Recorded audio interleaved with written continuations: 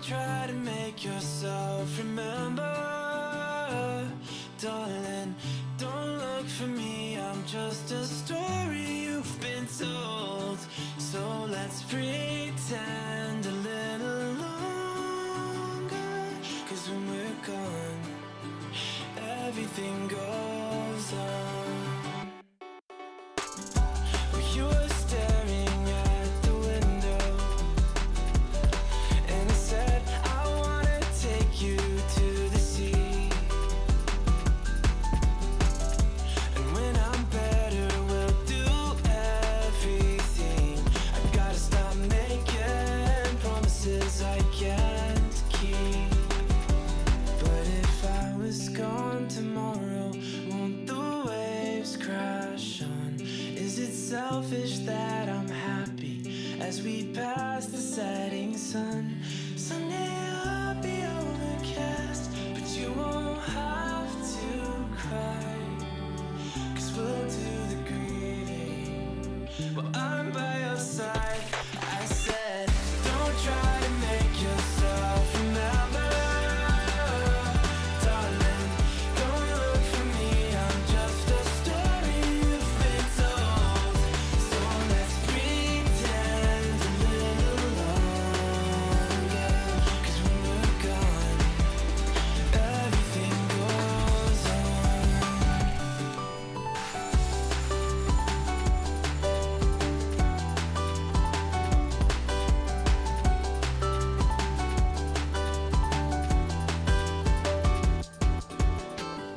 And I'm so scared of getting used to this.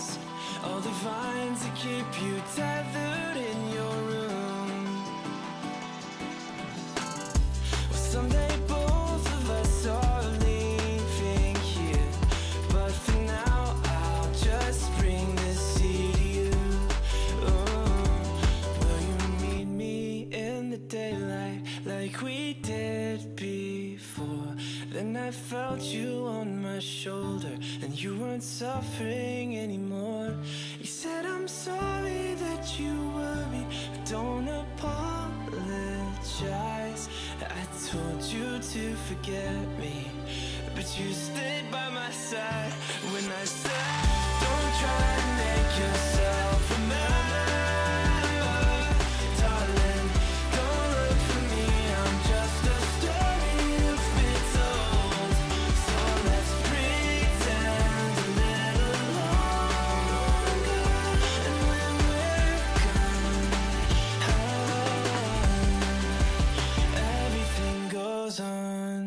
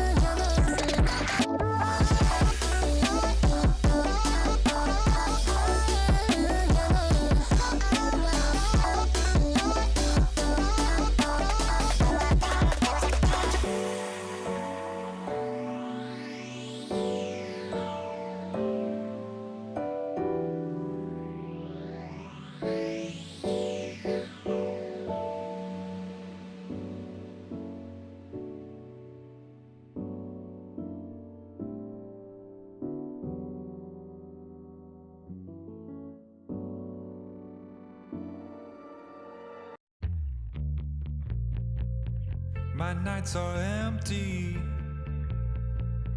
missing you every day. I wish that you'd come back to me. It was every weekend, bringing me nothing but joy. I need to get my life on track. I want the LEC back so I can stand in the chat. I want the LEC back in my life. Rap battles, many, very feeling alright. I want the LEC back tonight. Recharged, all in for spring split. Euphoria, I can start to feel it. It's time, at least he's gonna give me what I wanna watch PGL and Ready Check 2. I wanna vote on Twitter and talk about who threw. I wanna flame on Reddit and tweet how I always knew. I want the LEC back so I can stand in the chat. I want the LEC back in my life. Rap battles, many, very feeling alright. I want the LEC back tonight.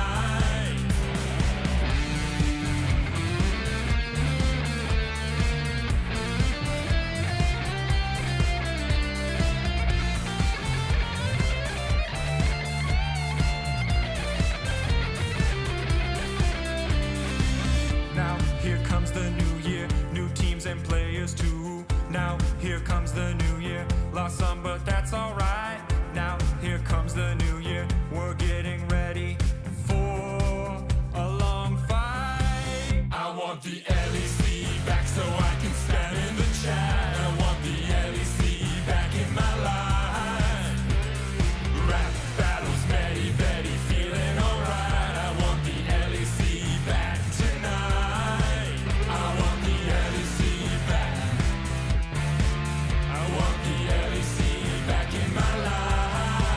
I want the LEC back. I want the LEC back tonight.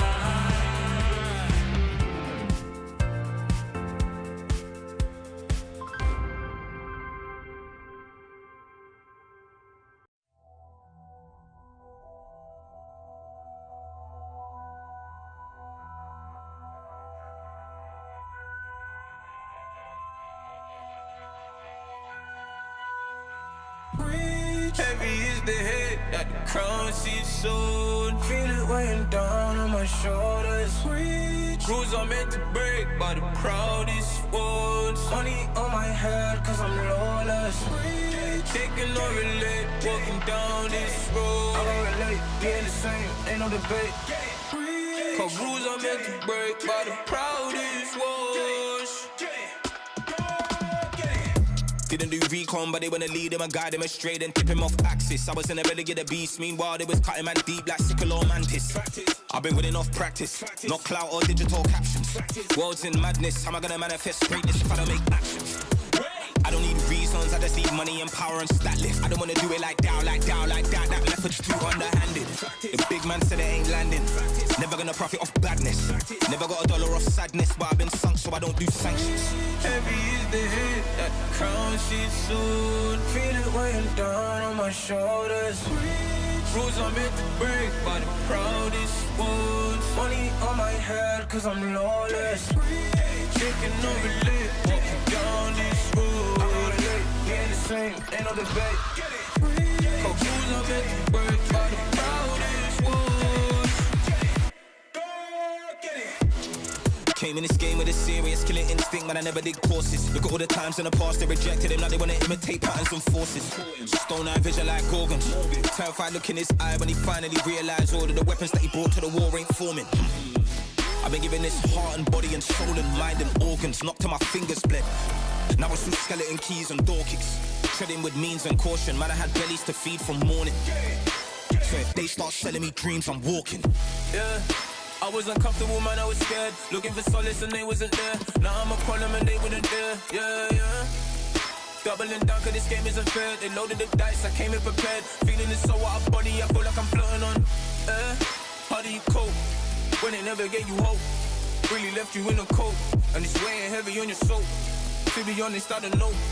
Either way, I had to grow. Get it together, whatever the weather, and carry that tribulation to the throne. Heavy is the head, at the crown she's soon. Feel it weighing down on my shoulders.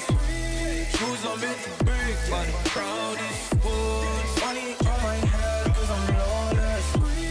Shaking on my leg, walking down this road. I know the late, yeah, the same, ain't no debate. Cause shoes are meant to break, but the crowd is full.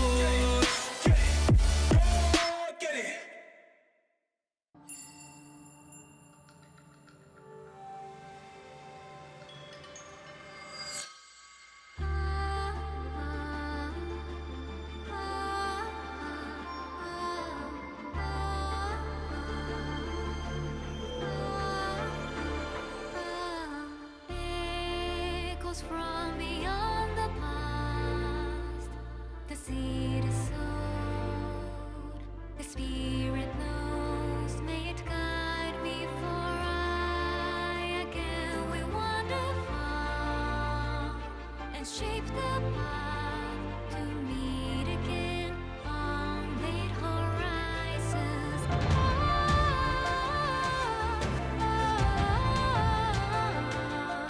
The wind is calling your name, a whisper of the souls who never leave you.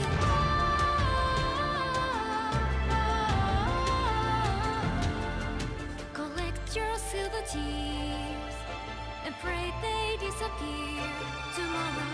Earth and ether to combine. The light it shows, the dark it knows. Our tethers, spirits haunt the restless mind, but seek to find we'll meet again. Can you hear them?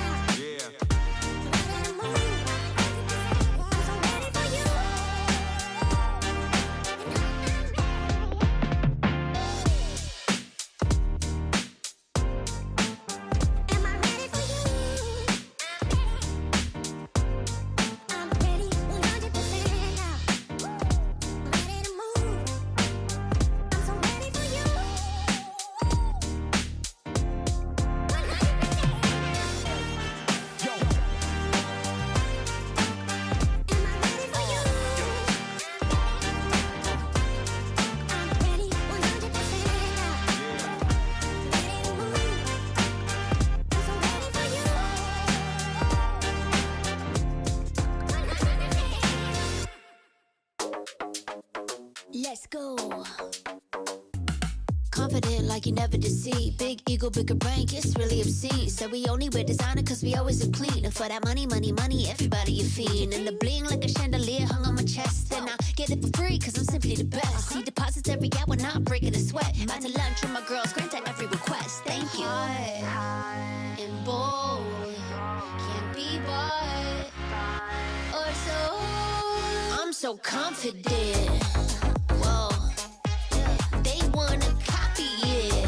Slow down now. Yeah, my profit getting big, big, big. Got a whole lot of money, baby. I'm on top of it. Style opulent.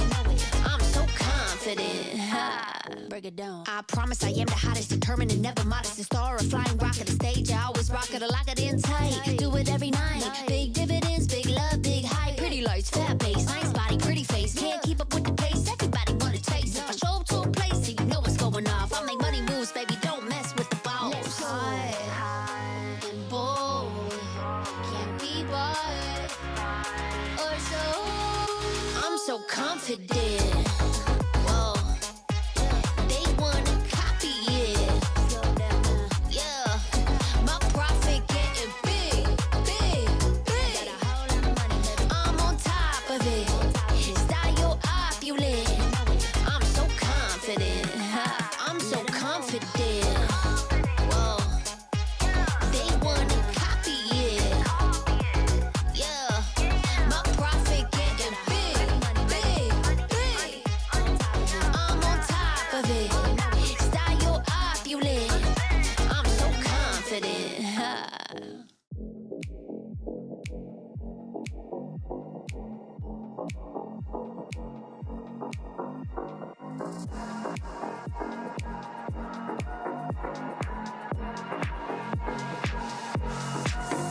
Time for a show. Show 'em how you outplay. Go and check the replay. Dubs like all day. Boy, you better know. Know that it might be just a little hyphy. Trying to call about these watches go. Cause the games are straight fight. Every team fight coming down to the wire. The whole world trying just to look like us. Take a look at your league. Wish you played like us. Now time to shook reality. You're facing a tragedy when the European legacy comes sucking down your pride to be. Those feelings of anxiety. The future you don't want to see. The wrath of our whole dynasty. It spells LEC. This could be the final chance, our last dance together. This could be the final chance, our last dance. Are you ready? Come on, dance with me, with the LEC. Come on, dance with me, let yourself be free. Come on, dance with me, with the LEC. Come on, dance with me, do that Pepe D. Talk that good shit. Boy, you better back it up. If you want the LPL, sorry, that's just not enough. Cause we got every team fighting lame flashbox. When they clash, you would never last less than 100. Bring your A game if you want to claim fame. That'd be your main aim, now you're in the right lane. Show up or shut up, no time for excuses. Can't take us serious, you're probably just useless. You want a shot at us, you can come get it. If you're just talking, then you can forget it. We're gonna blow up, we're on the rise. Euphoria, this is the vibe. We wear the clown nose and we wear the crown. Kings of the West, you know we hold it down. Like This could be the final chance, our last dance together. This could be the final chance, our last dance. Are you ready? Come on, dance with me, with the LEC. Come on, dance with me, let yourself be free. Come on, dance with me, with the LEC. Come on, dance with me, do that Pepe D. We've come a long way since the beginning. The dark days of double streams, vacation memes, now charged up and charging forward. We are the LEC. We can't be stopped, slowed, or suppressed. This tenacity is EU at its best. It's time for the LEC loyals to show their fandom. Put your hands together. This is your anthem. Come on, dance with me, with the LEC. Come on, dance with me, let yourself be free. Come on, dance with me, with the LEC. Come on, dance with me, do that Pepe D. Come on, dance with me, with the LEC. Come on, dance with me. Let yourself be free. Come on, dance with me. We're the LEC. Come on, dance with me. Do that Pepe.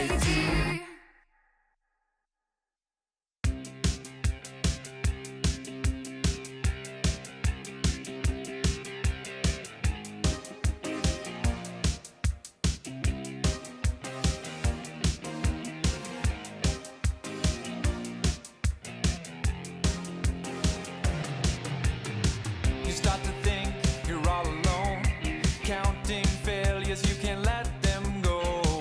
I can tell you need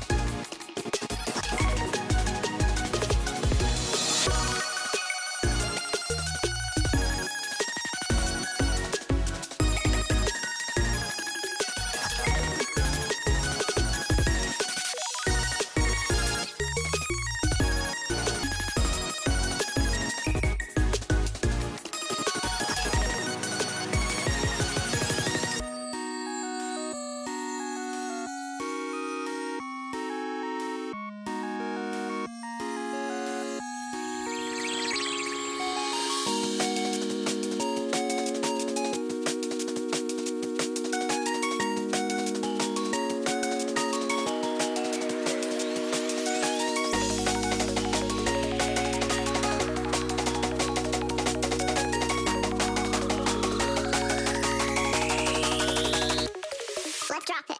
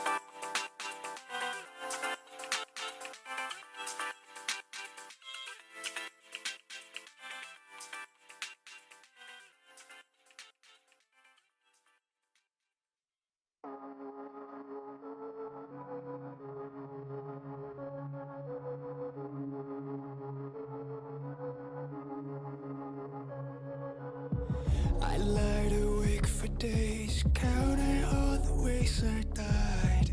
Everything I couldn't save, buried down, still half alive. It's got me crawling in my skin, but no one's coming out to hold me close. Pouring out the gasoline, yeah, I've been making friends with all these girls, and I got nothing left to lose. Fight to the future.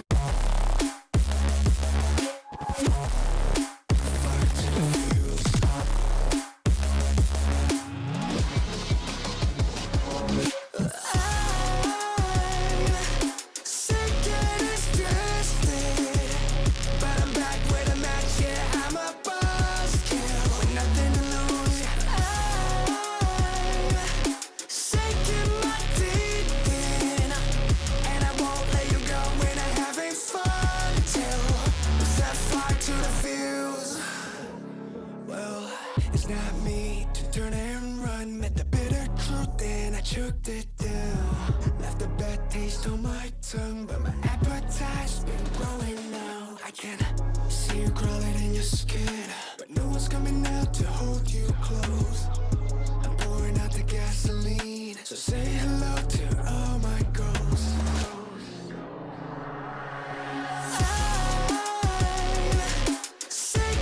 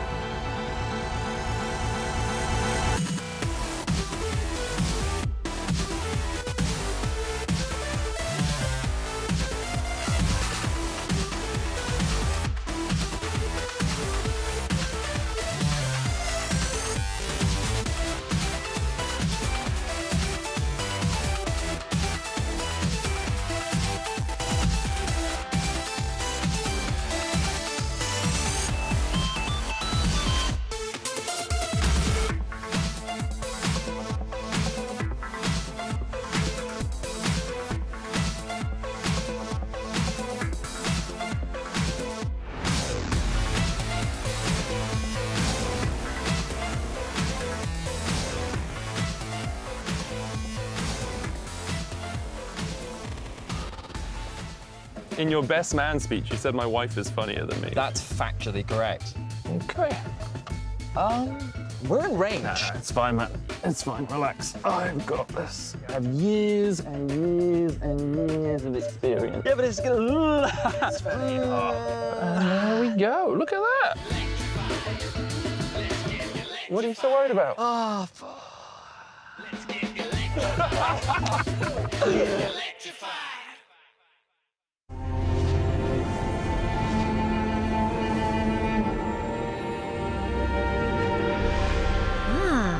A new champion. Welcome to my shop. You'll need the right build. Choose wisely, because every upgrade brings you closer to the next level. So tell me, how will you level up?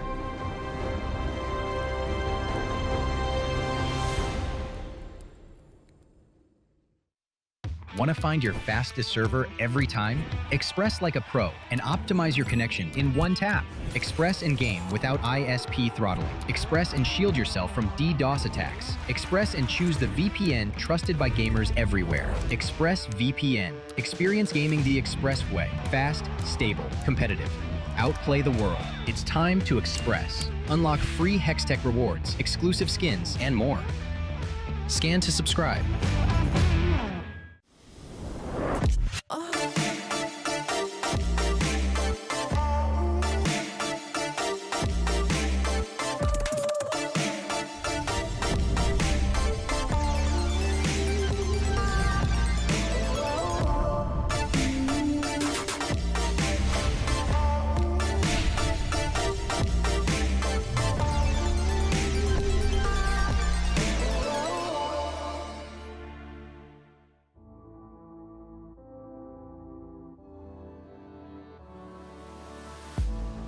If you had it all, would you look the fall in the eyes?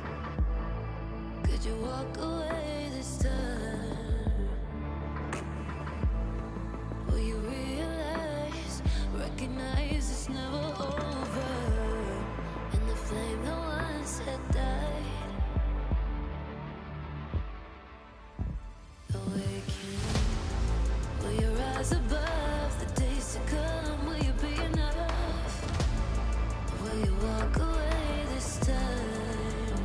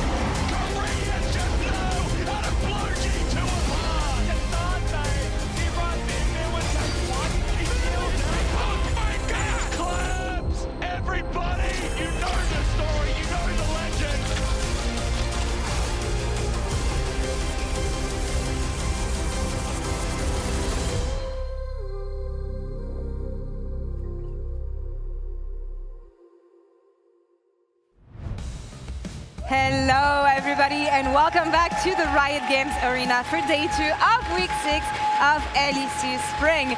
We're back for a new set of best of 3, 2 on our hands today, just like yesterday, and we got some bangers yesterday, actually.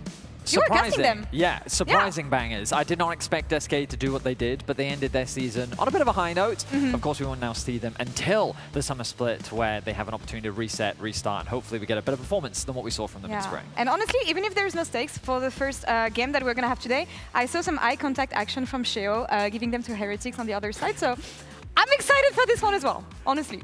Sheo on the side of...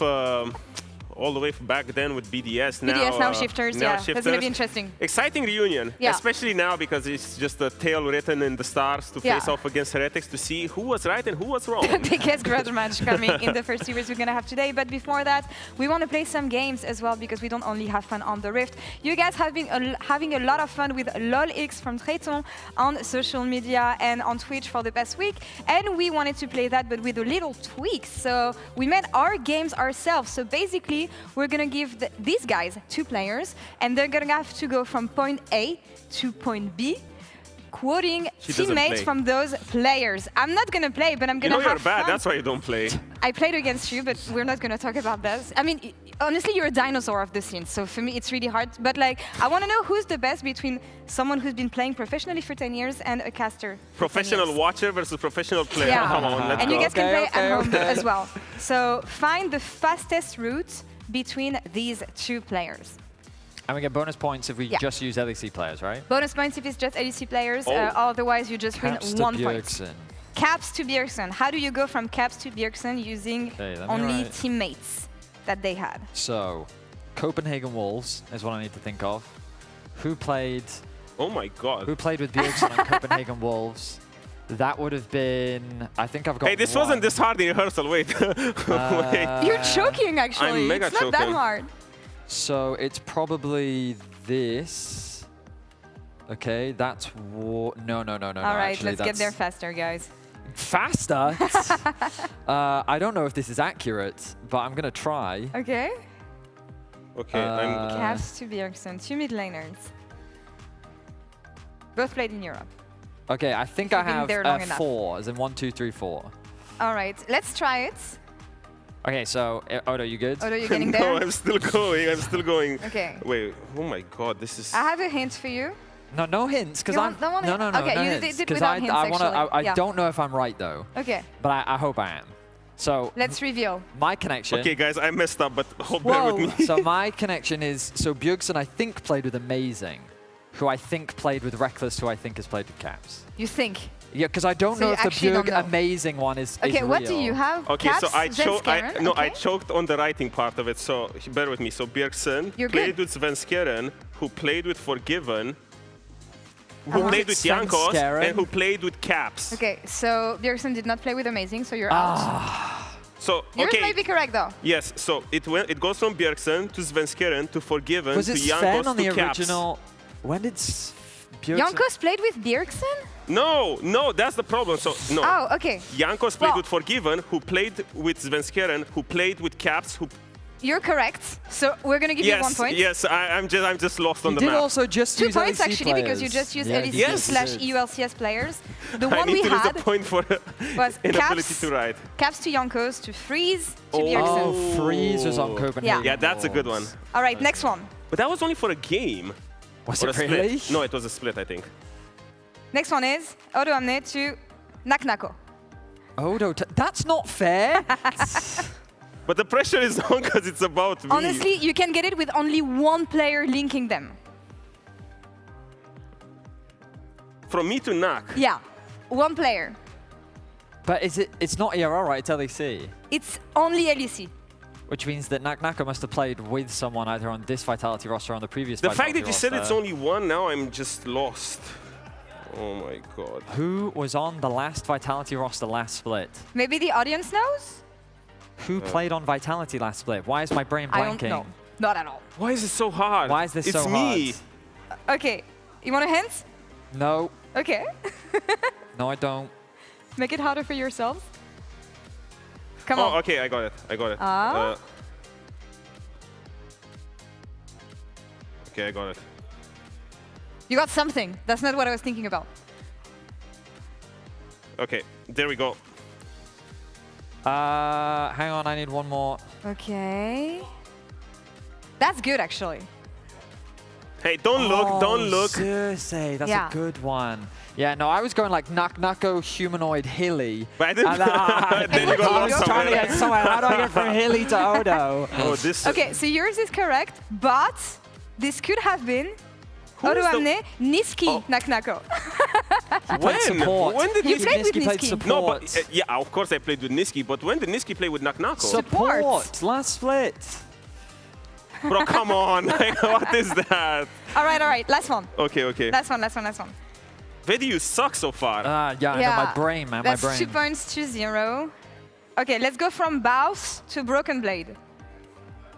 Oh, this one's easy. Okay. That one is easy. By the way, subs don't count. So you're not allowing me to go the promiscuous route? No. Come on. No. Baus as a sub for G2 does not count. Okay, yeah, I've got one. I mean, this is very easy, I think. I don't know if it's the shortest connection. Like, is there a 1 connection I could make? We don't have it. Yeah, I don't think so. Wait, I'm missing one piece. 1 as a player? Really? No, I was just thinking if there was 1. I don't think so. Because you'd have to find the connection between Crowny. No, there's not. There's no way. Okay, I got it. No. Okay, let's reveal. So it's Baus, Reckless, Caps. Baus, Reckless. Did Reiki play with... Oh, wait. Caps, Broken Blade. What do you mean that Reckless? Baus played with him on That LR. works, yeah. This last split. Yeah, but did Caps play with Reckless? Yeah, of course. Yeah, he did. G2 2019. 2021. 21, yeah. Sorry, guys. Like, I played against so many people, I forgot who I played against. Sorry. Okay, what do you have? I had Baus to Nemesis to Reiki to Caps. So mine's shorter. Wait, I did Reiki to Caps. And I Yes. literally Yeah, just you complained about Reiki to Caps. Bro, what's going on in my brain? But yeah, I went there. So you have 1 more, so that's 2-1, but you still win. Just that good. Just barely. But actually, They we have literally time for didn't Barely. use your name. You completely choked the first one. They should have given a Vedius teammates one. How do you Vedius, who did you play How with? do you get from Vedius to... you could get from Vedius to Hillisang. Really? Yep. What? You can get from Vedius to Hillisang. Okay, last note. How? You go Vedius, and you can do it in 1 To Hillisang. to upset. To What? Hilly. When? How? You played with Upset? Yeah, I did. Show match together. Okay, that doesn't count. It definitely Okay, counts. buddy. It definitely Okay, counts. okay. Enough show matches. Let's talk about the games that count, actually. And back to the LEC here with the games that we had yesterday, because an update that we have is Vitality has locked top 4. They can lock top 2 with the next game they're going to have against Fnatic tomorrow. But anything we want to say about their performance and, yeah, what they've been doing so far this split? Vitality thus far has been quite impressive. They're Even consistently... yesterday? Well, that's the thing. When you have funny matches, they tend to be very funny with Vitality because, come on, who's Vitality to say no to just a bunch of fun? But all that matters is that they still won. But overall, improvements in the consistency department for Vitality. Their games are still chaotic, but I still feel like they're just leveling up. I mean, personally, I think we just have concerns at the top of the table right now. I think KC showed some inconsistencies during their weekend. I think Vitality's also shown some inconsistencies. A part of that I do think is the stakes. I think the schedule has just been weird. Different teams playing at different times with different score lines. Everything is different. And so I think that there is a bit of a history with Humanoid where he just cares a little bit less and the stakes matter less. Yeah. Like, they've locked a spot in playoffs. They've now locked a spot in top 4.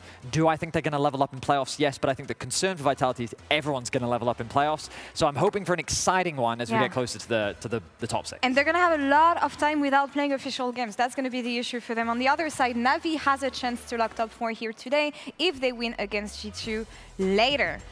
We have seen a lot of things in the new patch that we had yesterday. Not enough, though, Not I enough. feel. I saw the Dragon. The Dragon was useless, but it was Dragon super was useless, but it was fun. But we want to talk about what was hot or not from what we've seen in the patch so far. Vedi, you were casting yesterday, so I'm going to hit you with the first one. Well, I was really disappointed. Yeah. I felt that we would see a lot of new stuff. One of the things that I really wanted to see more of was the Cyclo Sword. Yes. Okay. I think that the Cyclo Sword is very hot right now. I think that as an item, it is super, super strong. I think that there are champions that it can synergize very nicely with.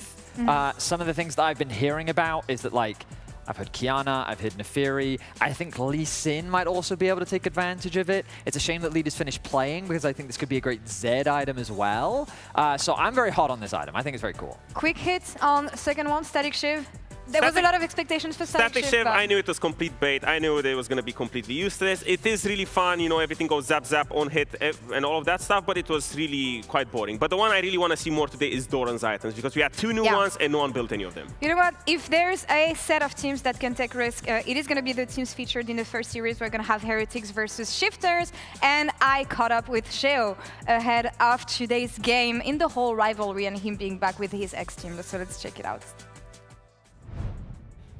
Sheo, thank you for joining me. Something looks different. Yeah, New colors. Congratulations. Yeah, good jersey. Suits you well. Tell me about what happened, because last time I saw you, you were in the Heretics jersey. Now you're back. Shifters, new colors. I saw you in Paris last week. Yeah. Talk me through what happened. How did this one become to life? I mean, they wanted to remove me, so I got some options, and I know that Shifters were interested. So I took the chance to play for them at EWC. Yeah. And we beat Vitality 2-0, so I'm really happy about that. I saw that. That was pretty good results. We're going to talk about this, especially in the light of the match that you're going to have today. But for me, it's really funny. We made a special graphic for this because you were at BDS, and then BDS went with 113, didn't work. They went with Bukara, didn't work, and now you're back. So coming back to a different team, but kind of like the same environment. You have the same coach, you have the same mid laner. How difficult is it to renew the synergy you have with Nuke, for instance? I would say it's pretty easy. Okay. I can tell that he missed me, and now he's happy, you know, to play with me again. So I think we'll do good at EWC and this week, and we'll focus on Summer Split as well. Yeah, love it. Love it hearing this. I mean, you've been seeing the issues that Shifters have from afar. What do you think has not been working for them, and how do you think you can help in the jungle departments? I would say they had some issue about decisiveness and being sharp on the call that they need to do.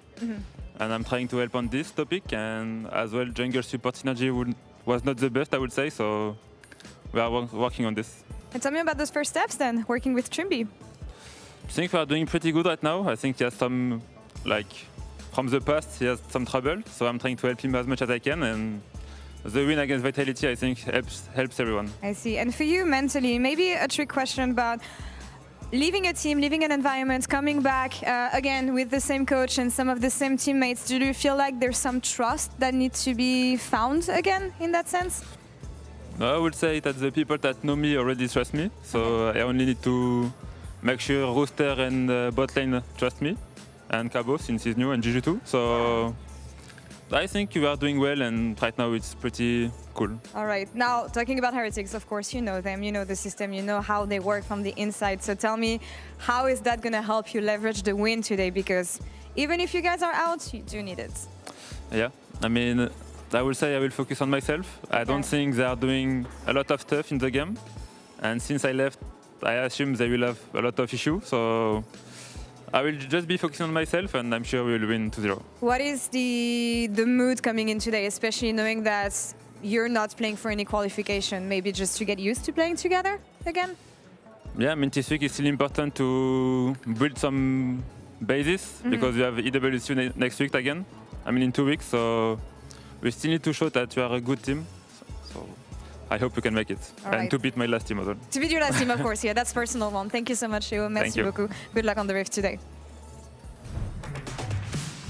Well, Sheo's back in what was one of the most argumentatively craziest moves towards the end of the season, as Heretics versus Shifters is going to be nuts.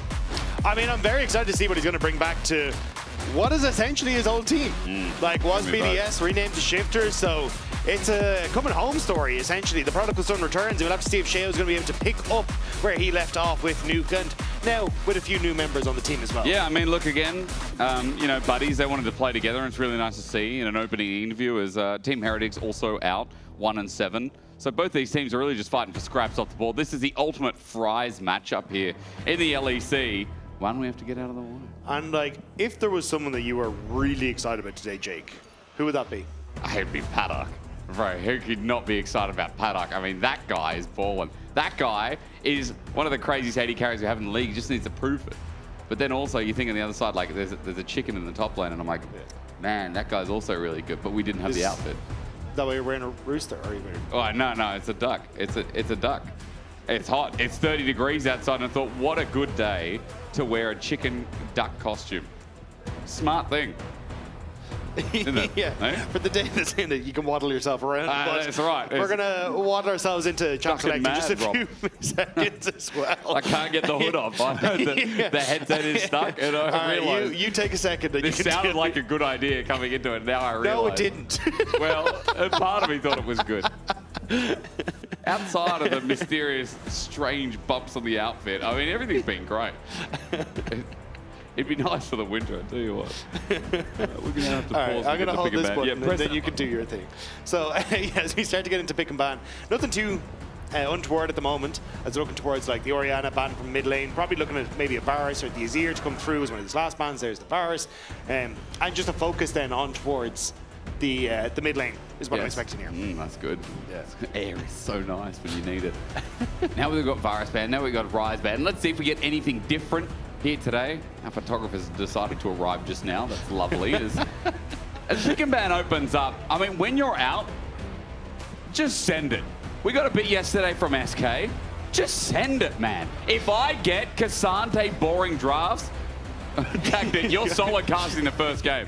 I promise you. Well, look, it's going to be the Seraphine, but we did see at least a little bit of flexibility yesterday with an Ezreal being paired alongside it by Fnatic, so we'll have to see if we get a similar story. But either way, Caitlyn Bard has kind of been the de facto answer to the Seraphine, so we'll have to see if that is going to continue here. But actually, Aurora priority first. Yeah, it's interesting priority, isn't it? I mean, Seren, I feel like this guy has been wanting to be a playmaker, but has been developing throughout the season as Nocturne gets locked in as well. Okay, slightly interesting, but this is spicy. What's in the bag? Yeah, Shay, you're back on BDS / well, now Shifters with Nuke.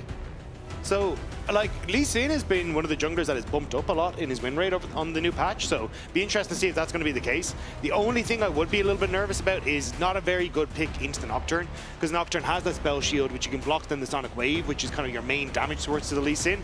So instead, they're going to just go back towards the Ashe. And while I think Vedi would be happy with the Voltaic Sword Lee Sin, potentially, I don't think that's what we're going to get. Well, not yet, at the very least. Now, there's going to be a Rumble locked in. There it is.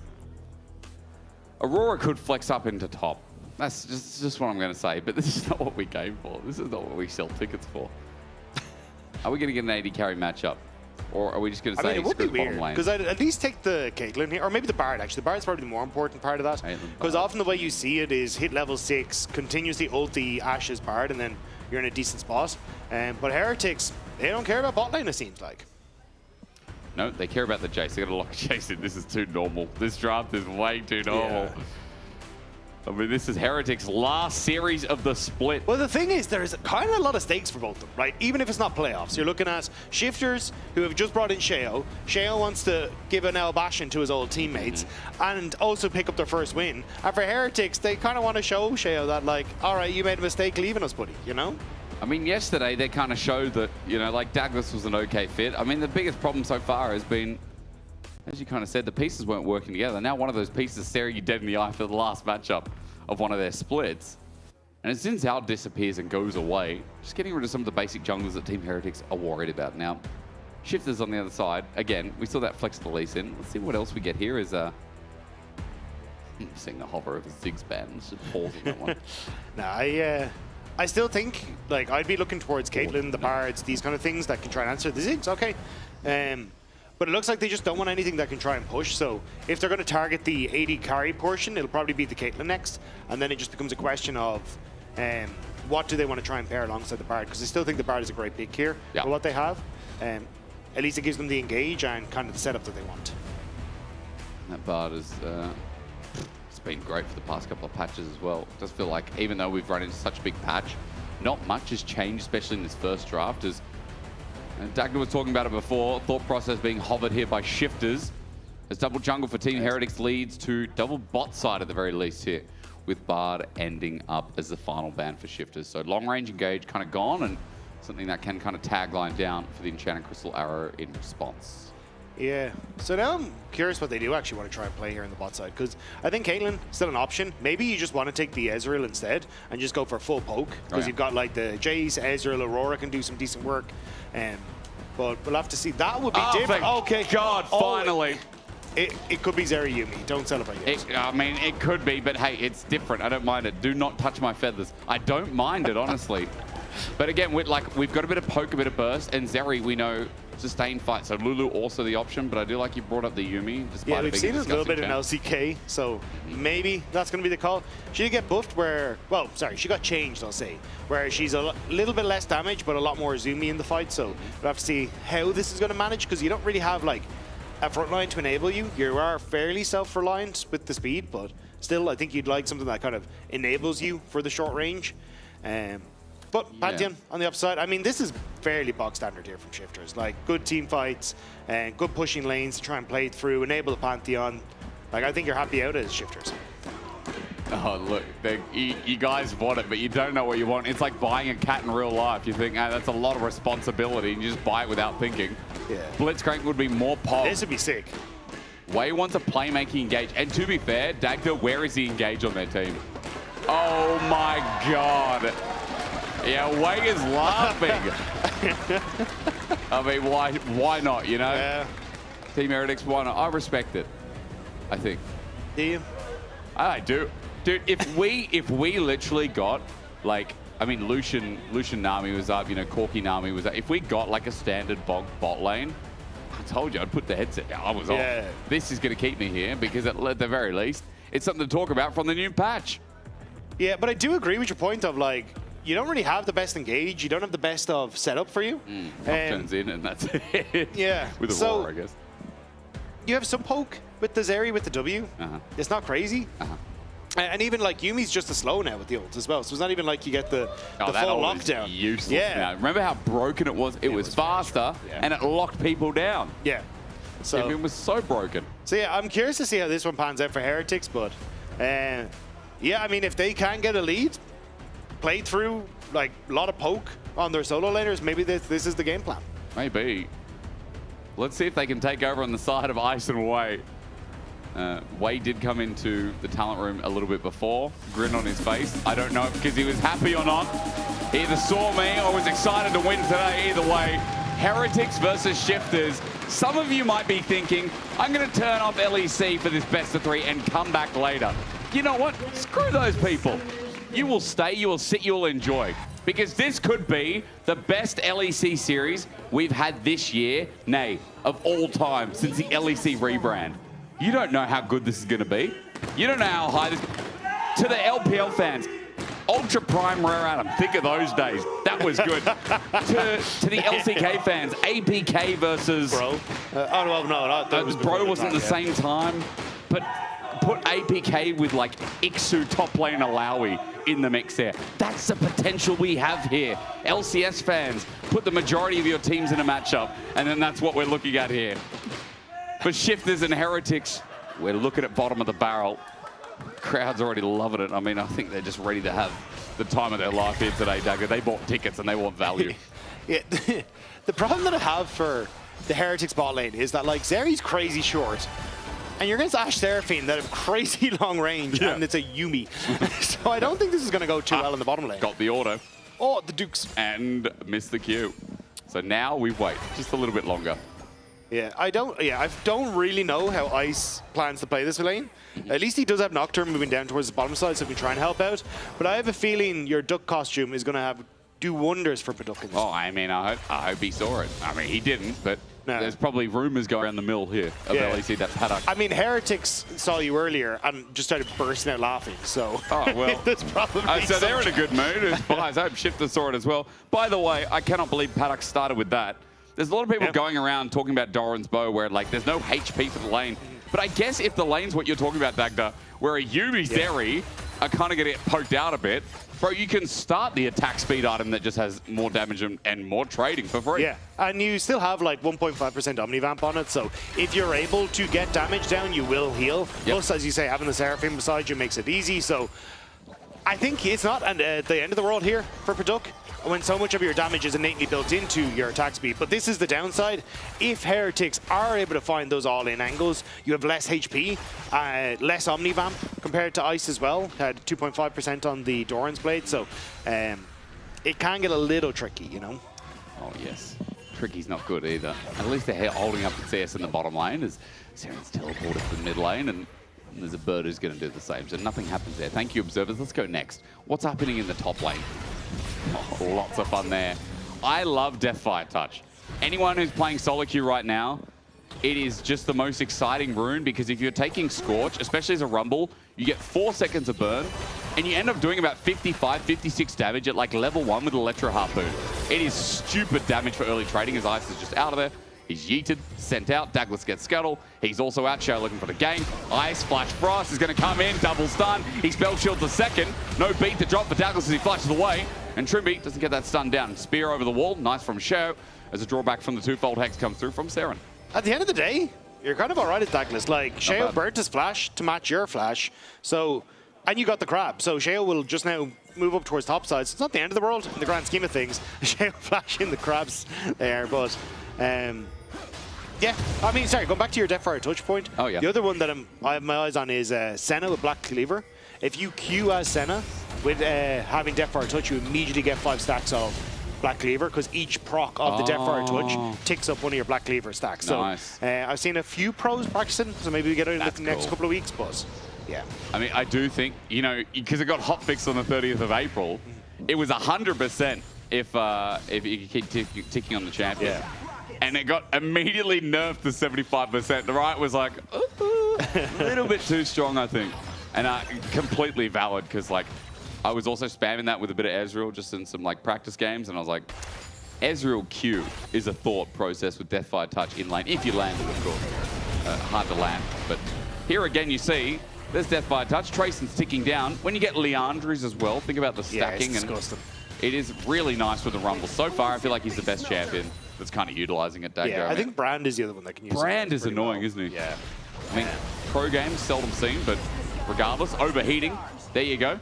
Tracing gets burned, he's walking away, and yeah, by the way, that damage is still ticking. Yeah, so can't reset it. So again, and Rooster's doing a great all time in this top side as well, because usually Jace is able to kind of use his range advantage to keep you at bay, but Rooster finding some good harpoons to actually close the distance and then get that increased damage off after has been working wonders.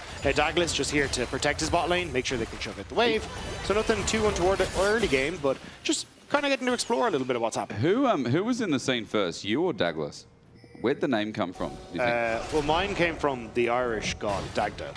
Yeah. God only knows where Douglas came. No, Douglas just copied you, didn't he? Probably Obviously. not. I'll have to talk to him about it. Oh, yeah. Shao just taking his own camp, he's on a ward. Now, Ice and Wave. Camera goes there because they want to see a Yuumi and a Zeri farm it up. Exciting stuff so far. So Nuke now hits level 6. This is the pain and misery for Seren. There you go, there's Electrocute. And Seren will just back off. Doesn't have TP, but he'll walk back to laners. Shao, I think, just thinks he's a comic this game. He's just gone for topside Scuttle while he spams emotes. Both look at the level 6. I appreciate that he's letting us know, though, what his next camp is. True. That's considerate. Because, you know, oftentimes I have to, like, really think through what the pathing could be. Yep. But Douglas isn't a crab, so maybe this is now a problem. He's come out for the flea. Douglas has got a bit of AD buff now. As he starts going into lethal tempo, I think, yeah, Shao knows he has to back away. So Scuttle just given over as he wants it, obviously. But Shao's not going to find it. Goes to Grubs, rather Krugs. Douglas level 6, paranoia begins, eh? Yeah. I mean, it does get a little wonky, though, with double global ultimates on the junglers, because it then kind of becomes a case of, oh, if Douglas goes towards a lane, you can have the Pantheon respond, because obviously Pantheon doesn't need vision to use the ultimate, and in a 5v5 it becomes a little bit easier to communicate where the Nocturne's going to, but so I think this is going to be a kind of an awkward one for either jungler. I think it's more of like a safety net on the ultimates now, unless you've got a real clear win into some of these lanes. I'm going to try and get something in the mid lane. And that would be the other side for the Nocturne, get the egg out. We're going to have a seat, I think. We're just warming up to what could be the best series. Yeah, you told me this is going to be the best series. I think it might be. Yeah. I think this might be the best series. This is ultimate Fry's group. This is ultimate, like, I'm trying to think. when was the last time in LEC we had a series like this that had such huge potential at the bottom of the ladder? I'm going to need you to clarify what you mean by huge potential. When have you seen a series this good looking, where both teams are at the bottom, both out, 2 weeks before the season ends, and just potential anywhere, you know? I'll think, oh my God, that's free. Oh my God, look at the potential. Where's the cat? Yeah, that Yumi on reset. Yeah, wait. Yeah. He got level 6 and he wants But to run. this is the thing, like, you kind of start to link up with your jungler at this stage as Yumi, you know? You're like, look, we've had our fling in the bot lane, AD carry. But he's not, he's going mid. He's ganking. The ganking Yumi is not the most deadly. No, the gleaming quill goes in a straight line. you can't move it. So, yeah, Wei gets a ward. But, I mean, to be fair, Ice is probably dead there anyway. I don't think that healing that much would Honestly, I think it's just better that Wei wasn't there to die with him. Yeah, maybe. Maybe that was an easy double. Maybe that's what he thought. He thought, oh, Zeri's in the bush. We're going to get a free Yumi as well. Yeah. Standard starts up grubs. And first dragon hasn't been thought about. But I will say, surprisingly, I mean, Shifters, after that kill, have a bit of a gold lead. But that's also because mid's doing pretty well. And Xiao's going to take first dragon and we just handshake for game 1. Yeah. Shea's still very angry about the grab, though, I've noticed. Oh, spamming. He's still pinging it. Yeah. It's just every so often you'll see it go up, just above his head. There it is. There it is. Yeah. I mean, it's not the Isma kind of like tweaking fingers, but it's close, isn't it? Yeah. I mean, Isma presses that button like, bro, if it's on the T button, that T key is worn out. And we've taken so many notes. How many books people have from watching Isma's gameplay right now is off the charts, I think. that guy spams that so much. Yeah. I mean, to be fair, everyone in League has their, what do you call it? What do you call it? Little... Oh, they're like Twitch? They're little Twitch. A lot of it is tab. I think mine is tab. Yeah. Where I press tab in League, but I don't actually check anything. And it's just information being blocked on the screen, so it's not really helpful. It's probably why I'm still bloody platinum or whatever I am. But other people have tweaks like pressing emotes, right? Other people, I think, I'm trying to think who else. Someone has a like an X button. You know the X button that does champions only? Yeah. I've seen a streamer who does X, like they press X and champions only all the time. But then you got to remember to take it off because that's a pain. That's a pain. Like he's not even trading; he just presses it as he's walking the lane. Yeah. You know? I mean, it does mean if any champion randomly shows up, at least you'll stop and auto attack them. So somebody's walking further in, you know. So maybe it's actually just a good habit. What is a good habit is diving top lane as well, which looks like it's about to happen. That's a bird coming in as well, and you can set up for the egg dive. Share first turret shot. Here's the wave finally. They're going to get the bird and the flash frost. I don't know why Trace and Flash there with 3 members up in top lane, but that's another kill going over this time to Nuke. Ah, nice roams from Shifters. Like, I think Cheo kind of helping out there, moving with Nuke. You'd like to see that synergy coming back together again and helping out Rooster on the top side. Because again, I think Rooster's been doing a fantastic job up here. Like, you were kind of already saying how good this new rune is on Rumble. But I think in particular, like, Jace should be able to bully this out. But Rooster's been exceptional for Shifters. Like, every single lane he seems to be going into, he just seems to be getting the better of people. They were surprisingly good at the Roadshow. If you missed that Roadshow last weekend, like, Shifters leveled up. Despite not winning any series, they still challenged KC. They actually gave, I think it was Fnatic as well, towards the end, a run for their money. And although Fnatic are the best team, it's still like, and sorry Fnatic fans if you're still here. I mean, Odo's Oh yeah, Odo's always here. Paranoia's going to come in. There's a crash down as well. Charm, but it's cleansed. And now with the final chapter, they're just going to get this perfect soul on the 2v2. Trippy's dead as well. Ice runs them down, and Douglas gets the party started. Great flash from Douglas on that one as well. Gets over the charm to make sure that the spell shield is getting as much value as possible.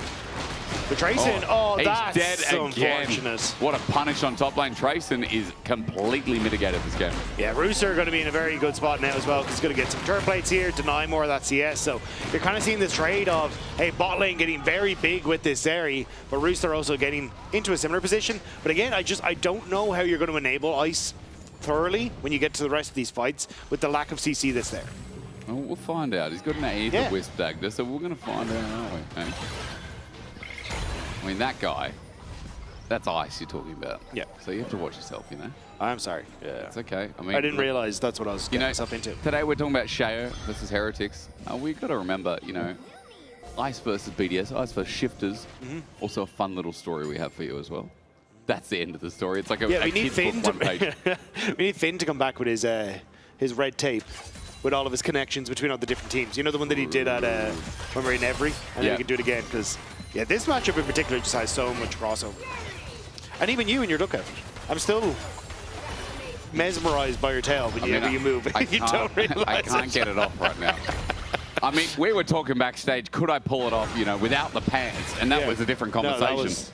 But, you know, I was worried about that for the people at home and for anyone who wants to use their eyes for the next 10 years. The pants were kind of weird, though, because they weren't actual pants. They were just like strips for your legs. I mean, they were bizarre things. Oh, I don't know what they were. I mean, it did feel like, shout out to Hip Brain for this phrase, it felt like I was Donald Ducking, you know. It really did. Shout out to Donald Duck as well. Hope Disney doesn't get us, Dagna. I mean, this is, look, you can't expect me to not rock up in either a duck outfit or be completely serious for Shifters versus Heretics, mate. I mean, I love it. I love being here. Yeah. Glad you're here as well. I'm just slow burning with this one because I really want to see some crazy stuff. Well, we do have a static shiv, at least, on ice. That's good. Yeah.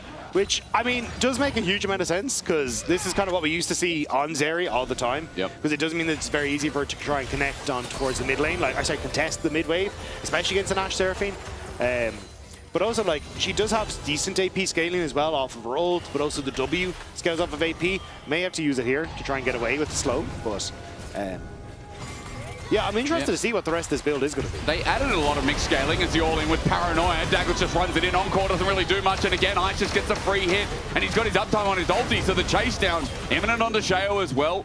Static Shiv does a bit of work in the back end, but Ice just walks back to lane. He's 2 kills up. He's 1,300 gold value. I mean, the Yuumi Zeri bottom lane is working so far. I mean, a lot of that is thanks to Douglas. He's been doing some great ganks there. Trayson wanting to chase on towards this Rumble, but entirely unsure as to where this Pantheon is right now. I'm going to TP though, because Ice doesn't have an ulti. Yuumi doesn't either. Dropping the beat down, Douglas gets caught into the ground, and Sheo dives in. Douglas is dead, but a Dragon denied at the very least. Team Heretics getting that means that Shifters for the kill is probably going to be worth for them in the long run. Yeah, Douglas kind of realized his days were numbered there. Yeah. Just goes in for the fight, maybe hoping to pick someone up, but kind of knowing he didn't really stand a chance. Does give Trayson a little bit of time on this top side, with that TP coming in to at least get a play back for himself, and does even up that top lane a little bit, so maybe a little bit ambitious on the TP from Rooster, because you can look like Nuke, thanks to those kills and thanks to some of that early pressure, does have a lead in the mid, but it's still Ice, as you were saying, with that big gold. You've got a cloak of agility as well, so the gold is going quite nicely. And, you know, before this game, Dagger, I was looking at what the build path was. Like, we've had, you know, Static Shiv into Runans, you know, Static Shiv into, like, Hex Optics. I'm not always 100% sure on. Kazi's been playing this a lot, actually. I mean, Hex Optics is just a very strong item. It is. There's Cleanse again, but Ice, Oi, getting away from the double beat drop. It would have been rooted down. I don't know if the Yuumi could save him there. This is where I kind of get most nervous for Ice, is like trying to contest these mid waves. Oh, yeah. Because obviously the Static Shiv is relatively nice. As you can see, it does some damage, but not a huge amount. And it does mean that Paduk and Trimby get to move a lot. But if you ever get caught out in that situation like Ice, you don't have to cleanse. That becomes a very different story. So you can't really step up as Ice to contest the mid waves as well. So it does end up a little wonky. Speaking of wonky, Seren's holding control on the solo lane. Nuke just gets tagged again. Oi, dodge away from the Flash Frost. Seren would have been chunked to half HP as Douglas is hovering again. He's got his ulti. He's level 11. There's Between Worlds. Onto Nuke. Maybe a dive here with the Yuumi on top as well. But the Flash Frost holds off aggression as Nuke. He's got Egg. The only problem is here, you're going to have to deal with the Egg under turret. The Flash away. The enemy ult there. The arrow! Oh, hot damn! Douglas gets out thanks to a cleanse as the Yuumi jumps back and forth. But Trimmy's also saved the play. Seren, his burst won't get him out with the winning drop. But Shifters now on the chase for a little bit more as Heretics tried to dive at Anivia with Egg. And what a surprise. It didn't work. Great turnaround by Shifters. Sheo managing to come in with Trimby now, looking for the play. Door's not bad. Shield's going to block some damage. Flash Frost again. They've still got that Yuumi ult that's going to range out. Nuke is just dead. Okie dokie. That's one way to chicken out. God damn it. But still, like, yeah, I didn't mind this as much. Like, I like that Seren got, well, if Seren had hit the W there, it would have got the proc, which immediately would have taken Nuke to incredibly low. So this initial play, that would have been the bird dead, and then there's a little follow-up. But because Nuke ends up surviving, there's a ton more damage. Trimby does a great job getting in with this massive ultimate that turns it around. And with Douglas burning that Mikhail's, it meant there was no Mikhail's then for anyone that was caught with the Seraphine ultimate. And then overextending in response. Shao just must have barely stepped out of range there to give Nuke the aggro. Oh, should I? Oh, anybody die? Oh. Thank you. Keep. He's not wrong. I mean, Trimby with that ulti, that was great. It does feel like his partner Symphony is playing the Trimbone. As a top side, now the focus, I guess, for Scuttle Crab, but Dragon is up in a minute 30. That's your next focus here. It's third Dragon for Shifters for the team, for the game. Third Dragon overall when Shifters looking for their second. There we go, we got there. It is still Ice. He picked up the Hex Optics, so it is a 2-item Zeri. Still very strong. There's a Paddock in the same vein, but looks like he will be going for the Renans or going for the Fiend-Hunted Bolts. There's, okay, this is just for Gromp. Tracy not going to step up. But just because Panther on the top side does not mean Dragon is a foregone conclusion, as Arrow is going to fly. Pings are coming down. That one a little bit obvious here is all in onto Rooster. Good damage, but Saren can't really finish the job yet. Yeah, I do think once Zeri hits over towards the Infinity Edge, that's where it should be a bit more of a conversation starter. And at the moment, it is kind of a, hey, I get a bunch of attack speeds thanks to Static Shiv and Hex Optics, so I can continue to kind of push out these waves. With the Static Shiv, Hex Optics gives me a little bit of AD, but not a huge amount, so I'm still kind of waiting for more to come by. But actually going Double Dagger, I thought it'd be the Infinity Edge or even Last Whisper next, but not opting in towards it yet. No. Let's wait and see, Daggy. I mean, at the very least. Could be the Runans. Just go for mass AoE damage in this one. A lot of the build pass, again, looking at solo queue, people like Patrick, Kazi as well. Renans is there. And, I mean, we've got like a mixture of builds here. We've seen like Infinity Edge Yuntal builds still. We haven't seen much Yuntal recently, actually. Like, that's kind of cool. Yeah, I think you just get so much value from, like, going IE on certain champions, or this Hex Optics build has just gone so well, because you don't even need to be long range to get value from it. Like, second item, it just spikes so hard. Yeah, you know what else is going to go great, Dagda, is the Dragon. Let's go. Let's have a stab. I think Nuke doesn't have Egg. Will it matter is the biggest question, as Bird with boots and 2 items, and who is about to get Rod of Ages 10 stacks already, is feeling pretty good. Shifters have to move into River first, though, as Team Heretics will start the Beast. Yeah, still, this is kind of where Heretics can just look to poke as Shifters come through. They need to find some sort of pick or setup here. Poke's not really doing too much damage here from Trace, and all in from Rooster finds Saren, Electro Harpoon, and the burn down. Saren at half HP. Paranoid turns off lights, on-call there. There's going to be a bit of a steal from Shifters. That was so easy. Paranoid now finally going in, but Douglas, I think you're griefing, son. As he runs for his life, they know that the damage is not going to be enough. There's a re-ulti here. Shadow dives into the back line. The Yumi ult will slow everything down, but Team Heretics just leave. Just leave. You're not winning this fight, as they lose the only member who's going to die overall. I was actually about to praise Heretics for how they played that. Like, crazy slow. Even the ultimate from the Ashe dodged away by Tracing meant there was no real setup, but Icy once more. Now we can praise Heretics. Oh, okay. Static Shift, nerf that. But yeah, because Heretics played the start of that fight really well, but then the Dragon got stolen, and then Douglas kind of lost his mind after that and decided to engage, which just set up for Shifters to follow. So Ice at least getting one back, but Shifters getting Dragon and the kill, and now getting this pressure on the bottom side as well. It's giving them a lot more control over this game. Oh, so much more. I mean, Shao has also earned it, I think. Like, the early game, Shao dove topside 2 or 3 times. They bullied Trayson so that he had no relevancy, and you can see the damage. It's not really meaningful enough in these fights. His poke, although, like, yeah, we've got to give him a bit of time, it's not like Trayson's accelerated. In fact, still behind us. We'll look at the replay first to see how it started. Yeah, Trayson ends up dodging away. He then flashes the encore from the Seraphine, which makes this fight kind of just done. Like, there's no real way for Shifters to follow up, which is why they're backing away. But Douglas kind of rage engages afterwards, which then sets up for the Pantheon to follow through. And at this point, there's been so much invested to try and already disengage that Shifters managed to pick off Trayson. And again, I think Trayson did a great job at the start of that, dodging the Ashe ult and the Seraphine ult. But then Ice sees someone back on an award. Nice. And it's like, that's enough. That crushed out. I mean, it was a lot of burst, but a little bit extra AP in the Static Shiv. Oh, that's going to do it, isn't it? As I think Fiend-Hunter Bolt's coming third here. So, just wait and see. And at the very least, Dagda, so far. I was going to say, is it not Runes? Am I misremembering? Oh, You're probably not. You work harder than me.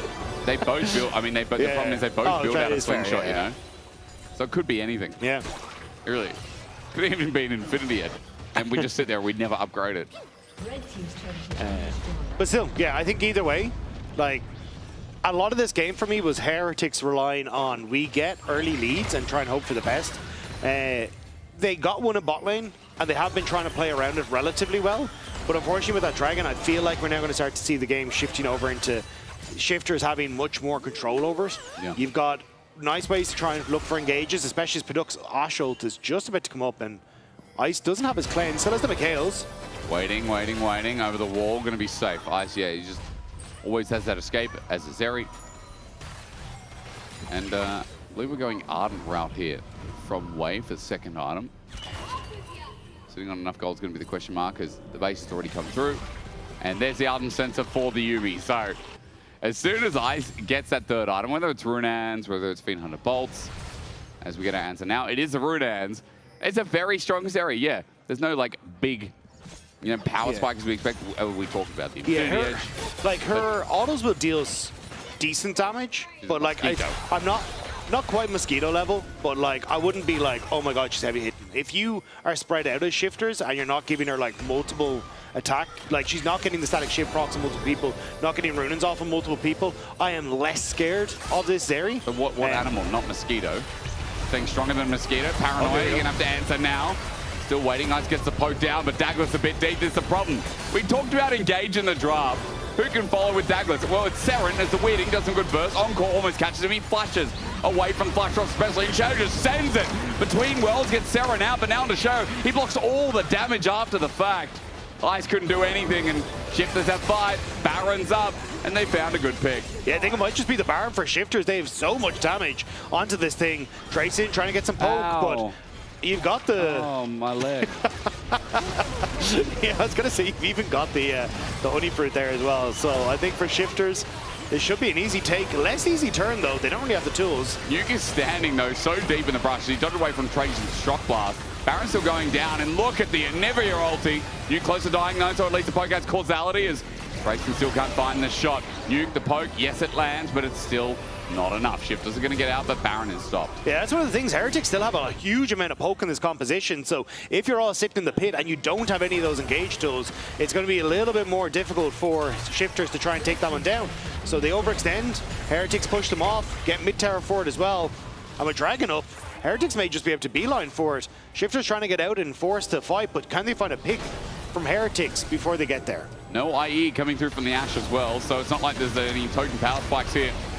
The side of Shifters, Paranoia again onto Sheo, but diving onto Sheo when he has flash available, not the greatest. Now in a group and a clump as Rooster stands his ground. 5 members of Team Heretics, they send the arrow out onto Ice. Equalizer follows suit as well and doesn't do too much work. They get the cleanse out, but remember again, there's Mikhail's still up and available. On top of the Summoner, Ice is going into melee. He flashes away, he's alive. But the final chapter was used by the Yuumi. So Wayne now with no ultis to chase up onto Seren, the slow down the Encore, and hands by Paddock as he steps forward. Costume for a reason, getting value here as Paddock gets low, but again, that's the poke. The Team Heretics thought they could contest Dragon, and in the end, Shifters won the long con. Yeah, you can just see how difficult these fights are for Ice. Everything's getting chucked his direction, and every time he ends up sending himself in different places, but can't avoid everything. So Shifters manage to get all that space back. Heretics run for the hills, and it's a third Dragon now for Shifters with Ocean as well, which is exactly what you don't want as Heretics. You're so reliant on the poke. I mean, Heretics would love to have Ocean themselves. A Zeri Yuumi with Ocean? What a dream that would be. And that being denied, that's just unfair, isn't it? That's just life, man. That's just life. Yeah, that's too real, Dagda. Too real. It's only 6 o'clock at night, you know? I've already absorbed my day. I've started listening to audiobooks of Terry Pratchett again. Oh, okay.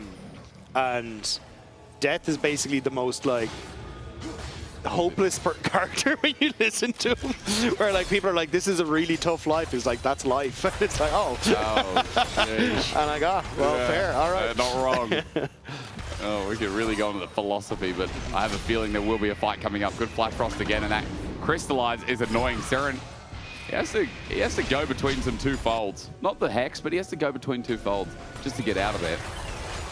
Ice is looking to face check. That Baron's still in question. Shifters are hovering, but Not really bothering, are they? I mean, what do you do? Like, you've seen what the engage is, and it's Douglas presses Aura and goes, all right, let's hope for the best. And there's very few people that can follow him. Like, it's him and Ice hoping they can find a pick, but Shifters have set up good vision. They're not really separating. Like, Rooster is literally just sitting beside Paduk here. As a weird barnyard animal convention happens in the mid lane. And that's all they're doing. I mean, yeah, there are some barnyard animals in there, and there's a cat in the mix. You know, it is that old meme. You've got a rooster, you've got a duck, you got some cat. Like, what does a cat do? You don't. The cat's it doesn't make milk. Is that it? I mean, unless it's for the young. You don't make milk, right? You add a bit of Freddy. I'm sorry, but if you have a cat, that's great. Good for you. Like, Medic has cats, you know. Yeah. And they look like they're from an Egyptian pharaoh, and they're great. I love them. But, dude, if you have a dog, you know, like, dogs win, guys. I'm sorry. Yeah. Dogs win every time. Even pet ducks, I think, would clear. Yeah. I would always love one, but apparently there's a lot of droppings. From ducks. Right? That makes sense. Hard to clean up. Yeah. Hard to clean up. But, any vegetarians listening, as meat, they clear. Okay? Very cute. When we start thinking about them like that, we kind of like disassociate. Rooster with a flanking angle. And with a volley. Oh my god, that guy got crushed. Wei doesn't get to escape because Seren jumped over the wall. That's why you get a dog. Do you think the bunny's going to wait for the cat? Like, what do you expect to happen here? I mean, bro, where is the camaraderie of the animal kingdom? Shifters are going to start the Baron and take it. And Ice was a bit too overconfident running into about 7 years of chain CC. I don't think he meant to. But this is what I'm talking about. Like, Ice cannot contest mid-wave because there's just so many engage tools. There's the Cleanse, there's the Mikhails, there's everything else. And, like, yeah, Wei would have loved a way out of there. I mean, Seren, he kind of he played Spectator League of Legends. And I guess there was like, did you just see what happened to Ice? I did see what happened to Ice. If I'm Seren, I'm like, do you know what? Press your There may alt just button be and give three. the cat a way, give it a ramp. I don't know, man. I don't know. I'll review that one. As Shifters, now their assault begins. And remember, they're on salt point. They got Baron. They're getting poked out. There's a paranoia. The lights are off, and Ice is going to get retribution. Flash over the wall. They've found another pick. Okay. Nuke is getting a bit silly with it, but he has the egg form, and even though Douglas is on his head, you've got to kill him first. The health bar is nuts. Encore's a bait. Seren flashes, but Rooster's there waiting. Protobelt's into his waiting arm. The tick look, Deathfire touch, and Leandri. Seren's still going. The poke. Rooster in trouble. Ice flashes over. Crushes down. Oh, yes, he does. With the autos missing, though, and Paddock spacing him. This is why we do it. This is esports. This is League of Legends. This is the year of the duck. This was slightly disappointing. I saw Ice pop off, and I was like, oh my god, and then it was the egg from Anivia. He's a duck out of water. He was a duck out of water. No, he's in the water. He was in the river. He was in his natural habitat. You don't beat the duck in water. You've seen a crocodile and a duck go at it in the water? Oh, man. What? No. Why would I have ever seen that? Fighting, Dagda, fighting. Why? What? Not what I said. All right, whatever. So, yeah, here, like, this all got a little wonky here as Nuke has to escape. Trimby, fantastic ultimate. Really sends Heretics separated. But it's as this goes on, I was like, oh my god, Ice, this is your moment. Because the ultimate goes off. I saw everyone who was low, and even the observers didn't want to check it out. Paranoia's going to come in again. Yeah, the observers want to get to this. As Sharon puts his shields up, but he's going to die. We're getting ultimately silly as 7-11 on the scoreboard. What a delight this is. Dragon's probably given over, I think. No, Douglas going to walk in. He's going to face check. He gets flash frosted. He gets arrow, but I think Seren saved the play, and Ice can clean up. The shutdown, equalizer, not bad as Rooster's cooking him. Oh my god. You've heard of the egg in the mid lane. Now look at the one in the top.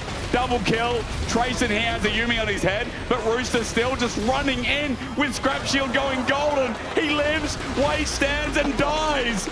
Nuke and Rooster cook him alive. And Shifters are looking tasty. It was a close one. But again, Ice is just getting jumped on, and there's no peel left for him. Like, this actually works out relatively well. Douglas steps back, so doesn't end up getting caught behind the wall. Ice goes in, he's got the Infinity Edge finished, so that damage is really ramping up. But with Rooster's TP, like, who saves him? Rooster just gets to walk down the AD carry, and this Rumble is dealing so much at this stage. Dude, he runs back in on 100 HP. He's like, no, Tracy uses rotation. And yeah, the nuke clears. I mean, Nuke's Anivia has also been super clean this game. Shifter should have this in the bag. Yeah. Don't look at gold. It feels fake. But the thing is, if you look at the gold, like 3.7k onto Zeri, most of the time I'd be happy. Yeah. If there was like a Scion, but he can't play. And a Maokai, and like these kind of things that can play frontline for. But he can't play. No. Every time Ice goes in a fight, like we saw the pop-off, as by the way, he is full build bar that one item left remaining. But I think Paddock is more influential because the chain CC, everyone on this team has either a slow or a stun. And playing as a Zeri now that you don't have cleanse for another 20-30 seconds and a Yuumi with the bell down makes your life near impossible. Yeah, also Heretics just ran towards top lane, which means that Shifters get to take this mid turret for free. For free? Yeah. So I think this is just kind of done for Heretics. Like the poke doesn't poke anymore because of the Ocean Soul.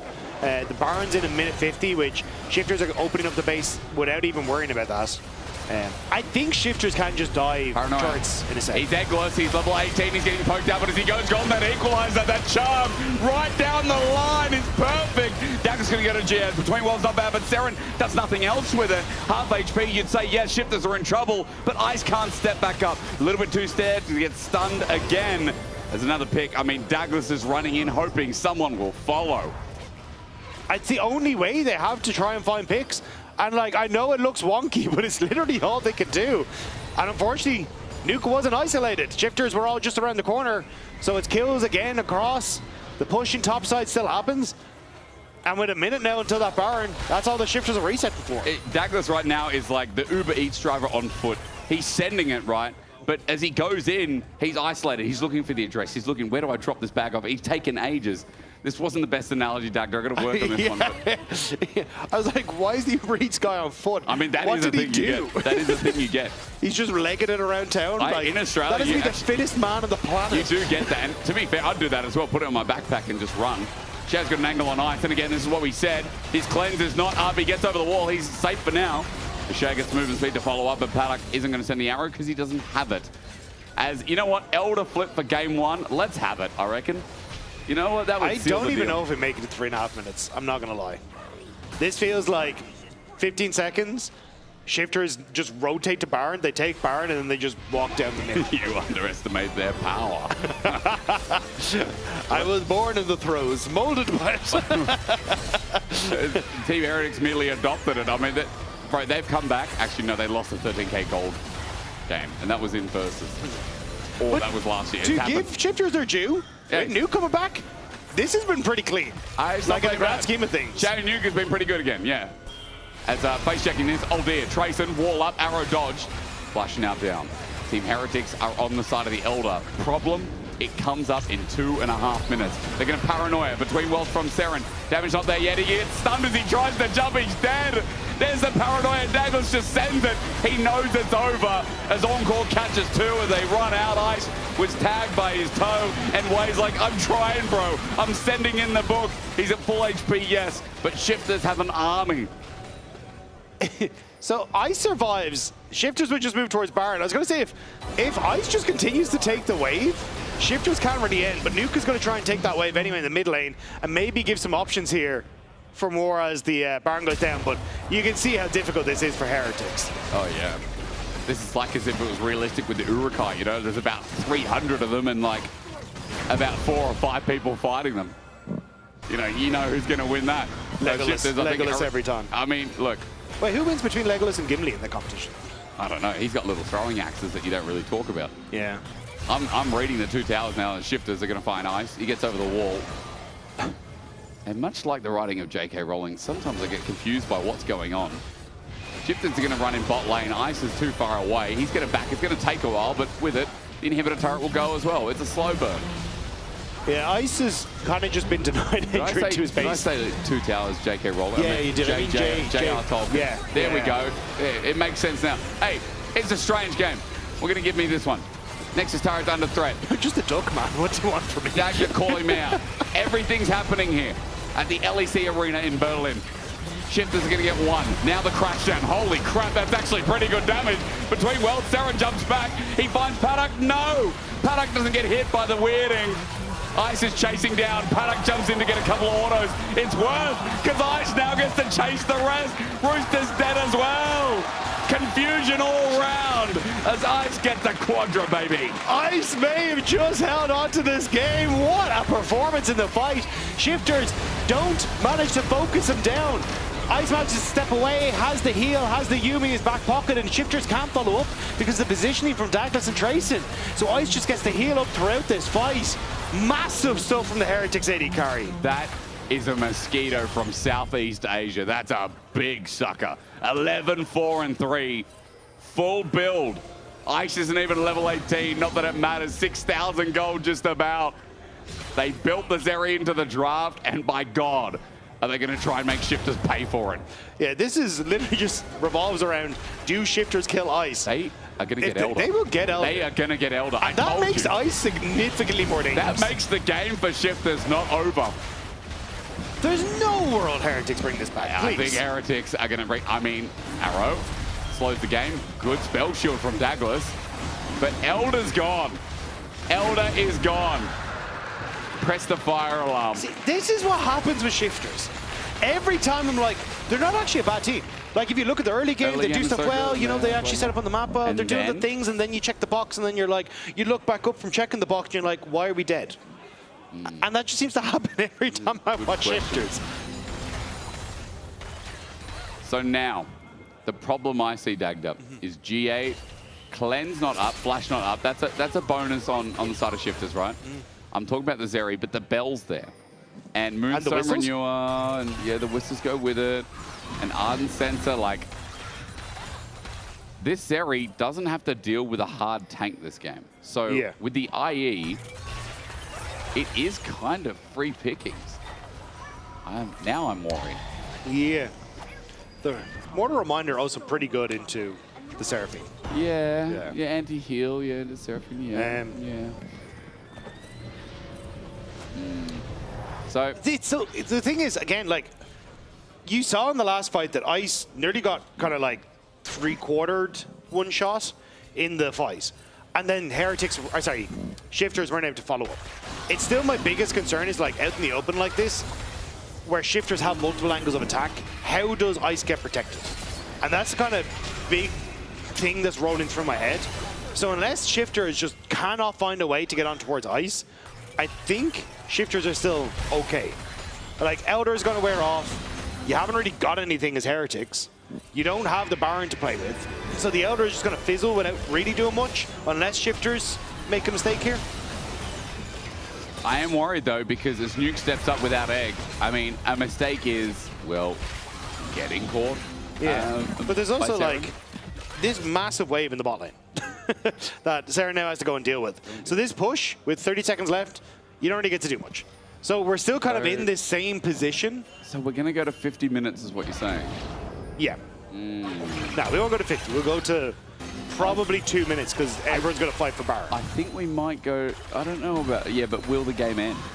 Well, I think if you have Baron as Shifters with all inhibitor turrets down, I think that's just it. Like, I don't know how Heretics win or, like, clear their base. My problem is trusting the fight is going to go Shifters' way. Yeah, if that's the case, well, then I think you just run down mid as Shifters and as Heretics, and you're in a good spot. It sounds logical. It sounds like this game has only got a couple of minutes on it. Those are the wings. Yeah. But let's see. We'll see and find out.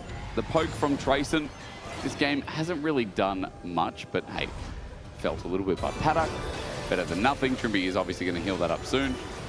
But as blue buff goes over and Baron comes up in 50, we now look for the final fight of the game. And the biggest question on everyone's mind is, can Shifters do it? Can they return to fame?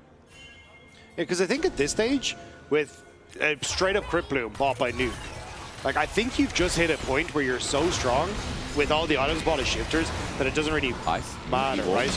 Like, Ice is full build. The extra 7k gold doesn't really matter, apart from, like, the 1.8 that Paduk needs to finish his item. True. But he does want to set a record. I mean, 7.2k has got to be close in the LEC to setting record. We talked about this with Jungle. Have we seen an 80 carry go to 10,000 gold individual advantage before? That's the new story. Yeah. I mean, if you'd have to, like, penta twice plus some to get there, so I don't know. Baron will be the start. Yeah. Team Shifters Heretics are will not there. start it. Shifters are going to TP Rooster to mid, but it's a little bit late because at half HP already. They're going to Pantheon ult in. Shao's alone. Douglas turns off the lights. Ice gets over the wall. Crushes down, flashes. He gets encore, but he's got a Yumi. He's already done the damage. His AP scaling is nuts. He gets stun flash over the wall from Nuke. Ice going into GA and down he goes. Wayne needs to remount, but Douglas into GA as well. Trayson running melee. Down he goes as well. Ice comes up from the GA to die. And I think Heretics went a bit too ham. Ice thought he saw his moments, but it just wasn't quite there. And Shifters clean up the rest of Heretics and will make their way down mid. He did so much damage. He got 5 members over the wall. But the problem is what came next as Heretics overcommit, get caught with their pants down, and Shifters are going to take a game 1 win. It took a while to get there. But in our elite series of the weekend, in our best series of the LEC so far this split, we were made to go through a journey, weren't we? We went across multiple different universes in this game. Oh, I feel like I went to 10 different countries. But in the one end, day. we end up in one where Shifters pick up a win. And again, still looking to see if they can pick up their first series win. And it's a great start for them on this one. I would like Law to ask how you can beat the quality of this so far, but more so, ask Nuke how he's feeling with his brother back in, because you know what? Bless. They did work well together, and I hope they're friends. I mean, we know they are, but I hope the friendship's going well. Law's off camera, you can't see now, but as it swings over, how are the friends doing, Law? Yeah, I want to know actually, Nuke. What did you miss the most about Sheo? I mean, his blonde hair, I missed it, like his eyes as well. No, in game, Nuke. Oh, yeah, I guess his Drake stacking. That's nice. Yeah, no shift today. What happened? Zeri is a bit cringe, no? We barely had a shift. Yeah, Zeri, I was a bit surprised. Like, she 1v5 basically, but I think it's kind of Yumi specific. This champ is kind of crazy, but yeah. Well, worked for you guys. Let's see if you can make it happen. I'm going to let you join your lover or teammate backstage. Yeah, Sheo is back.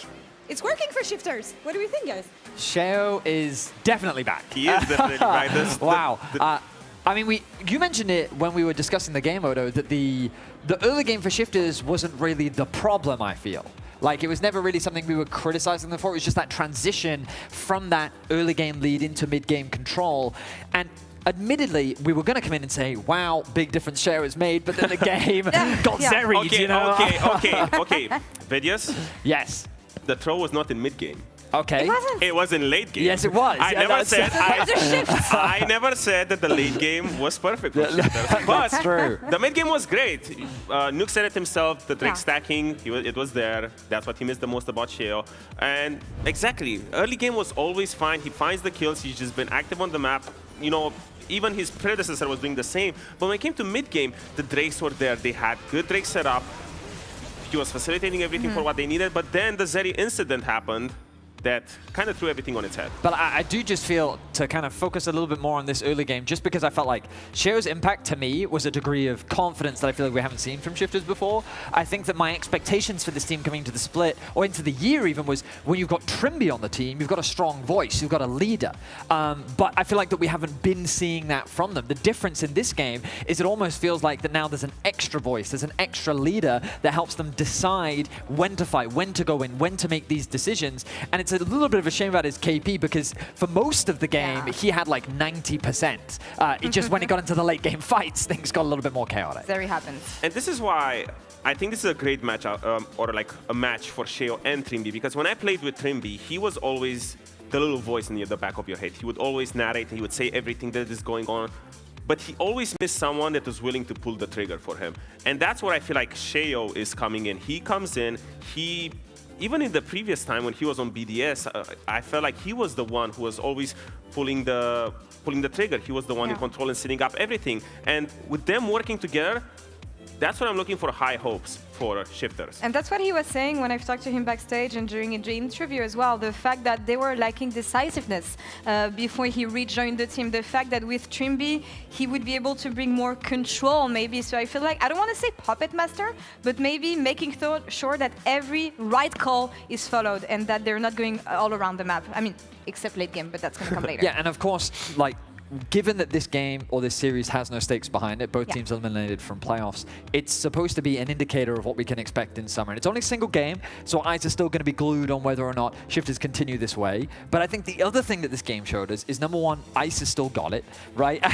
And number two, Zeri is a champion worth talking about, because what a surprise to see her come back and have a performance like she did. Listen, we have an expert AD carry, former pro player in the LEC, ladies and gentlemen, who had some very strong takes about Zeri coming back. Let's talk about Jack Spectra and what he thought about the champion, because for him, it is not a champion.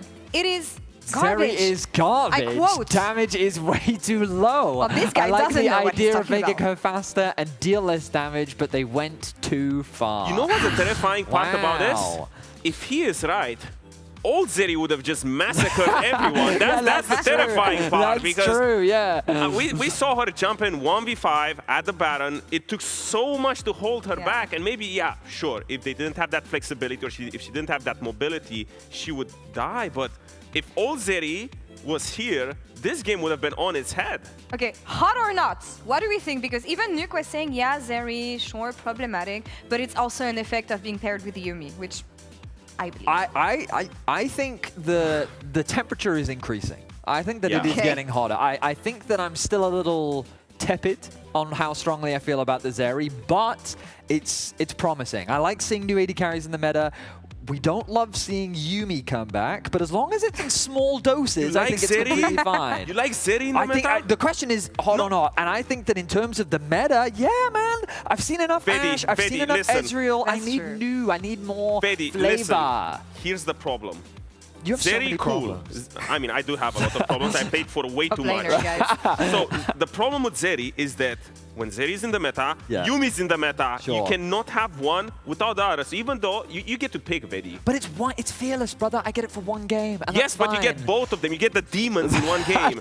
Because you won't get the good parts about Zeri without the bad parts about Yumi. Hey, but maybe it brings back other champions. Maybe it'll evolve. Like, I want to watch back a little bit of this insane Zeri Yumi gameplay. Why don't you break it down for us, Oda? Yeah. Zeri Yumi goes burr. Okay, so that's your analysis. Yes, Zeri Yumi goes I'm happy. And we got a clip of it dying.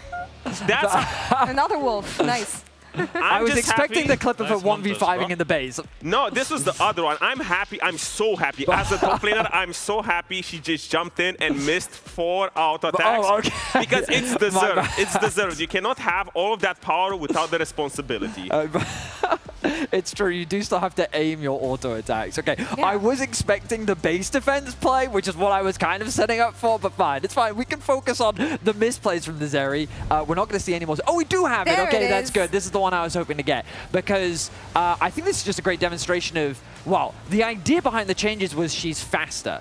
I don't think this necessarily showcases how much more speed she has, but I think that it does showcase that late game Zeri still very much has a lot of damage. And the dangerous part about this, why I feel like Zeri might come into the meta, is because if we think about Fearless, Game 1, Game 2, it's always enchanters. There's not a lot of lockdown. Most teams are just playing for, you know, strong laning phases. Seraphine, exactly. Lulu, There's not, junglers don't really lock you down. They're just Xin Zhao, Pantheon running around. Most of the team comps just have only one source of CC, and we saw it in the clip.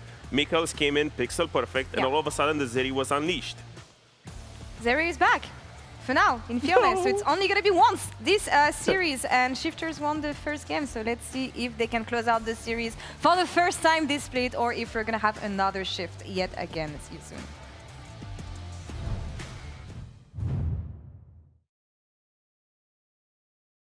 Ulten, därför but ikke bli der på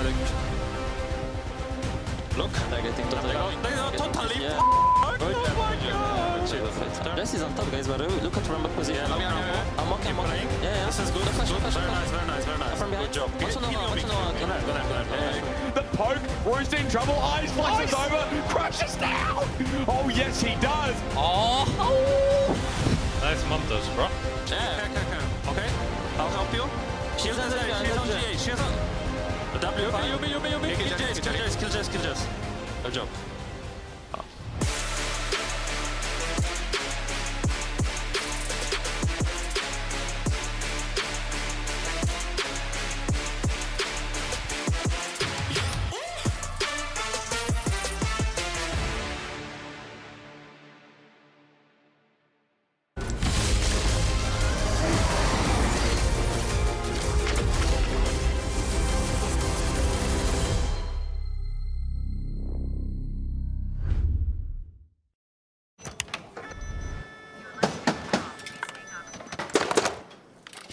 Brother, let me try.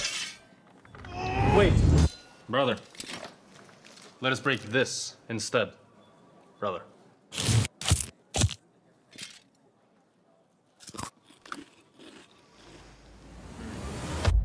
Have a break.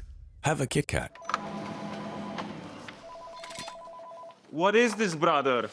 Perfection.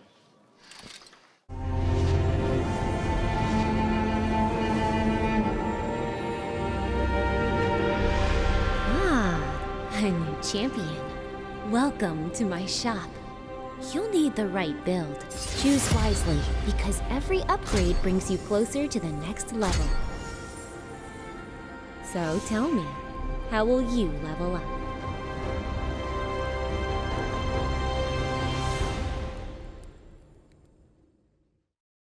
The whole room was howling. Howling? Oh. That's not howling, buddy. That's... Did you steal the LEC trophy?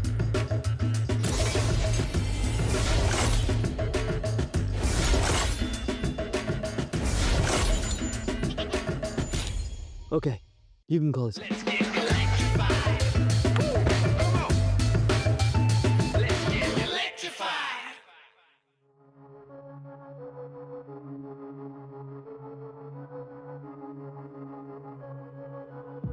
I lied awake for days, counting all the ways I died. Everything I couldn't save, buried down, still half alive. It's got me crawling in my skin, but no one's coming out to hold me close.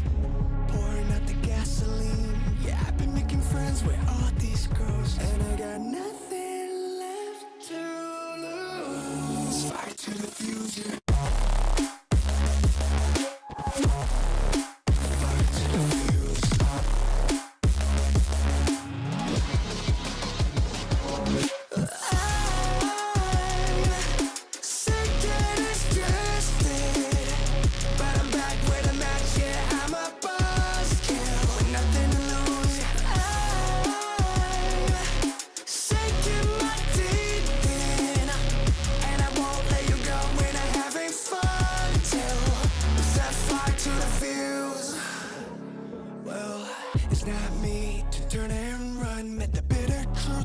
Choked it down, left a bad taste on my tongue, but my appetite's been growing now. I can see you crawling in your skin, but no one's coming out to hold you close.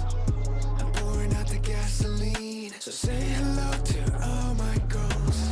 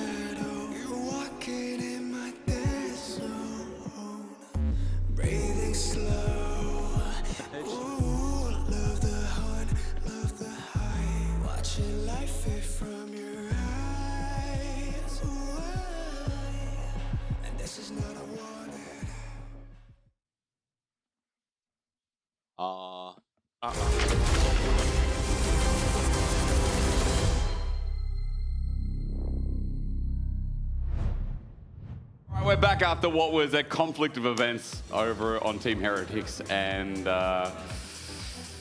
in shifters, I mean, what was game one to you? I mean, I think Trimby summed it up pretty well in that little feedback session, saying, nice montage, bro, to Ice. Yeah. You know, so I think it was Ice trying his damnedest to carry that game, and unfortunately not having the support tools that he needed to do so. Yeah. So we'll have to see what the plan is now for game number 2. I mean, look, their lane looked good, and then Ice and Way got a bit of attention from Douglas, and shout out to Douglas. Early game was really good, but then he just kept diving in by himself because he had no other choice. Saren and him didn't really sync up on those ultis in the team fight, so now we see what they can do with game 2. Yeah. Also, the desk dunked on Jack a little bit. I want to give him a little bit of praise, because you know that you asked what was the highest gold lead ever for an AD carry. Yeah. If it's not against Senna, because it was Senna's all that, not farming stuff. It actually belongs to Mr. Jack Spectre. Really? With a 10.1k gold lead as Draven versus Patrick's Faris. So, Really? you know what? The man does have some AD carry chops. What We got to the give it to hell? him. Yeah. But hang on, my read says Mr. Spectre, not Spectra. Yeah. So I'm assuming the guy from Suits came Well, on. and also, like, we all know he's really Tom Cruise. Yeah, So he is Tom Cruise. I haven't asked him about Katie Holmes. I don't know if that's still going on. Is that a thing? Lad, I don't know anything about celebrities. I just know he jumped on a couch once and got really excited. Yeah. I don't know. If Tom Cruise is watching this, lock in, because this is going to be a really good game to enjoy for you. Imagine this is the game that he watches and goes, it's a good game. I can't do Tom Cruise's voice. There's Varus first pick. I was going to say, that was the worst impression I've seen of Varus. I don't think he really has a memorable voice, you know? Where like John Travolta's like, oh my God. There's John Travolta. Okay, yeah. There's a lot of people. Smeagol. There's a lot of... Do who? Smeagol. I can't do it. At least it's a reference people would know. I mean, if I say John Travolta, people here who now play League are like, who? Yeah. They have no clue. They have no clue about Saturday Night Fever or Staying Alive. Great movies. One of them starts with him walking down a street. Mate, I think even I'm too old for those movies. I mean, yeah, they're in the 60s, but you can, rewind a bit. Now, I don't have the tapes. Ezreal and Bard, as Dagda buys a video player, is just going to match the range from the bottom lane. Yay or nay? Yes. Yay. Okay. And also, Bard presses on the Varus, and Varus goes, oh no, there's a big temper fake coming, and then he dies as soon as he gets out of it. So it does work out pretty well. But Nico, new concept. Let's get a strong support in response. Or if there's two Varuses, how do you know which one to hold? That's right. Genius. If you're not keeping track, you're done for. Now let's keep that brain train going. Okay. Junglers. Xin Zhao's open. Wouldn't that just be fun Yeah. for a game 2 between Heretics and Shifters? But see, if they pick Xin Zhao, I'm going to be really sad, because in solo queue, all I'm seeing is AP Xin Zhao. Yeah. I'm seeing like Hextech brought about Xin Zhao, I'm seeing Riftmaker, I'm seeing Dusk at Dawn, I'm seeing all these cool AP items. And it's going to be an AD going Thunder Sky and Black Cleaver. And I'm going to be like, bro, just let me see the But they're, really they're in healing. a capsule. You know what has to happen? Korea has to play it first, and then it'll follow. To be down the fair, track. it did only come out this week. So they've had like 3 days to play. And you know, like LCK and LPL, I'm pretty sure it's either yesterday or today. Might have been yesterday. Today, I think Was LCK it? was on us, yeah. Like, yeah, I was watching 0.9. Fear X play, yeah. Ambessa has been picked. You cannot see it. It's not an invisible champion. That would be a great way to release a new champ. Except it would be unfair because in pro play, can you imagine Shifters are like, wait, there's a brand new champ we've versus for the first time and we have no idea what it does? No, it's a Seren. It's a Seren Ambessa, but probably going to go top lane. Draft has been broken. We're going to do this by memory for you. Now, Wukong has been locked in the other side. I can tell you, LeBlanc is about to be banned by Shifters as you get your visuals back. Yeah. I imagine you're going to be like Renekton ban, Nara ban on the top It's side going for to be an Azir Heretics. from Nuke. Is that an Azir from Nuke? Yeah, probably. Come on, Yeah. I know you guys want your first win, but come on, man. To be fair, though, the mid lane didn't get too funky. Mm. Like, I think it's less on mid laners than I'm looking at, you know? So it's more on mid lane. It's more on top. The only thing that funky was a Zeri Yumi, which actually, Yeah. when you go down the list of funk, doesn't really hit the top 10 in charts. No, they kind of broke like top 15, but never really got to top 10. They're like, you know, the other songs from, you know, the people who sing "Do You Remember?" You know, 21st Earth, Night. Wind and Fire. Yeah.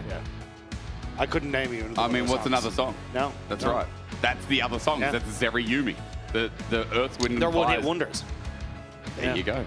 Or like Jam, who sing what's that Zoom song? You're taking me down weird I rabbit don't holes know. here. I don't know. It's been a strange start today already. Renekton gets banned. That is going to be an Ambessa top. Most Yeah. likely they So- are shepherding it for top. Yeah, especially with the fact that you're banning the Vayne and the Renekton, kind of signals that you want to take it top. The thing is, though, you do still have the Nara available. So even with that, I think Rooster still has champions that he can go towards, so I think you're relatively fine.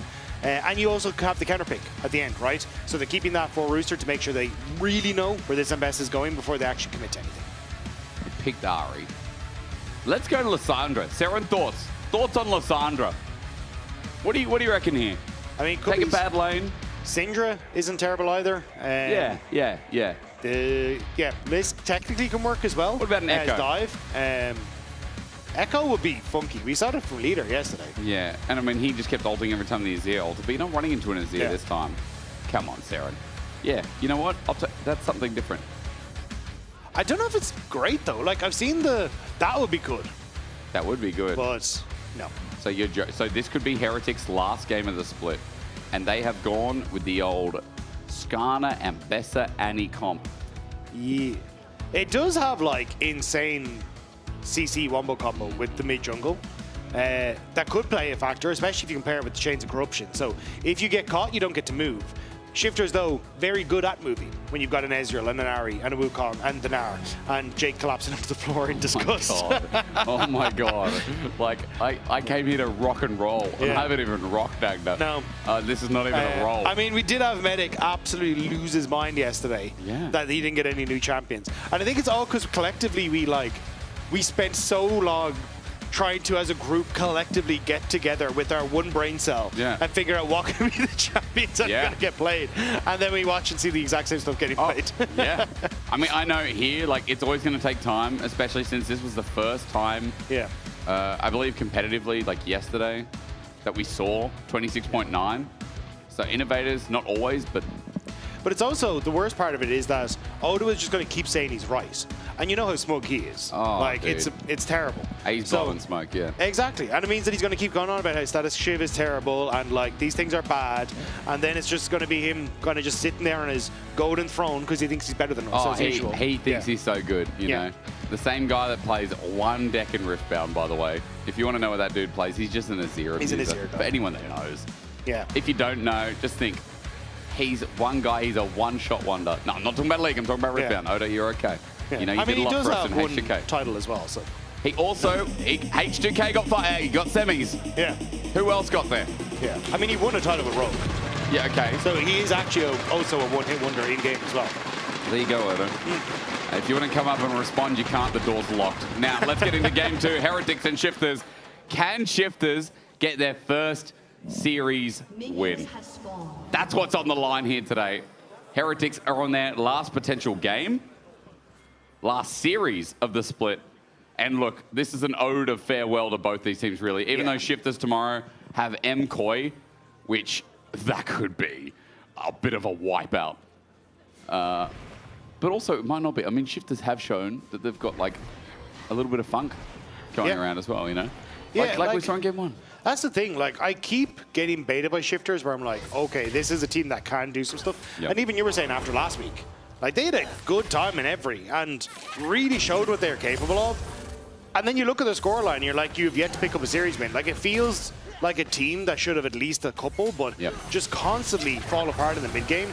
Now, Asheo come back into the roster. Maybe that is what has cleaned up, but here against Heretics, they're just trying to see if they can finally put one in the W column for themselves.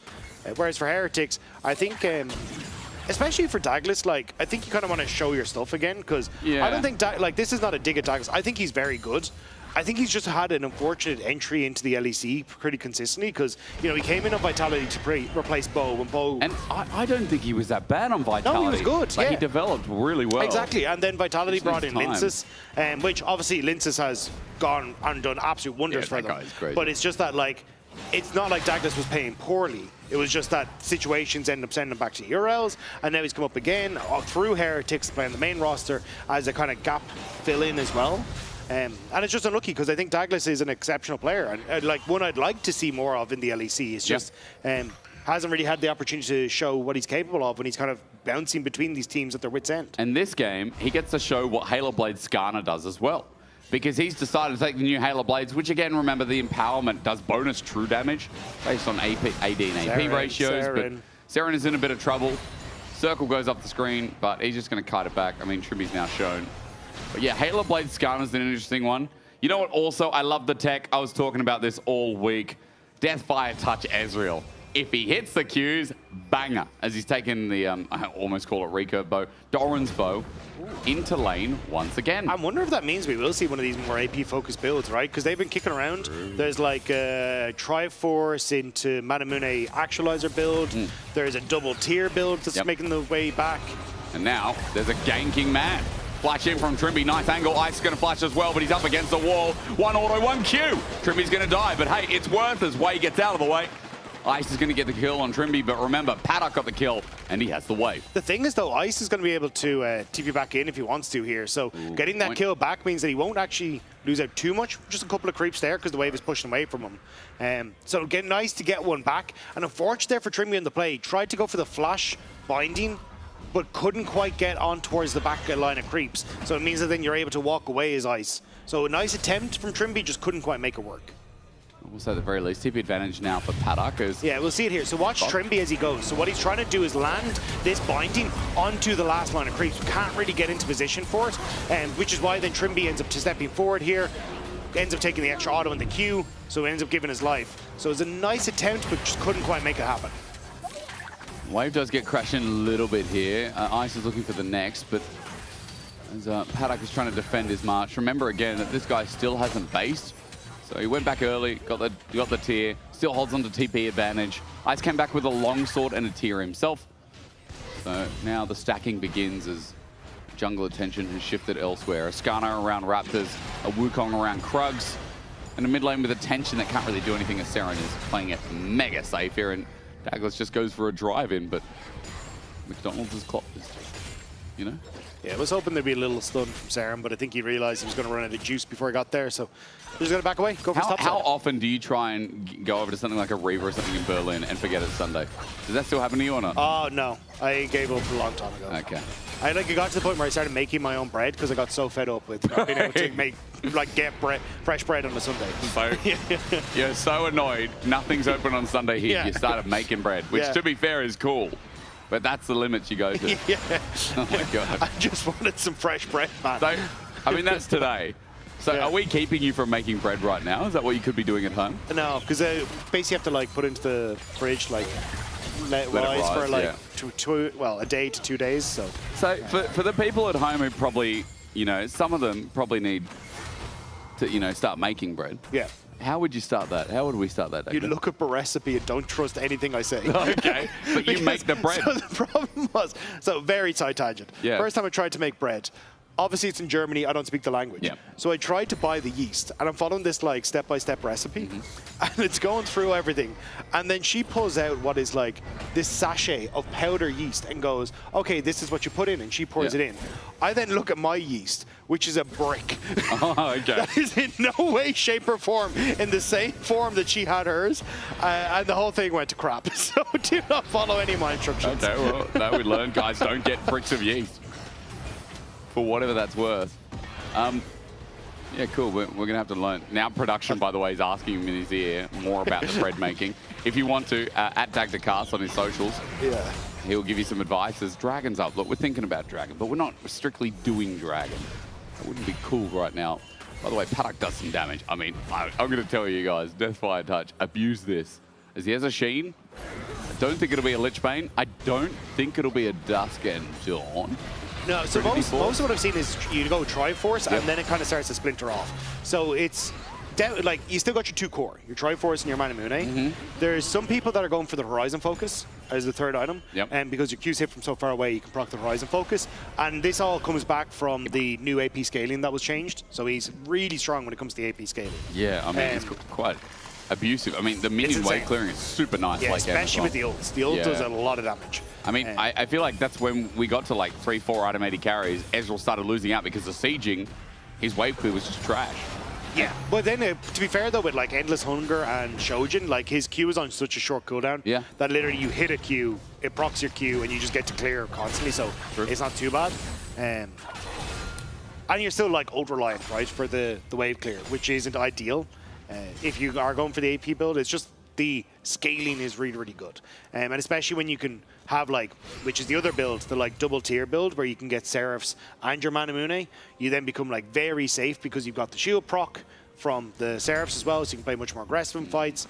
And your W and your ult, especially ult, does a ton more damage if you can hit it onto multiple people. So it just changes slightly how much you can kind of kick off a fight or poke in a fight with the ultimate, while still kind of staying at the core is still a very strong spell weaving ability, or spell weaving AD carry. Yeah.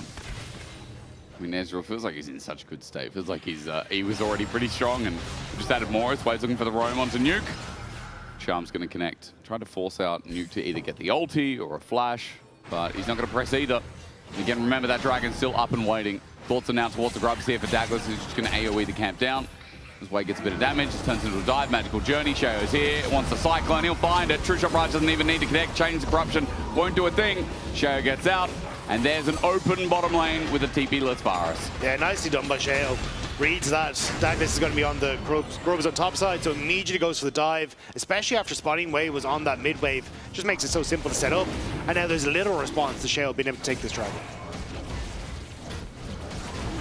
Opening up Dragon's a good sign of shifters. You know, I was looking earlier on, the only team to go winless across the split, thanks to Molecule for this.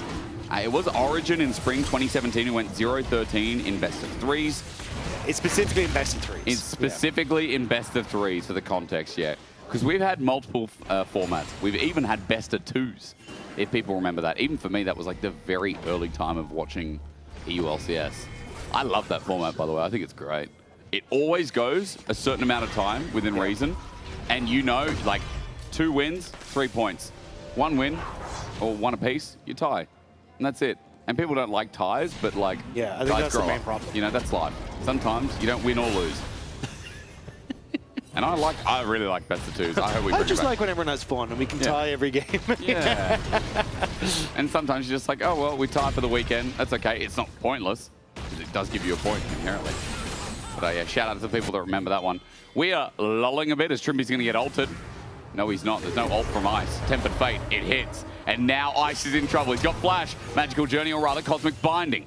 He's going to be dodged away from, but Ice is now summonerless as his Chains of Corruption come back up. Yeah, I feel a little sorry for Ice there, because he was doing the correct thing of staying the hell away from the wave to make sure that he could wait for wave to come back into this bottom side. Trimby, though, just ends up wandering into that bot push and spots him. So now, summonerless, we'll have to see if there's going to be some sort of play towards that bottom side, because Wukong ults is about to come back off cooldown, and now Ice's wave is about to bounce out. Shifters are in a great spot. I mean, and Trimby confident enough to kind of leave Paddock for a bit as well. He backed off. Looks like he's returning to the bottom lane, but still kind of expect some of those roams towards mid with objective timers once again. See if he can unlock Nuke, and Shifters can move some of this pressure across the map. For now, things are going to chill out. Again, those objective timers way offers are the only lane we haven't really been talking about, because, you know, mid's been chilling, bot's been fighting, top has been good. Rooster's been getting some plates for himself. 3 plates versus 5. Rooster, even though he doesn't have a massive CS lead, that's where he's getting the extra 300 gold, as he's abusing the range matchup versus Grayson. Yeah, I think Shifters just try to make sure they can force that play on bottom side to push out and then get some deep vision, maybe contest some of these camps as they're respawning, but nothing really respawning in this bottom side at the moment. Sherwin's coming over the wall though, Magical Journey, okay. Trimby's just going to get out. Man, let's send it a bit, yeah? Well, there's nowhere to send it to. I mean, like, all of Shao's camps are down, send an so email he's not already then. doing anything. I mean, let's see. Charm flashed away from there we go. See? Shifters delivered. Heretics on the back burner, going to find Trimby. Against the wall, Impale flashes back into the brush. Magical Journey in after a Cosmic Binding. He stays for a little bit. Tempered Fate. Trimby's like, now I'll get out. Tempered Fate not going to lead to anything. The Charm as well, interrupting Douglas. The True Shot Barrage is a bit of a whiff, but Trimby is trying to play with his skills. He's playing with hands, that's for sure. Do you know what? You can say they sent the email, but they forgot to CC Saren. Yeah, it was a good one. It was a good Thanks, one, man. Doug. To CC. People know who send emails. A good one. Could you tell I used to work in an office? Yeah. Or that you've used a computer before. One of those 2 things. Nah. Not to use any of those clickety-clack machines. Oh, no. Can you imagine time before computer? What would we be commentating now if we, computers weren't around? I think I'd still be just working in an office. I think that's how it would go, But if computers weren't around, what, you're working with a notepad and pen or what? Yeah. It's impeccable handwriting. Oh, my God. Do you? I mean, dude, my handwriting is disgusting. Yeah. Aaron's Medics is definitely the worst. Is it? I mean, he's a doctor. It's a doctor's handwriting, yeah, it's in the name. Rooster gets chunked. Public execution. Oh, my God, the sidestep from Rooster. Sends out the boomerang. Of course, it comes back as Shao turns this into a dive. Maybe. No, doesn't want to get Trayson, even though he had ulti Trinity Force. Trayson a little sad there that the Mbessa Ultimate got the uptime to 0.7 that's seconds. It was. Yeah, That's what would it was. really like that one to connect. Oh, man. Game diff. Otherwise, he would have had that in the bag. Yeah, poor Trayson. I mean, shout out to Trayson. I really think this guy has been impressive, and last split was under the radar. Look at him, gets a flush out of Rooster. The fact that he's doing decently well in this lane, I mean, it kind of speaks to the testament of this player. He has been the best member of Heretics by far. He's just been in his little island. I mean, Ice has been pretty good. Ice has been good, but tell me again, in the start of the split, in the first 2 weeks, when Heretics looked a little bit uncertain, tell me that Trayson wasn't the most solid all round. I think he is very good. I think he is solid. He plays weeks. He plays a myriad of different lane assignments, you know? No, I think he's solid.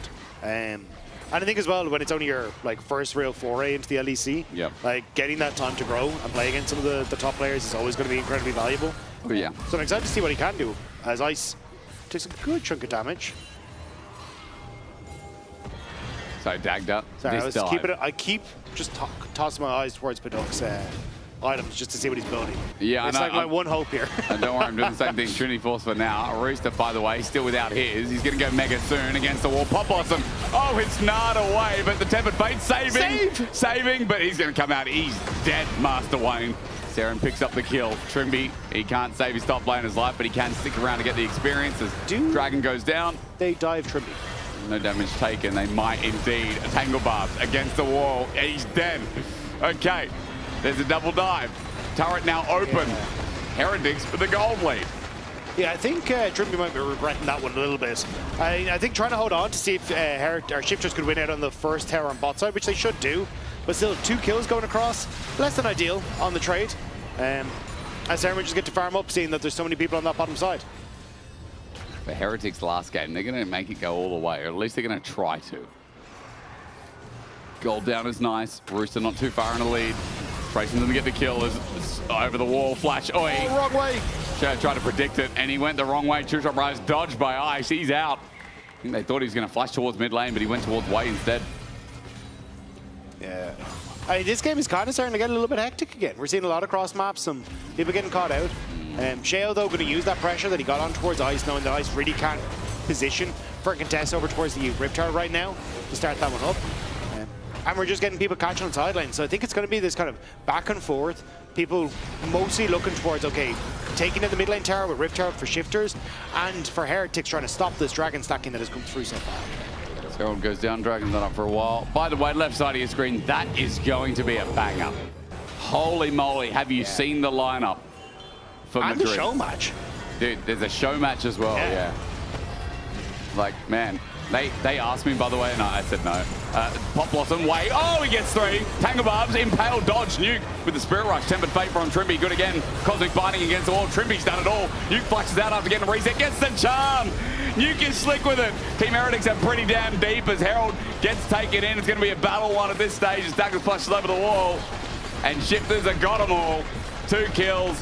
Bot charge eventually. I don't think it's going to make it all the way, but still, nice play. Nuke was styling on them there. Well played by the Shifters mid laner. Double charms, getting that flash away as well. This was clean from the Ahri, because as this starts off, Trimby, huge turnaround off the back of this as well, because you get the move away. The ult onto Skarner means that then Nuke is able to follow up here. Dashes forward to get the kill, flashes, uses his ult to reset that he gets off the kill to then dash away, but here's the play on bot side. We're fighting Rooster, he has the ult, he gets it into the wall, and Saren walked up to him, and little did he know Rooster was going to smash him to a pound. Herald gets the charge, he is dead.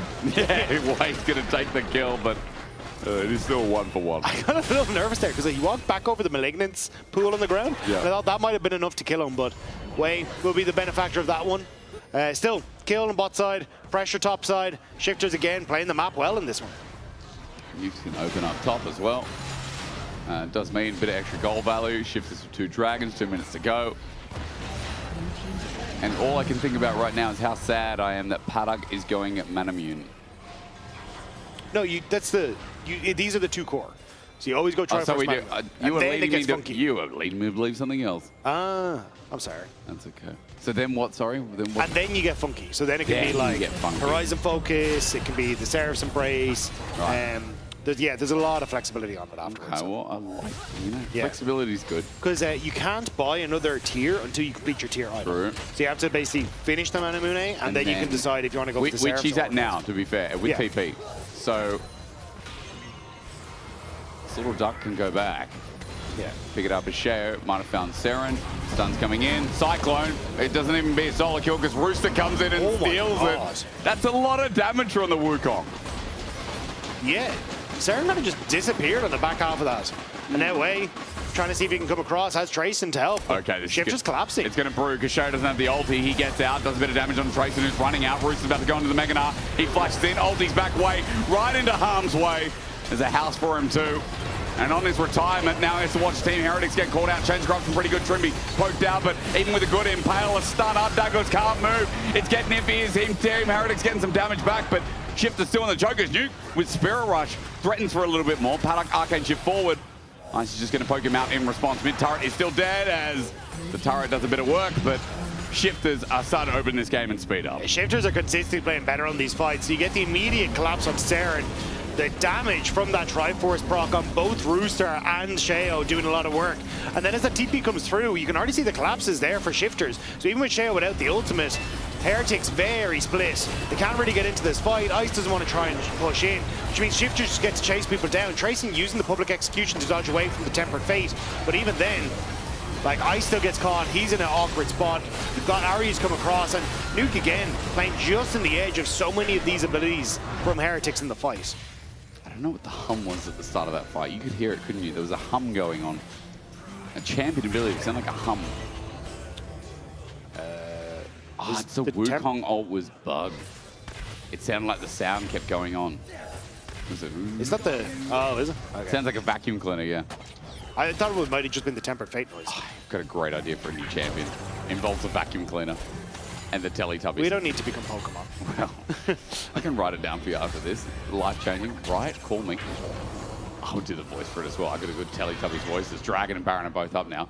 Trimby has to be careful because Douglas has found an angle. But Shifters are kind of caving in through the top side now, and Shifters with the lead. The question is, can they close it out? As Trimby is going to face check, Pop Blossom. They're using a lot for this. Tempered Fate, Paddock nearby. Now, I think the problem is Trimby just juked them. Shows back with Cyclone. Paddock is chasing Way. We are devolving. Hello, Rooster. No Mega Gnar, but he's going to chase down with the Boomerang. Charm almost connects. Douglas drives out of there. But we're starting to get real messy real fast. We are definitely getting a little messy. As Nuke actually ended up moving towards that mid lane to push Ice back. Yeah. Means that he's not so that then he could try and move into the fight. But Trimby's just the one that dies, and it's a lot of TPs that are used. To the left, to the left. What are you poking at, Dagda? What's on your screen? I just wanted to use this one. What? Yeah, that's it. That's the one. That's what's happening, isn't it? Well, that still exists. You know, I put it on there about 2 years ago now. Yeah. And we just haven't taken it off. Yeah, I mean, it is pretty wonderful. It is great. I mean, that's the most cardio that man's done in a while. So. No shade, no shade. What do you mean? He was a big fan of his treadmill. I mean, dude, that treadmill, that's what I mean. It's been a while, the treadmill. That's right, you can say something mean about me. I didn't mean it. Okay, we're okay. We'll talk about this later. Dagda. Hello. I'd like to enjoy our time here a little bit longer. And I'm glad, because I don't think we can leave yet. I mean, no, we're not going anywhere. We'll be here the night. But I just want to see Team Heretics with some fire, you know? If they end the split like this, it'll be a shocking way to end. So, come on, Suns. Let's get together. Yeah. Baron, pick. They've got Burst. Let's make this a game to remember, I think. And how do they do that, Doug? I've outlaid some things. What do you want to add in? I think they are in a bit of an awkward spot. The problem is the side lanes are losing pretty heavily. And with the amount of map control that they've sent over, it's very easy for Sheo to move from mid to side lanes with Trimby. And both Trayson and Saren are pretty vulnerable to ganks. And unfortunately for Ice, he just can't really contest in the mid wave anymore again because of the amount of control his shifters have. So you can see it right here, right? They just consistently get to push mid, and then they just drift into Fog of War. They've already got their vision control set up here and here. So it's very difficult for anyone to really move into those positions on the top half of the map. And Heretics, like, yes, when you reset, obviously you can move in and get some vision here, but it's not really doing too much. Like, shifters should just be able to clear this out once they come out to the map. We'll find out. You know, in the Chinese broadcast, you know, watching LPL, Tempered Fate, gonna get the turret, Trimby and Paddock, they got the burst here. Ice not caught, Change Corruption miss. Teleport gonna come in as well. There's a Charm just out of range. Tracing maybe an angle. Magical Journey. Public Execution, where is it? On to Trimby. There it is, max range. But now he's walked into a paddock. Is Trimby at half HP? Maybe still okay here for Team Heretics. Charm, Chase, Seren. He can't reach. And Paddock is just here off the side throwing Qs. There's a Meganar on the side as well. And Team Heretics are probably going to back off after sending a lot in. You want to change broadcast? There's just random times. They don't talk for 10 seconds. No. Do you want to try it? I don't know if you're capable of that.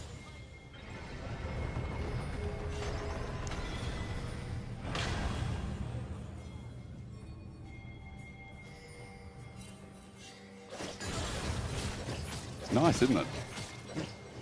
Never experienced that before. It's nice. But usually you say something meaningful after you come back from the pause. Instead, that was just that. It's a strange series. It's a strange kind of day, isn't it? You know? I think... Sorry, the producer got just said in my ear that we scared them because they thought they'd lost audio. Oh, no, sorry. Just testing something. It's like the football, you know, where they just kind of, they chill out. They do, they're banter. Rooster to top lane. I mean, we could bring in some... Paddock to mid. Yeah. Space and spacing. Well, good HQ. Varus dying? Nope. That's way. Predabot won't get him out. Yeah, Shifters. Oh, they got him against the wall. He's dead. That is... Goal! And then you get really hyped. Yeah. That is not the way. Trayson. Charm. Oh, connects. Nuke. Sneaky snake. Root's about to go mega. And guess what? They got Seren in the meantime. Just ran over to die, I think. And yep, he is dead. Rooster tanking. Tipper's helping. He is Meganar, so heal from the extra health. Team Heretics looking for the chase. It's Douglas. It's Ice. Can they find it? No.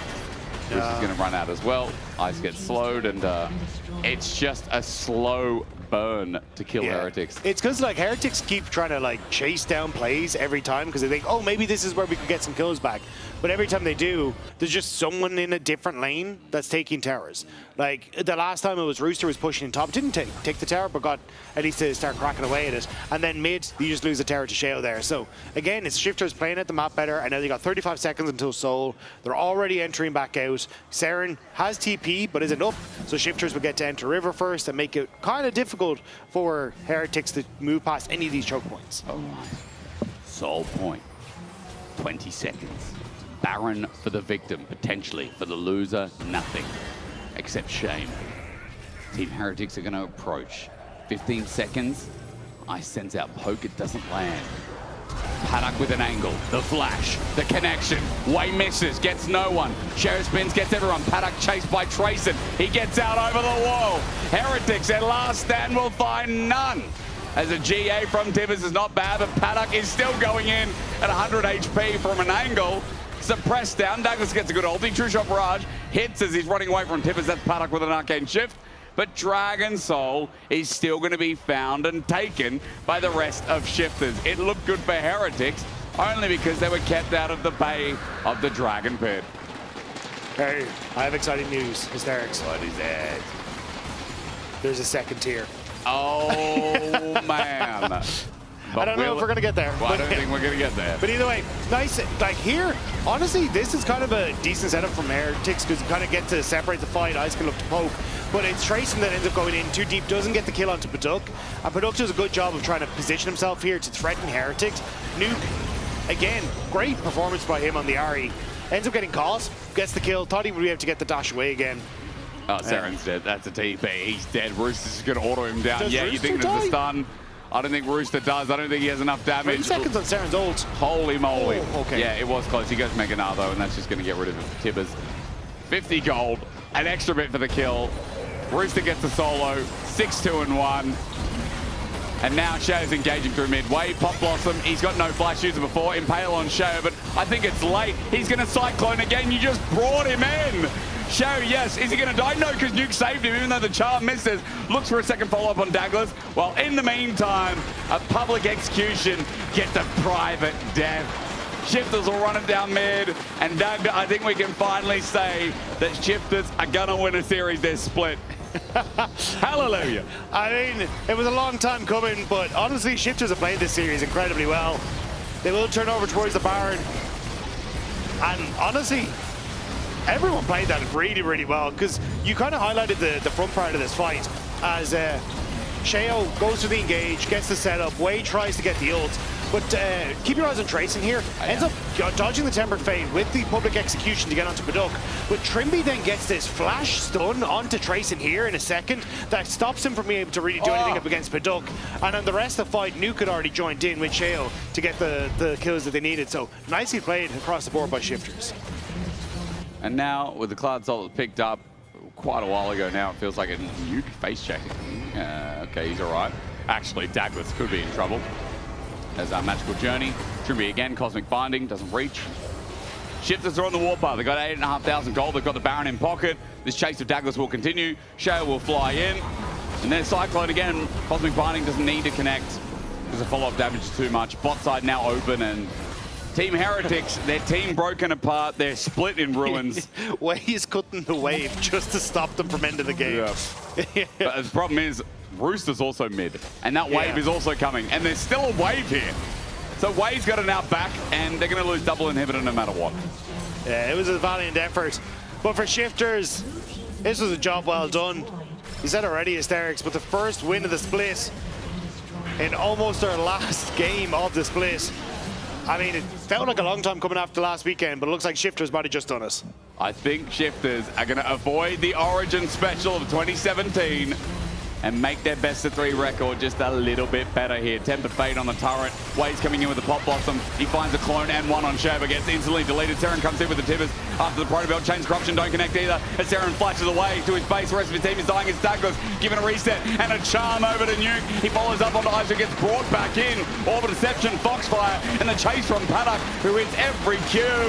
Will be enough. Shifters are the beasts of this best of 3. Shifters welcome back Sheo with a series win. They finally put one in that W column. And you can see happy smiles there from the squad as they managed to do so. And I cannot believe it, Dagda. Shifters, they bring in Sheo, and they're now undefeated. Undefeated with Sheo.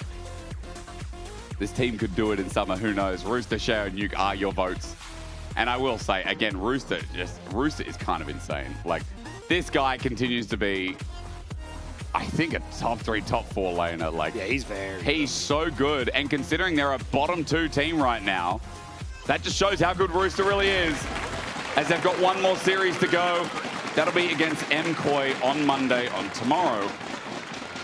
And we'll see if Shifters can at least get a second win on the board. It'll be a hard ask, but I mean, look, revitalized team. It's really nice to see. Because they were head and shoulders above Heretics, and they only looked like they were going to lose game 1 of their own making. So, yeah. Yeah. We are going to see a bout from Heretics, though, as that is their last series here in spring. Unfortunately, just couldn't quite find the success that they were hoping for. But, yeah, I think mostly looking towards summer is going to be the name of the game. Yeah, and I hope they give Douglas another shot as well, because he didn't have enough play time. He's a good jungler, but as we throw to the stage, Laura and Betty are joined by Nuke. Yeah, Trimby, it wasn't bad, bro. Hey, Trimby, it was good, mate. You're good. You're good, mate. Hey, you're a lovely man. You are a lovely man. It's not quite stage, but it's stage adjacent, and Nuke is in fact here. Thank you for joining us. Thank you very much. No shift. 2 won games in a row. Better late than never. Yeah, I mean, so I think it was kind of expected. I mean, at least we expected this. Yeah. Heretics is not in a good form, and we just changed Sheo. So we already have this dynamic to just play better. So yeah, I'm happy with today's game. So I want to kind of go back in time a bit. Yeah. Because BDS, that was kind of the version of you plus Sheo. When we saw that roster, it was pretty consistently, for a time, competing for top 3. Yeah. Right? And then we saw changes happen, and obviously you didn't quite find the same level of success. And obviously the rebrand from BDS to Shifters and where we are to today. So now that Sheo is back in the roster, help me understand what you think the process for you has been going from that BDS into Shifters into now. The process, right? I mean, yeah, I think we had such a, like in 2024 at least, we had such a good, I don't think we had insane individualities. Yeah. But our group was so like, I mean, we were happy to play together, you know? And I think that changed everything in a team. And as a just individual player, how you can show your skills, it changed everything. So yeah, we have Shio back, and the process was there was a lot of changes. It was mainly like in the past it was mainly like 5 voices kinda, just Right. trying to play good together, making calls together, and the changes that was made, I had like for me I had the position where I was a kind of leader, which I think I'm not the greatest at. It's fair enough. So yeah, 2025 was like special. Then 2026, I think is just like following, just a normal follow of what happened before. But yeah, we have Sheo back, so Yeah. so good. Do you feel like Sheo being back is first lifting off that pressure of your shoulders, being a leader, and also do you feel like it's going to emulate the same vibes? Because you were saying maybe you were not like the top players in your role at BDS, but you worked well together. Yeah. Is that what you're chasing here with this Yeah, roster? I mean, since he's back, like I'm more happy. Obviously, like, this is kind of my best friend, so I'm happy that I have him on my side. Yeah, like since he's back, and also he changed a lot the way he plays, like in communication and everything. So I think he stepped up to really like a lot compared to how we played before. So yeah, that adds a lot. Plus the friend aspect, everything just makes it really good. Yeah, I mean it's easy to think about you two just coming back together, but obviously you've had very different experiences since you've been gone, different results as well. But in the same way that you've had to fill this leadership role, he had to be responsible and a leader for a lot of different younger players, very different skill levels as well. So it must have been a very different experience. And I'm very excited to see the changes that we now see, because I have to imagine that you two playing together, there is some of the same, but there has to be a lot of differences in how you work together now. Yeah, like I said, I think he also kind of had the same role, which I think he's not the best at, like me.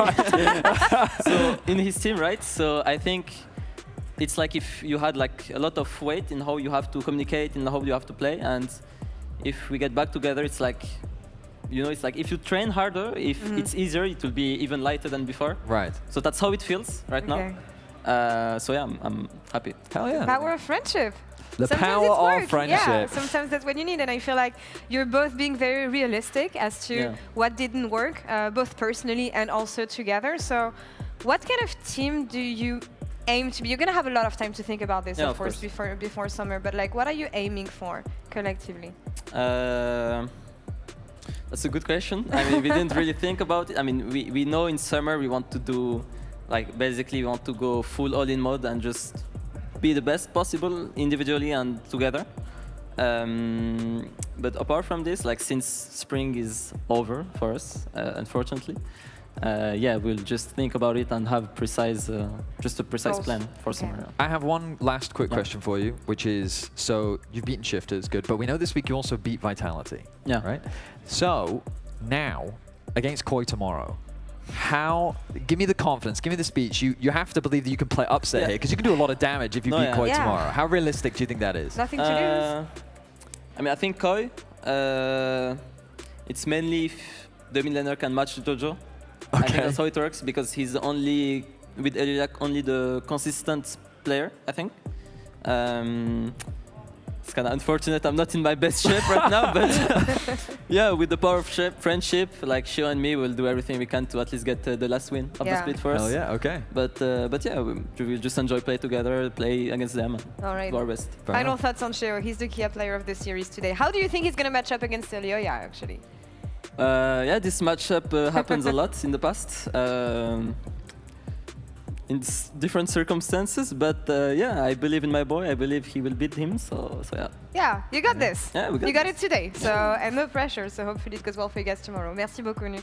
Thank you so much for joining us today. We're gonna take a quick break and we'll be back in a couple minutes. It's gonna be Navi versus G2 Esports. Stay tuned.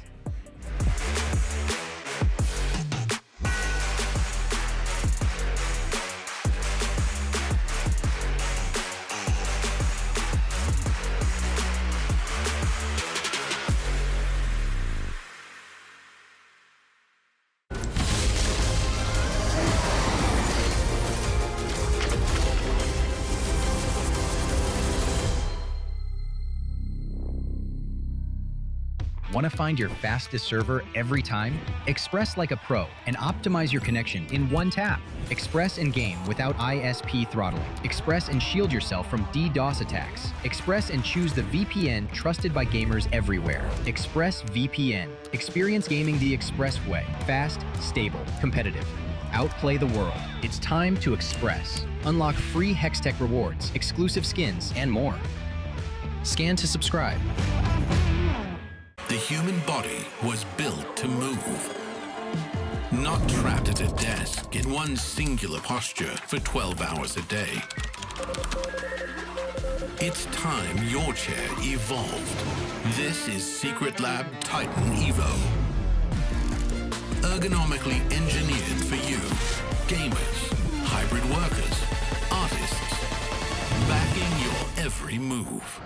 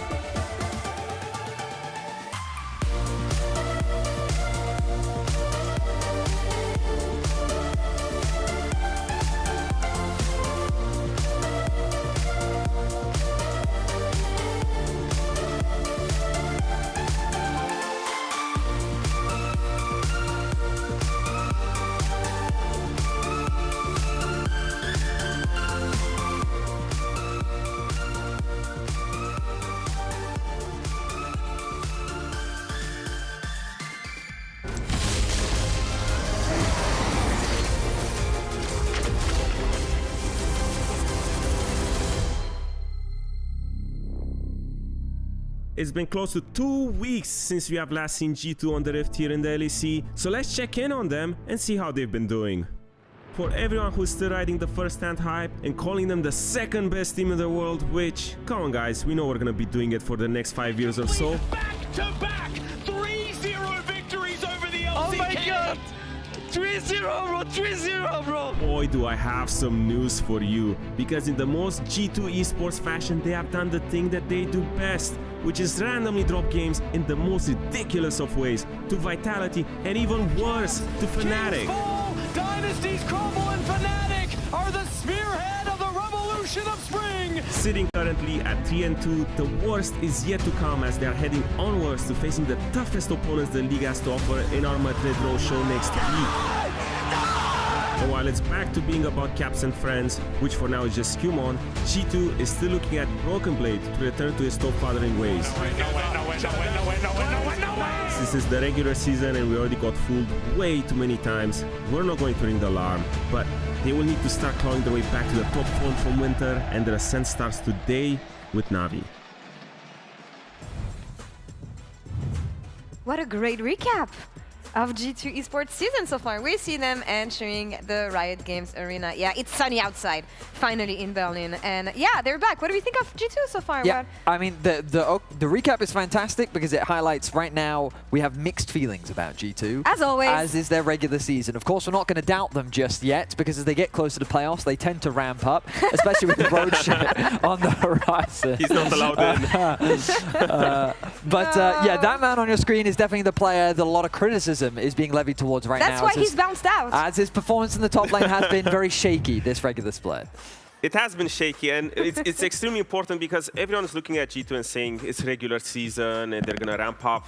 But they're finding themselves in the position where they're ramping up against the toughest opponents and even ahead of Na'Vi today. Next week, if they drop the ball, it's going to go downhill. So it's extremely important that today against Na'Vi, they do lock in and show us some of the improvements because we haven't seen them in about 2 weeks or so. And I think for Na'Vi, they showcased a lot last week. We saw them play 3 back-to-back games, and they show highs and lows. Yeah. We had criticism about their draft, we had criticism about their ability to end games, and based on our conversation with The Rock, it felt as though they were trying to do different things, but the best version of them is still Relech on a carry, Mainter on a tank, and everyone else just providing role player to best enable him. So in their last game of the regular season with a lot of weight potentially in the back, because they can lock top 4 with a victory here today, I expect them to go to what works in order to get that top 4 spot. And that's the thing, they entered the split with, again, The Rock saying we want to go away from being this one-dimensional team. We want to be able to play more.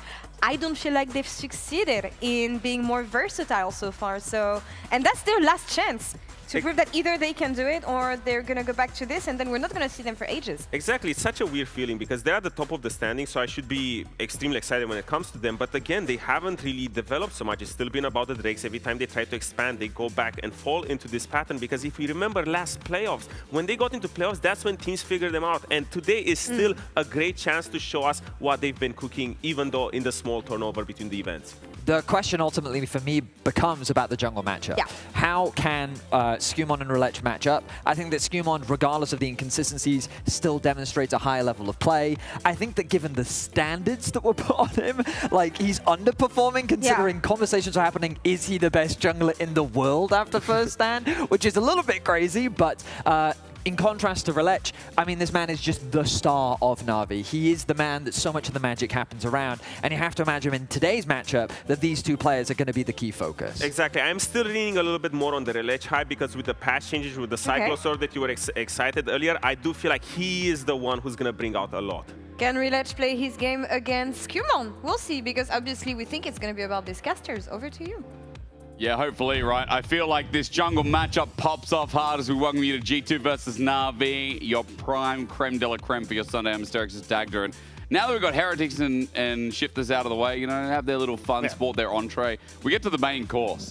And when Na'Vi in the Roadshow struggled a little bit, once again, to finish games, we've got to ask the question, are G2 going to lock in today when it matters, as they always do, and roll them over and exploit that weakness? Because that's a weakness I'm worried about here in the LEC, especially as you get into playoffs that we're talking about. Yeah, and look, G2 have had 2 pretty confident series back-to-back now, but they were against bottom-of-the-table teams. So this is where I'm looking to say, okay, how are we going to see them step up today? Because again, it's a lot of, like, these games matter for G2. Yeah. Like, they want to try and knock Fnatic out. If they can pick up a win and MKOI can pick up a win, it's going to be significantly more difficult and they do lock in playoffs. So for G2, not a must win, but you'd really like to pick up a win here against Na'Vi. Oh, you would. Make it easy for yourself. You already lost to Fnatic earlier in the split. It would make the next week not as fun, but it would still be a banger regardless. However, Na'Vi, as they said, locked top 4 with a win. They're looking to set themselves up for another good split and the rise of Na'Vi here in the LEC. But G2, of course, their fandom still rises hard in the crowd. I mean, today, all the seats sold out. I mean, last series, again, was just a warm-up. This is really where we get into the main band. And Dagda, G2 have chosen second pick. Na'Vi are on the blue side, so things are normal. It will be red side for G2.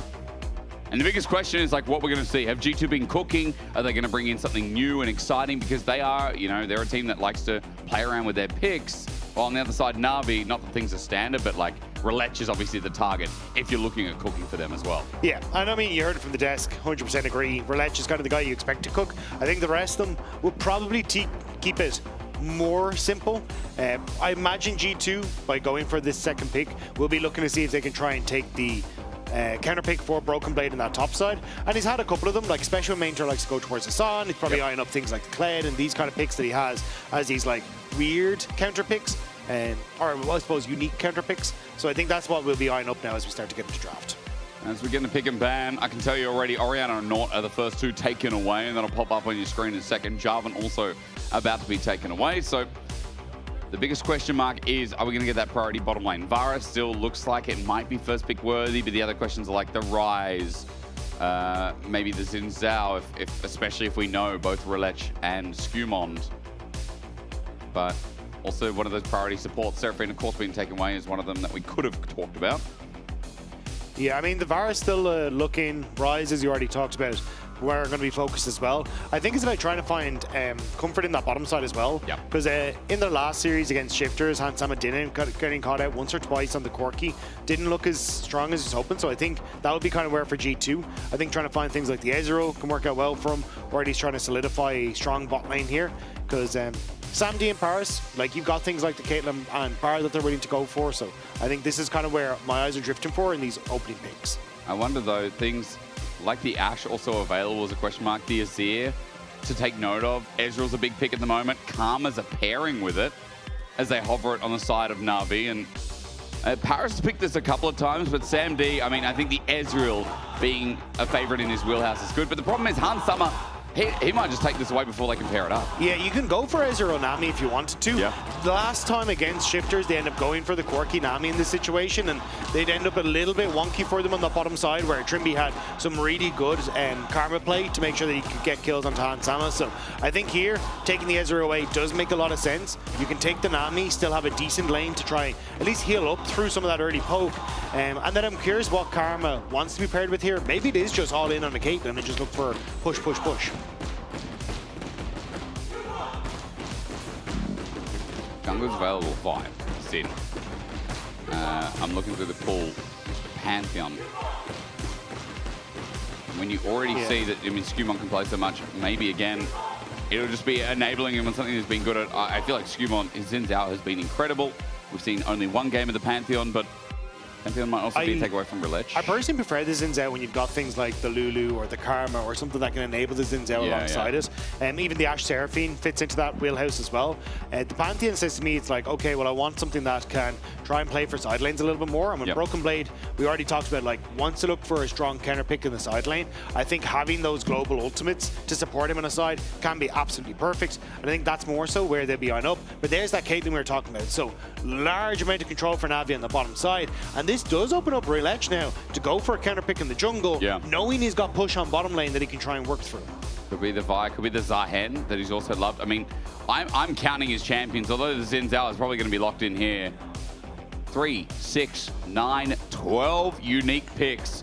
Xin Zhao's not one of them, but Relech is a man of many play styles. And returning to the Xin Zhao, as you said, seems like an easy choice. Yeah, and again, you have to see what kind of build he goes for, but it does give you presence on that bottom side, both in push into invade, thanks to Caitlyn Karma, but also in early skirmishes. Karma so effective when working alongside the Xin Zhao. There's the Nami we were talking about. This is kind of the go-to pairing with the Ezreal and the Corki into the Karma. And at least it does mean you're going to be relatively safe to just heal up through the poke in the bottom lane. So I think now the focus is going to be for G2 in trying to limit what Poby has as answers, because you're probably going to see Caps go for something like the Ahri in this sort of situation. I think he had a good time last, we saw him on the Ahri as well, and then look for that counter pick for Broken Blade. I mean, Rise is also up and available as well, but I've just noticed Rise has shifted a little bit down. However, with an Nivea ban, maybe he comes back in here for an appearance in game 1 with the change of phase rush. Yeah, the beauty of phase rush was it made his laning phase significantly easier. So you could try and play for, quick phase rush procs, disengage from any sort of follow-up damage, and be able to avoid a lot of the ganks. Now, with having to do 25% of your opponent's health bar, it becomes way more difficult to proc it safely and avoid ganks or get away from what were already bad matchups. So I think that's why we're seeing Rise teeter down in his champion. Yeah.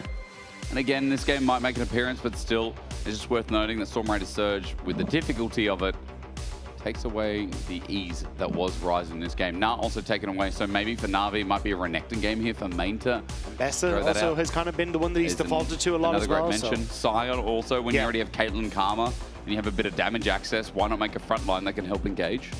Interesting to see the Renekton ban. So G2 kind of helping out a little bit, it feels like here. So maybe they snag Ambessa. They want to snag Ambessa on 4. Yeah. If Na'Vi ban the Ambessa, Rumble is still up, by the way. Yeah.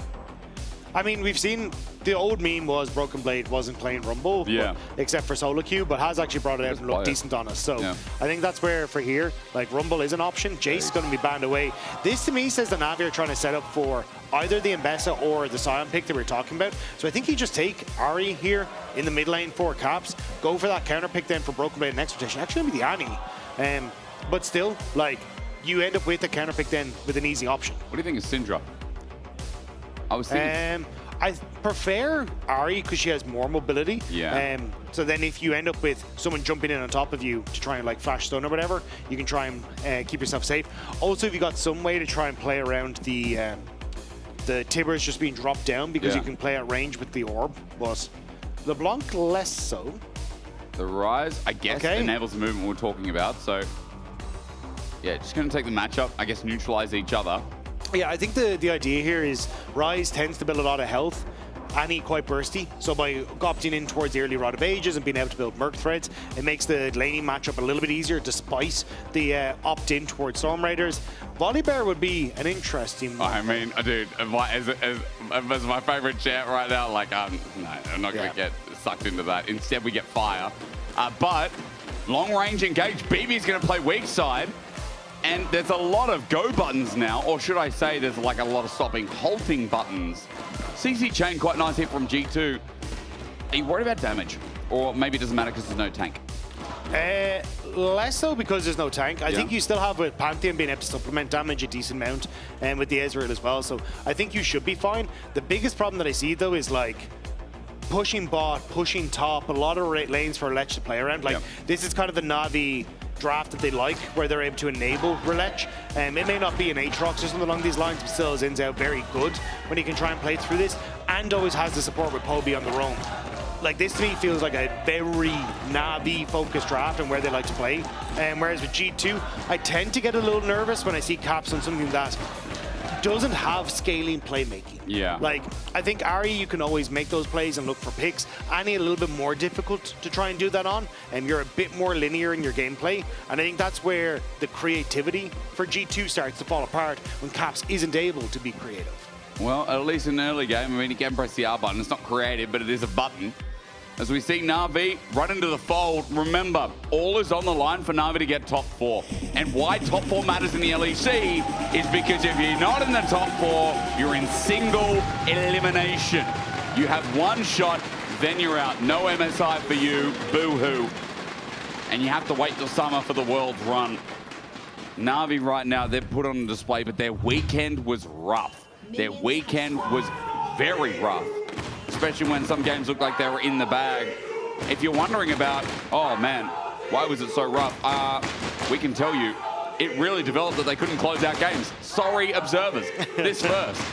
Weeks 1 to 4, quicker games, obviously, because Na'Vi, yeah, they had early game problems, so they had a play style focused around Dragons. They knew what they were doing. They got discovered a bit, they tried to change, and now they've really struggled to close out games. Yeah, and I think a lot of that was, you know, people getting caught in side lanes, not really sure how to use lanes effectively when they weren't able to just Dragon stack to close out games. And we heard people on Na'Vi talk about, like the Rocket interview, saying, hey, you know, we're trying to try out new play styles. We're trying to see if we can move away from just being this one-note team, which you have to be able to do to be a team that succeeds in the LEC. And there has been some growing pains for Na'Vi. So up against G2, it feels like Nerly going back to what the bread and butter was. A bit like pushing lanes, strong jungler that could skirmish early, and then less so the, hey, we've got a tank in the top lane, but Rumble just still exceptionally strong and able to do what you need to. And note that in this game, when we're talking so much about Death by Touch, he has actually gone back towards the cash-in. Yeah, So I mean, interesting. first strike is so insanely good against tanks. I was going to say, like, you get free access, right? Yeah, it's so simple. Like, you end up just burning down the ore and you get a ton of money. Like, by 15, 16 minutes, you end up with like a 1k gold lead just off of the early cash back that you can get and the extra money that you've got. Like, it very quickly starts to snowball. So, very effective, and especially for a champion that spikes so hard, so early on these items, it just makes a ton of sense. Also, new rune coming out as trades get a little bit heavy in the bottom lane. Mystic shots hitting. But again, that's Han Summer's Ezreal. I mean, this is also a pick that, while Sam D's comfortable on it, Han Summer, I feel like one of his top champions of all time has to be Ezreal. For me, at least, watching as a viewer, I'm trying to recount the years, Dagda, but like, in the prime of G2, I think Han Summer has been the best European Ezreal for many a year. And the fact that they've already sent Sam D back in is a big win. Yeah. Getting control of that bottom side, pushing out. They'll have that TP advantage as well, as Sam D has opted in towards the cleanse. So you got a lot of control now as Han Sam and LeBron over this bottom side. And we just said for Na'Vi, a lot of this revolves around having pushing bot lane that you can play through his Relech, but that isn't looking so hot anymore. No, not at all. Han Summer also going for lethal tempo this game, so a G2 player's kind of going more traditional outside of Caps, who's got Deathfire Touch. Poby on this other side. We'll just quickly do this before Skumon gets Scuttle and thinks about a gank. A reminder, if you haven't kept up to date with Pandemonium patch, aka 26.9, Storm Raider Surge has replaced Phase Rush, and as we were talking about in the draft, it is a lot harder now to proc as a Rise, because you have to do 25% of a champion's max health. Within 3 seconds, yes, is a bit of time, but the Rise chunk early isn't really enough to get that same escape tool. Yeah, exactly. It's the fact that you could just very quickly machine gun off some spells as Rise and then start to run away from ganks made it really difficult to gank him. So even though Rise is quite short range as a champion, wasn't really effective to make plays around him. Now he gets it. But that's the thing, right, is now you have to play aggressive to make that happen, and it makes it a little bit less likely that you can just easily escape away from some of these ganks. I will say, though, the one buff is that this new one, Storm Raider Surge, is massive on range. In the past, it was actually better to be a melee champion with Phase Rush.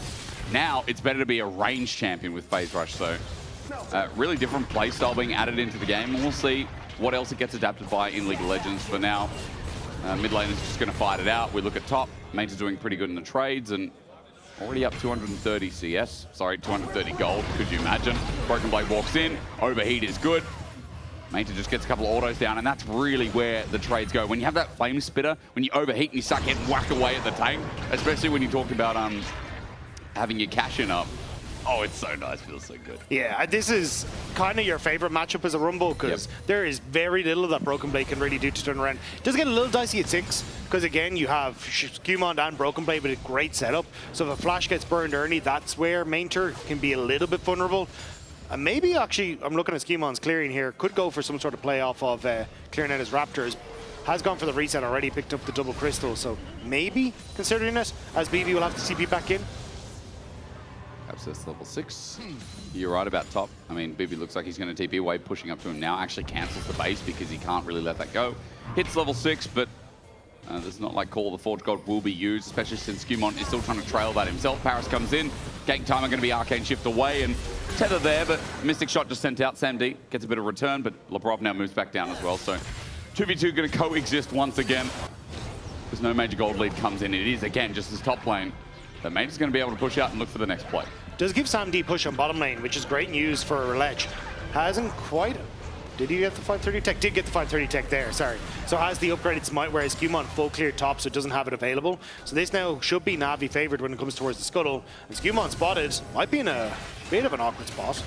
Yeah, I mean, Paris and Sam D here first, you're right, is big. But again, this third Scuttle, everyone fights for. But Relech is just going to say no. He picks up the Crescent Guard at 6 and takes it himself. I have seen so many games decided, or at least early games decided, over this Scuttle. It's gotten kind of crazy. And this is why I was saying I think Skumon could have gone for the play top, because he full cleared his top side.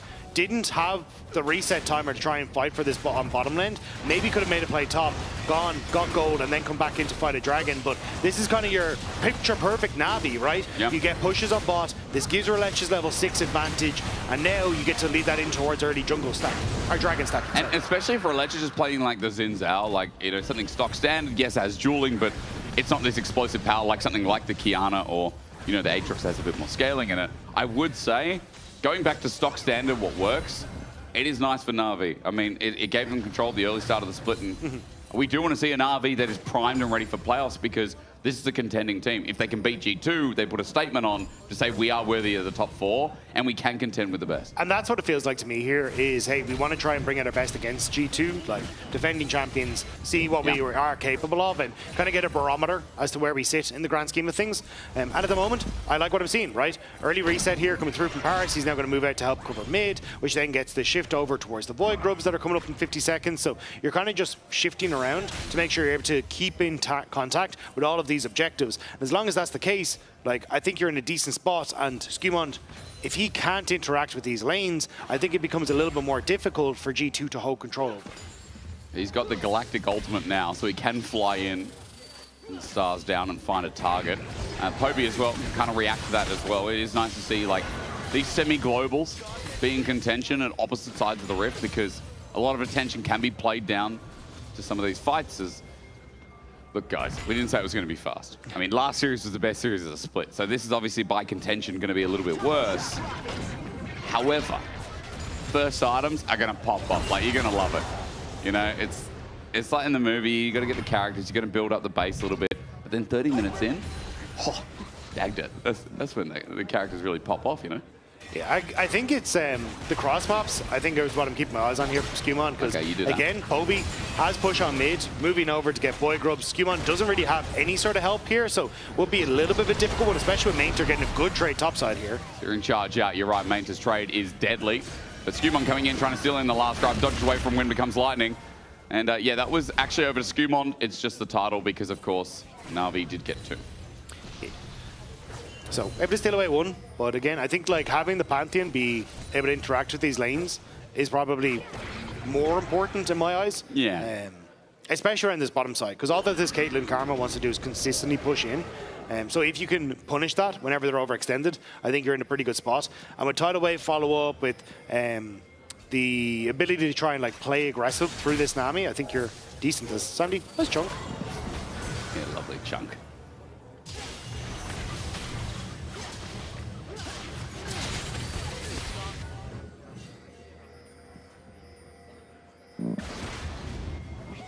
I have to sit and think, Dagda. I have to sit and think what's next.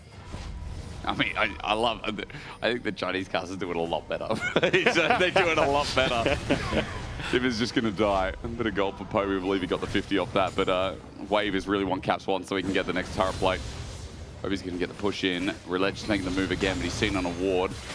See if he can be burned in bot. Put a trap down. Sam D has a good target. Prov going to help out, though. TP's eventually going to get there. Actually, there's a fly in from Skewmont. Cleanse comes out from Sam D, flushes a tidal wave. Now Paris next in trouble. Aqua Prison connects. Skewmont's got the damage and Paris knows it, so he flushes away. Comet Spear lines, but Paris dodges. Summoners down. Both flashes in bot. Nice timing by Skewmont on the play in bot. So Kobe had no mana on mid, and they spotted Roulette on a ward, so knew that they couldn't come into that bottom lane.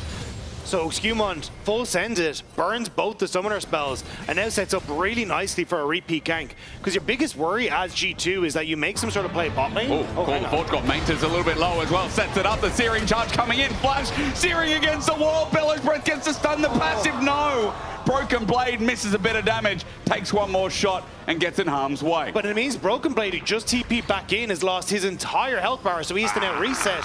Whereas Mainter just gets the TP back to this wave immediately. So much better position now for Mainter as he gets to crash this wave.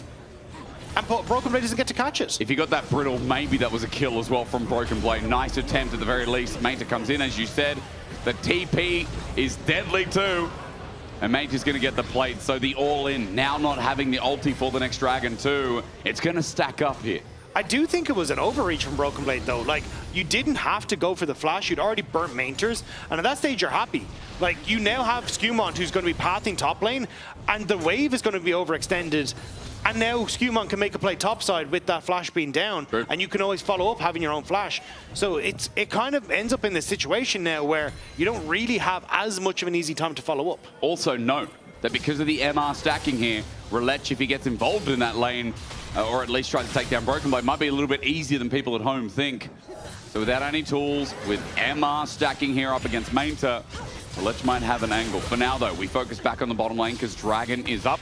Na'Vi got the first. They're 1,000 in the lead. They don't have an item on the Caitlyn, but they do have priority in bot once again as pings are going down to get into Ribbon now. Yeah, you can already walk. Look at Mainter walking down from this top side. So you got Poby pushing in mid. He's now going to drift over. You'll have Mainter who's going to be able to join him in just a second. So it's all hands on deck for Na'Vi for this next Dragon.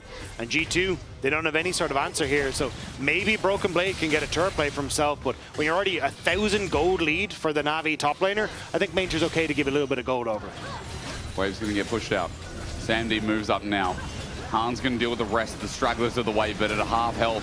Dragon's already practically gone. Skewmon thinking about an ulti angle. He has it in 2 seconds, but Dragon is dead. Relish doesn't even smite it. He just takes it with ease. Second Dragon, Na'Vi on the board, stacking the way they want. It's a good early game from them, and everything's going right so far. And again, this is kind of the Na'Vi game plan. This is exactly where they want us, and they've been taking it slow. The only misstep they had was Poby not being in a position to cover, but now they're playing boss. G2 making a misstep. True Shot Barrage not going to be hit. Sam D just dodges out of the way, gets the auto down in the face. It's an execution for first blood. Ace in the hole as well, catching Skewmon from afar, who's on the wrong side of Summoner's Rift. Tidal Wave won't save his life. That chip is going to Davy Jones' locker as Skewmon is a part of it. Realm Warp out. I think that was trying to catch the mid players. Lebrov is still on the wrong side of the rift. How he got here is anyone's guess, as the tether will lock him in place. Acro Prison dodged out. Roulette Wind becomes lightning. And a 3-talon strike.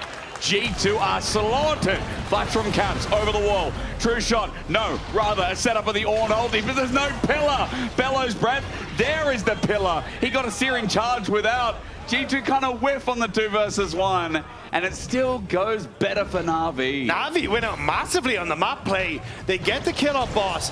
Skewmon invests the ultimate and ends up dying, and then the Realm Warp cuts off any escape from Lebrov, so he ends up getting picked off as well. We'll see it here in the replay. So Hansama way too far forward. Thinks he's got the help of Skewmon, but doesn't think that Roulette is going to be coming through, so he ends up falling almost immediately. But watches this fight picks off, so Poby sets up as the rest of the play comes through. You got Lebrov coming over to try and help him, but immediately after this, Poby pops the Realm Warp to cut off Paris's retreat. Paris has nowhere, sorry, Labrov's retreat. Lebrov has nowhere to go, so Paris able to move into position and cuts off Lebrov. Really nicely done by Na'Vi. That's a free kill for Roulette. Yeah, Paris not going to steal that one away. At 3k gold lead, we come back to live, and the fact that top went so horribly wrong, it's all green, it's all blue. It's the color of success right now, it's the color of money. 30 seconds till the Herald. I think Na'Vi had this for free, especially with Roulette getting topside scuttle. And look at the items right now, even though it looks even across the board, like one item on a Caitlyn, on a Rumble, feels so strong. Mainter's in trouble though. The cross map for G2 is to try and play bot side. Tibbers gets stunned, there's good burst damage. Mainter in a bit of trouble, Incinerate with an auto attack. Tibbers under turret. He gets Electro Harpoon, and you're right, here comes Skewmon, he wants the Q, he'll find Mainter, who is going to die here. Equalizer down for the rest of the wave. He's going to tickle it, but not find the next. Mainter not respecting the cross map there. And it's a nice job by Caps to punish him for it. Sets up for Skewmon to finish off the kill. And we'll be able to put pressure onto this bottom side. And this is kind of where, whenever G2 fall behind in a position like this, constantly we see these plays around Caps. He kind of becomes that creative shot caller. And that's what I was talking about. Like, the Annie, very good at being able to set up if she can close the distance. And Caps able to do so just there on the side lane. Okay, so one back for G2, the first. Maybe of many we'll see, but Na'Vi at the very least still have the Herald, that's theirs. They played so well in the early game, it's so well earned as Herald might be able to open up the mid lane as well and help Poby. Or at least Na'Vi just find more control here in this game. Get deeper vision control for this Ryze to start making moves to side lanes.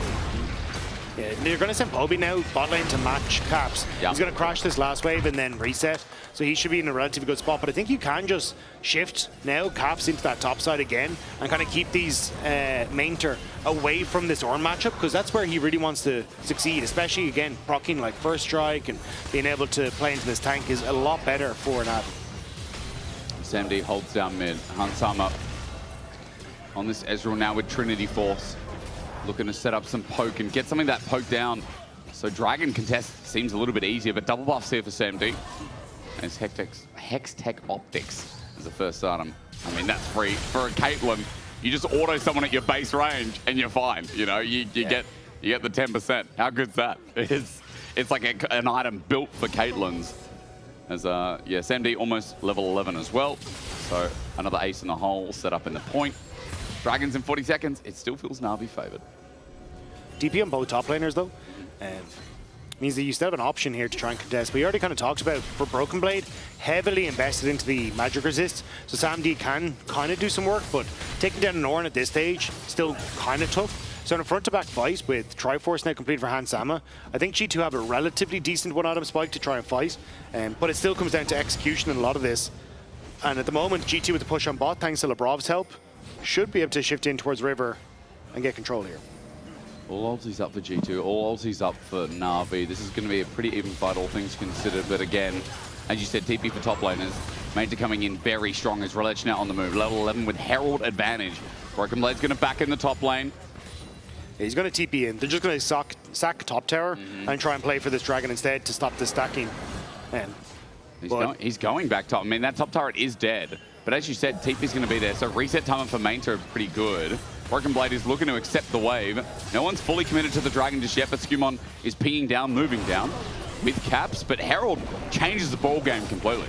Yeah, now they're going to put a lot of pressure. Caps though! Tibbers, nice engage from the mid laner at G2! Paris goes down in an instant. Herald becomes a battle one. Skumon flies in with his ulti as escape from Relech now mandatory. He just presses the button. Flash Annie Tibbers, you love to see it. And that's what we were saying. Cap's so good when he can find these engages and sets up perfectly there. Dragon now going across to G2 and Na'Vi. They tried to play that so patient, but they take that one step too far forward and G2 punish. It's so easy. Cap's got a double setup with the stun. And G2 stopped the dragon stacking. I'm sure we'll get a replay of that in a second because you watch for that Annie flash. And you know, it's like her one piece of her kit. It flashes up. Press an ult. Yeah, but again, like, they're just playing very well as G2 here. Denying vision, Relech steps up. Caps just bypasses the jungler, knowing that Hans Sama and Lebrov are there to back him up immediately. Skumon ults in just to guarantee there's no more fishy business as Poby started to roam across as well. But here we go. We're doing it again. Sam D, 50 caliber nets away rather than 90. He also flashes. So flash now down again here for the Caitlyn. Broken Blade makes the move towards mid lane with Wave in a bit of a lull state up in top lane to try and get a kill. Yeah, BB trying to use that tempo as the wave is only going to start to be pushed in now to shift across the mid. Flash down on Sam D is nice because you burn it after Dragon has been taken, which means that then the next fight that comes up, Sam D won't have access to that. Unless he's running the Cosmic Insight, which would be very surprised at. But still, it means that the Caitlyn significantly more vulnerable. Caps should have his play, and that'll be the next. Or sorry, should have his flash, and that'll be the next play that G2 are looking for. Just a quick note: Baron is up in 25. I always like to mention it because I feel like again we have very ambitious teams, and especially when like we're getting towards these later dragon stacks, it becomes very relevant. As Sam's going to walk back towards mid. He's got an Infinity Edge now.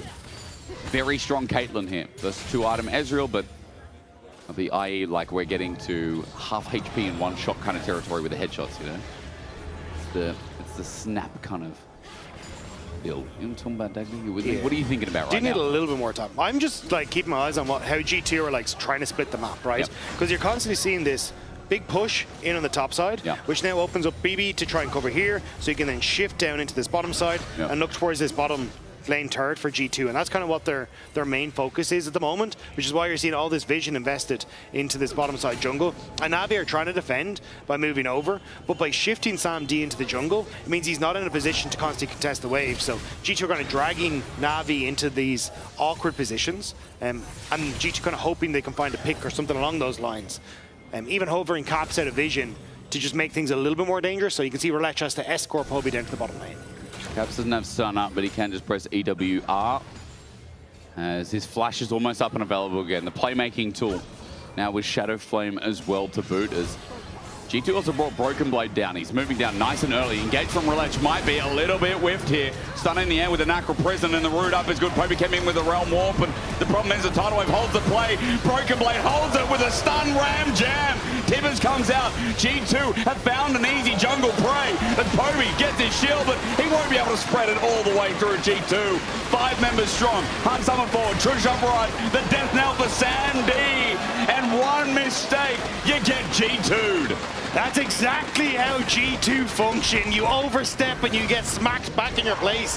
G2 were the ones that got aggressed on, but they turn it back immediately. It was one snap engage, and now Baron is available. G2 are going to take this with ease. Relech up in 10 seconds, but that's gone in the replay. Yeah, and look, Relech thinks he can find the play, misses the wind, becomes lightning, turns on towards Qmon, thinking again, I've got the karma, probably going to be able to realm warp into position. But we're expecting Broken Blade to be here. And in this choke point, picture perfect on the Ram Jam. And G2 able to collapse onto the retreating members of Na'Vi. I mean, that Seraph shield wasn't enough for Poby either. Hans Sama just whittling away damage in the back. And you can see with an Essence Flux and True Shot Barrage, Hans Sama rips through Sam D's health bar.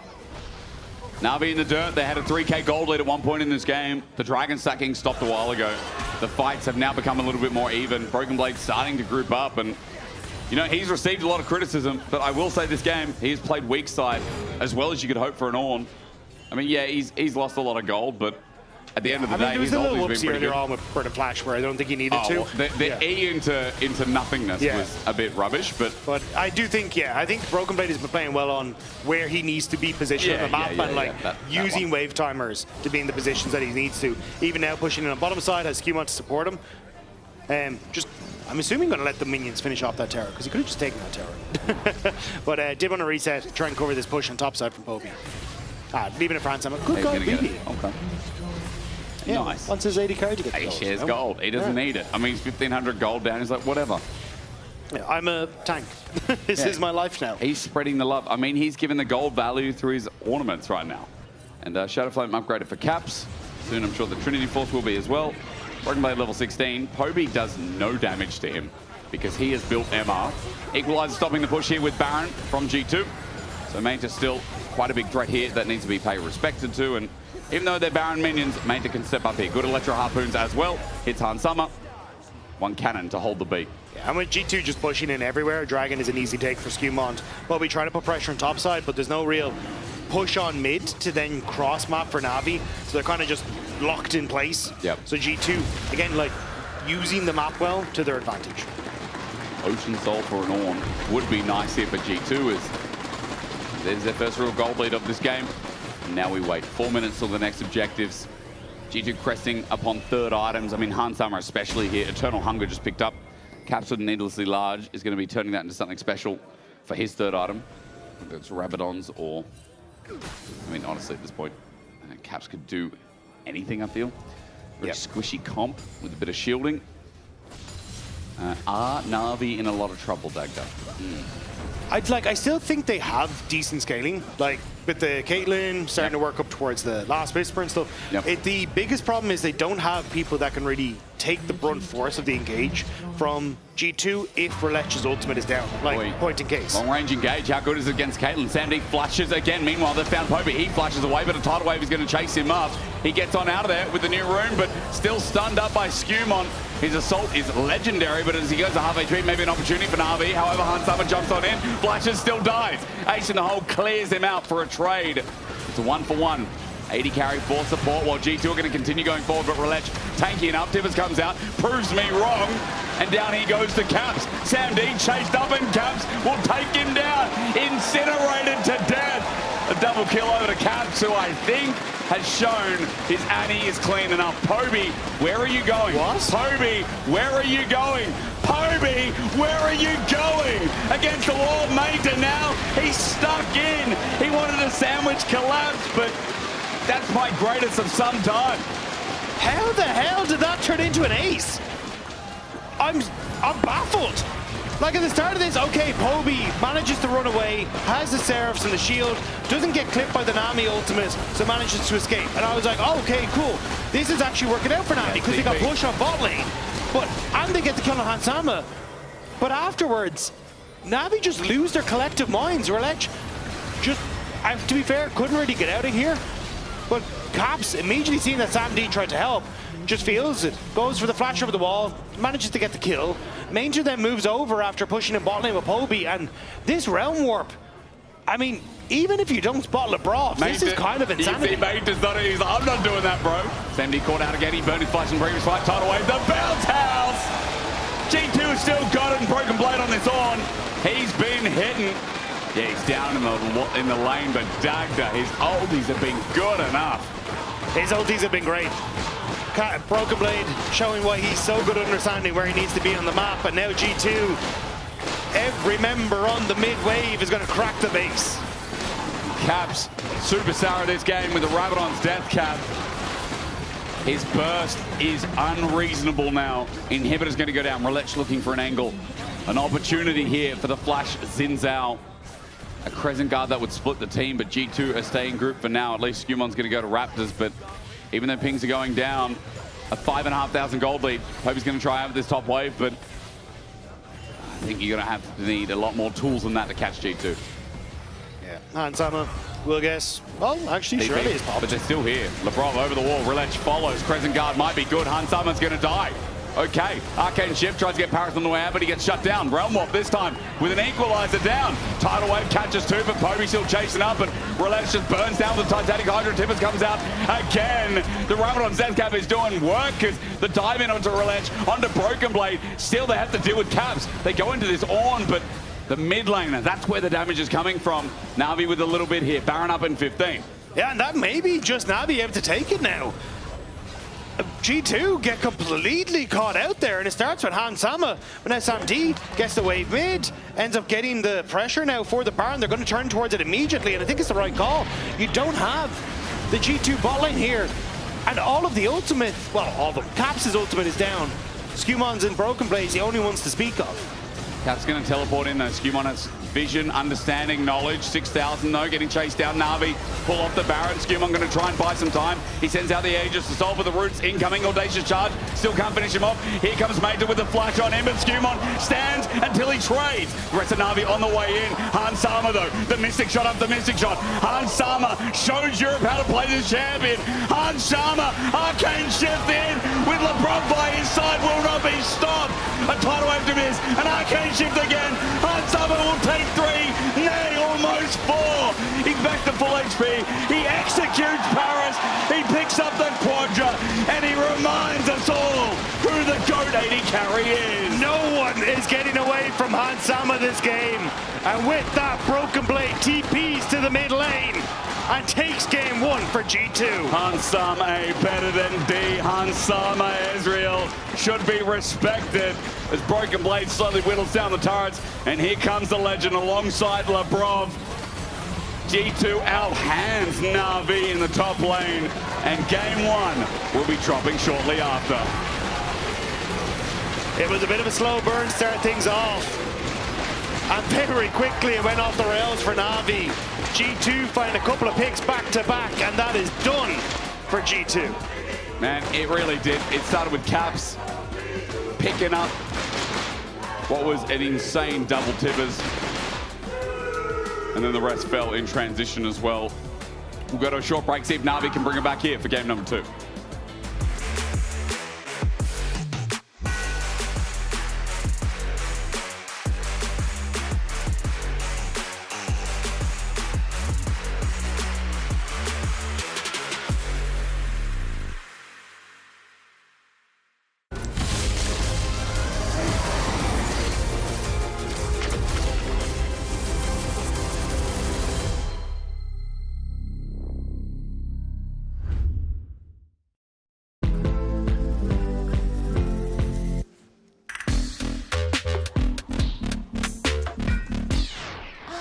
What's wrong with me today?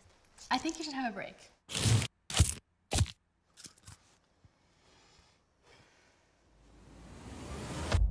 Have a break. Have a Kit Kat. Maybe cause I'm the crushing. Whoops.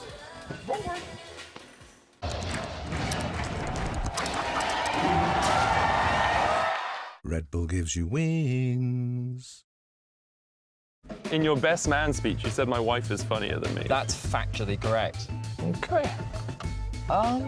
We're in range. Nah, it's fine, man.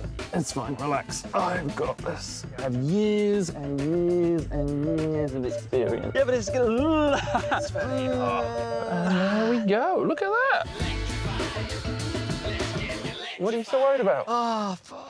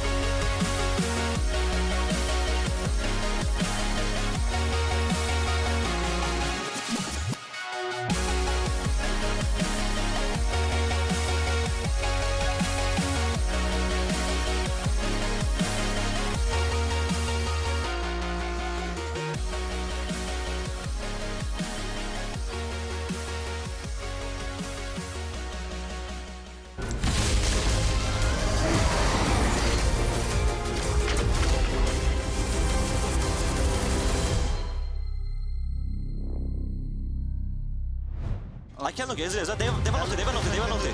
Fighting. Only me here. It's really good. Okay, safe. We win. I killed the body on stage. Yeah, no flash. No flash. Yeah, no flash.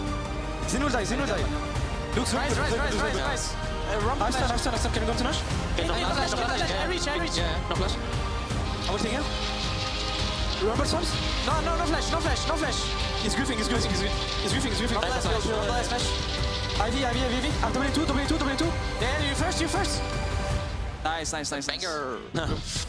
Welcome back to the LEC. I'm Vidi, joined by Odo, and we're going to run you through what was a bit of a frustrating game to watch for Na'Vi. They had a really healthy lead, and they ended up throwing it. So without wasting any time, we want to jump straight to the moment where things fell apart. Because Na'Vi, about 14-15 minutes into the game, they had a 3K gold lead, and Caps does this. It all turns around here with Caps, because what happens here is that when you get to these sorts of positions, when it comes about the Drake objective, Na'Vi was about to set up the map perfectly. They had the Herald out there. They were ready to push this mid wave, walk into Drake, but Caps just found, as we saw, that incredible engage where when it comes to these teams, or to these top teams, they always want to skip steps. Na'Vi, this was the team about this game. They just found themselves in this position where they're consistently skipping steps because they feel like, oh, we're 2K gold up. Oh, we're 3K gold up. Well, surely we can start skipping some steps. Surely we can accelerate the game pace a little bit so that we can get those objectives a lot quicker. Yeah, it's a great demonstration of how G2 utilized vision, took advantage of the positioning of Na'Vi, and suddenly swung the game in their momentum. But the gold was still in Na'Vi's favor. It was. So let's jump to another replay, because Odo and I wanted to kind of break some stuff down. Because if we look at this freeze frame, we can see that 2.5K is the gold lead right now. Na'Vi's positioning looks quite promising. So we're going to move over to this map on our other screen, right? And Odo, who is a coach right now, professional assistant coach, is going to run this through in this position what exactly Na'Vi should be doing. So we know 2.5K is the gold lead. Right now there's no dragon available. 2.5 minutes until the dragon. So what is the game plan here, Odo? So what Na'Vi wants to do, because ultimately the objective is Baron Nashor. Baron Nashor is over here, but what happens is that to get to the Baron Nashor, to accelerate that game, you want to enable the other side of the map. This was more or less where Na'Vi was in this situation. They had, with 3K gold lead, you expect they had the push in top, they've got control over mid. Exactly, pushing everywhere. But when it comes to establishing control, there's a couple of steps that you want to do. And again, we will see exactly how they skip those steps.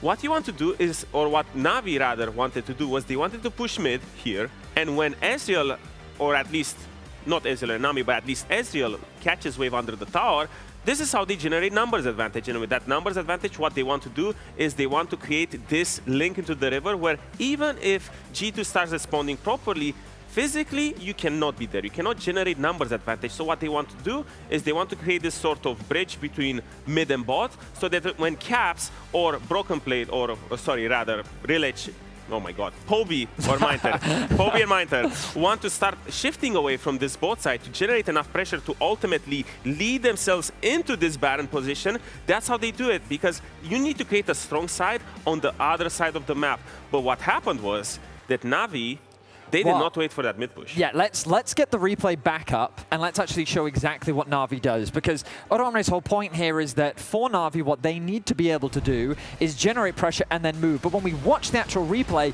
the mid wave hasn't been pushed in, a fight already starts, they think they can cheat because they have the Rise ultimates to get them involved, but then they find themselves trapped in a choke point against an Ornn. And Samdi, he is the one who was supposed to give numbers advantage, but he was the one who was consistently found himself not even in the river position because they skipped the most important step.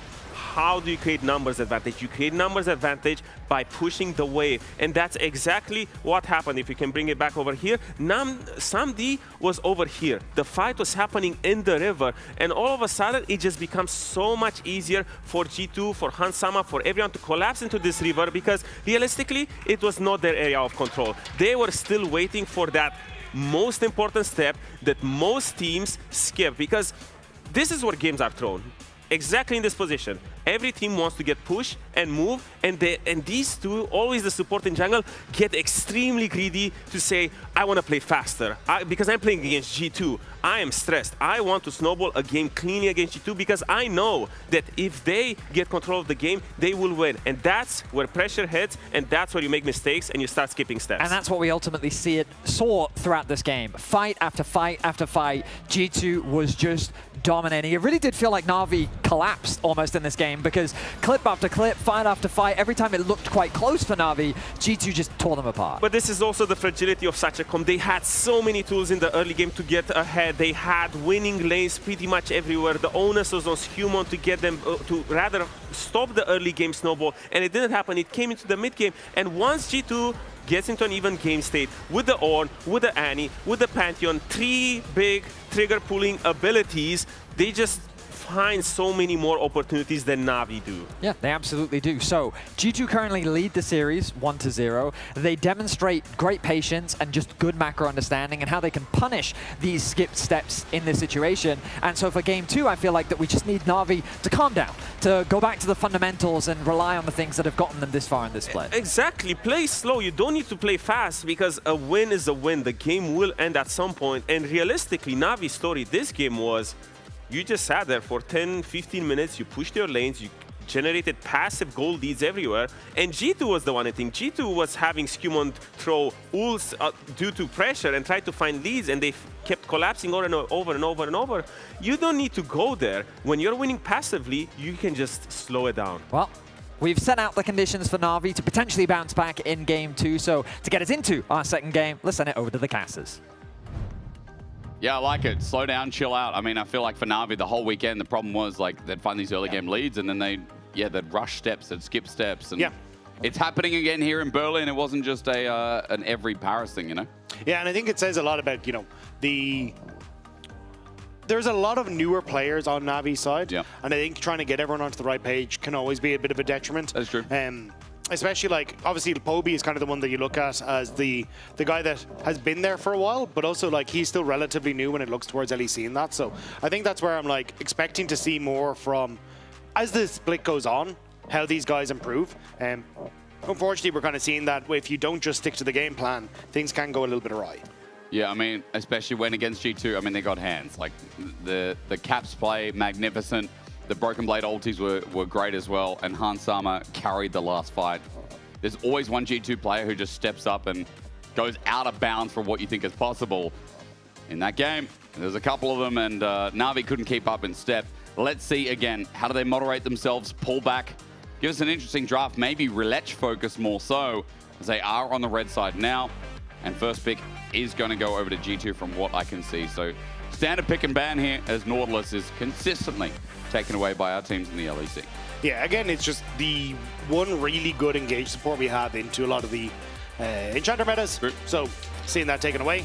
And now I think the focus is going to be more towards, you know, the junglers, the mid laners, the Varuses of this generation that we consistently see taken away. The Varuses of this generation as opposed to the last one. Yeah.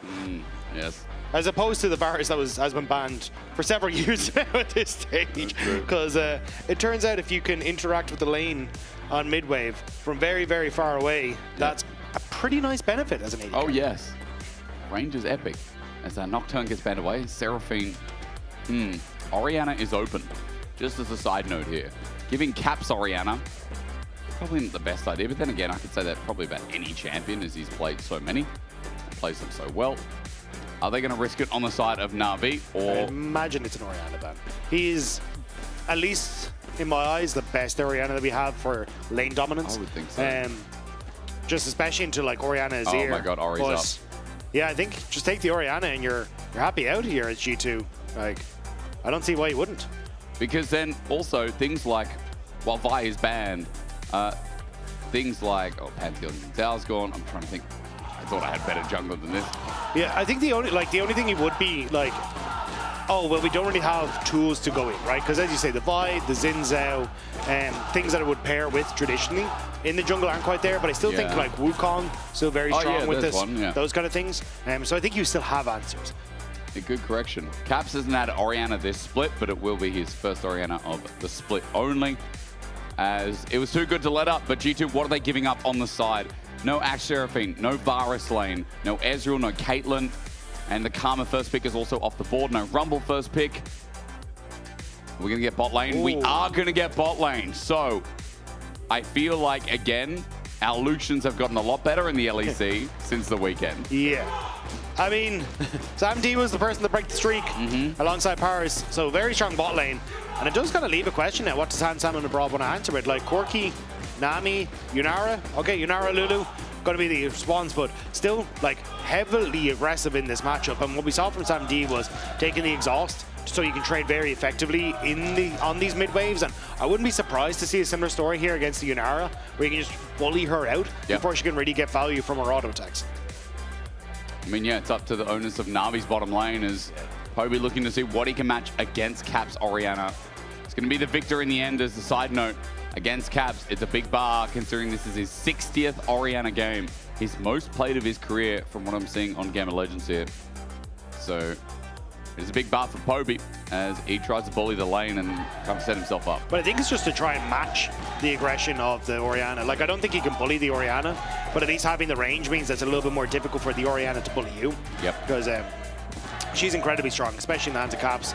The ability to, it really comes down to ball placement in the lane, and how you can use that to either like get good command dissonance off, so you can chase people down, or just being able to whittle away at people's health bar, especially with things like Summon Airy. Yep. So yeah, very, very strong pick. And already, like with Orianna and Lulu, if I'm a jungler, like a Wukong, I'm delighted in this game because I have so many shields that are going to be coming my direction in every fight that I go into. So if I was Navi here, target banning significantly more junglers would be where I'm looking at. Dive bomb Yunara with a shockwave and a wild growth. How fun that's going to be. As a quick correction, Caps most played is actually LeBlanc. I went to Leaguepedia just to double check, and it's completely different. So a 60-second game here for Caps on Ori. I think it just depends on what. Yeah, what they count. You know, when they count like minor tournaments, show matches and exactly, stuff. I'll leave that up to you at home to continue devolving into. But for now, Gwen's taken away, so maybe a tank top laner for G2's top lane Broken Blade again, considering that Sion has just been banned away. Also, the Aatrox off the board takes away the flexibility from Relech because he still doesn't have a jungler. But at this point, I'm starting to think, are we going to go to a Cassante here for Broken Blade? Or are we going to get something more spicy, like a no, it's not Camille Blind. Okay, Renekton's still up. But like I don't think we're going to get anything too crazy from Broken Blade. I imagine, especially with this comp, just slapping a tank in the top lane or something that can frontline is going to be completely fine. Maybe the Shen, if you want to just add more shields. But I do like this from Navi. Like we talked about the Wukong, I was going to say you could potentially take it away here. Still synergizes pretty well with the rest of your squad. So it would make sense, yeah. Just going to try and take that one away. So now for Skewmont, I mean, maybe he's got the Skarner, yeah. Maokai, Olaf. He's played 2 games of Olaf. I mean, ironically enough, actually, maybe not the worst Olaf game, but yeah. Let's see. I mean, the only problem is you have to run in as Olaf into the Culling, which I'm never a big fan of. Yeah, true. Especially if that Lucian has a little bit of success in the early game. There's your favorite Cassante, though? Yeah, I mean, seems so easy. Will he pick up Doran's helm? Broken Blade's going to show us if it's actually an item or not. As, come on. What do you got? Trundle? Oh, Trundle. Wait, Trundle slaps versus Lucian. Yeah, it does make it hard for Lucian to play aggressive on the wave. Oh, so nice, okay. Pick. First Trundle. Yeah, basically saying, look, if you dash in, I pillar behind you, and you have a bad time. Mainter also can't really answer with the tank now in the top side, although to be fair, most tanks are taken away at this stage. Because the Trundle is there, you don't really give an extra over. But into the Cassante, you can have a much easier time on a lot of these bruisers. So maybe you get to see Mainter open up with a new one here for himself. Maybe flicks back to the Ambassador and okay, going to try and rely on a little bit more setup because I guess with the Wukong, they want a bit more follow-up engage. Yeah, I think it does get a little bit tough, though, when you go full dive here, because, as you said, like we already said, the Orianna and the Lulu, the heals, the shields, the wall growths, everything in between, it can get a little complicated on trying to go for dive here. And if you can pull it off, though, with the Wukong into Mbessa into Victor ult, very quickly someone can get deleted. So I think Navi kind of quite upfront damage in their composition, and it's on G2 to see if they can either prevent that onto key targets or absorb some of that and then punch back. I mean, I see their comp being very standardized themselves as well. Trundle thrown into the mix. See what Skewmon can do here, and Talk about absorbing pressure. Be interesting to see if Na'Vi can get this ball rolling in the game. Another Lucian Milio here in the LEC, which recently has been pretty successful. We talked about. Is it going to be enough here? There's a Cassante on the enemy side. The only thing I'm worried about is damage control for the Lucian as the game goes on. But hell, you got a Victor, you got an Ambessa. Maybe there's other outlets here for you to deal with that tank front line as we're about to get back into Summoner's Rift. G2 looking for this win to help them get closer to securing a spot in playoffs. Fnatic are the ones who are hoping that G2 lose, that Movistar Koi lose. Their fate almost not in their own hands, but G2 can make sure they secure and prevent Na'Vi from getting top 4 here today as well. Game 1 with some clutch hands from Caps, from Broken Blade, and also from Hans Sama. LeBron had a great Na'Vi game. Can they do it again? Are G2 back? The question we ask every single game they go well. In regular season. Then we get to playoffs and we're like, we know they're G2 back. are back, Yeah, they're doing all right. So. When will they not be back? There's going to be a split where they get in the playoffs and look crap, you know? But the problem is we're going to be like, no, they'll pick it back up. Because so myself and like Medic were having this conversation in Versus. Yep. Where like, look, maybe we just have to have this conversation now where G2 just aren't going to do it. Like they aren't going to bring it back. They look shaky. It doesn't look like it's coming together. And it was Vedi who sat there and was like, no, it's going to happen. Yeah. Like, don't do it to yourselves. I've been here before. This is what happens. And I wanted to insist and be like, no, we need to like start this discussion. And Vedi was right. They ended up bringing it back. And then they, of all things, went to first-hand finals, which just really rubbed salt in the wound. Yeah. I mean, yeah, they perform so well. And you're like, and then they come back and then they perform bad again. And so we're just in this mixed course of emotion where, and I'm sure the G2 fans feel the same, or maybe they're just used to it by now, where you just go on a roller coaster. I mean, they're not really KT roller coaster because it doesn't feel similar at all. They're their own thing. They're like the wild mouse at Luna Park for Australians out there. It's this ride that looks like you're going to fall off and die, but in the end, it always makes it, and it's a lot of fun. I'm glad there's so many Australians awake right now listening to this. There are. It's only 4 a.m. or something for them right now, I think.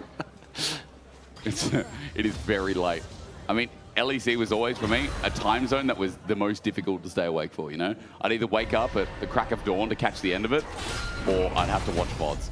Whereas every other region, like LPL, LCK, I think LCS was like very early in the morning, as it normally runs after us. Caps to get the cannon. Yeah, that was always a difficulty, but don't worry, Dagda, I'm awake now. I'm not jet-lagged anymore. 3 years later.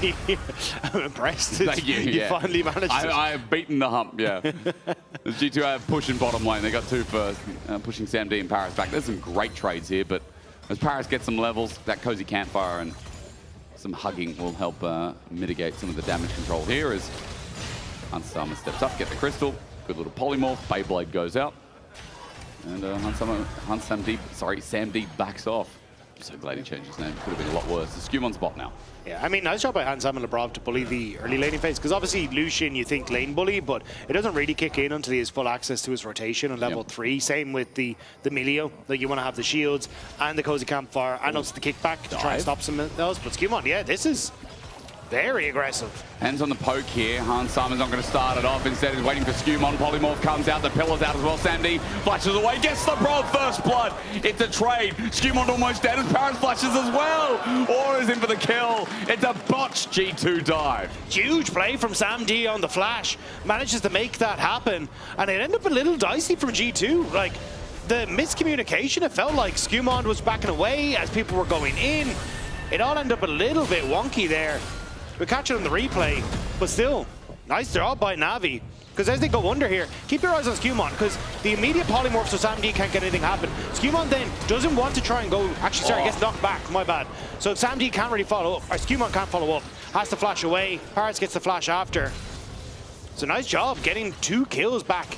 Yes, you lose the experience on the wave, but still, you're very happy with picking up a kill and assist there, Sam D. Caulfield's Warhammer picked up as well. A bit of the ability haze. I mean, for the Lucian, feels so nice here in the early lane.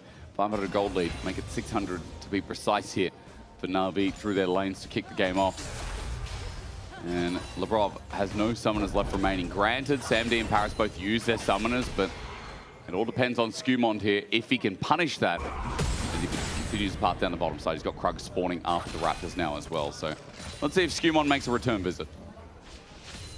Yeah, I think at the moment he's just kind of going to hope to clear his camps. Roulette trying to contest, but camp's gone. Just sees him. I think will be enough here. Roulette drops a ward on the way out. Angel walks up, gets plating in the meantime, or at least close to.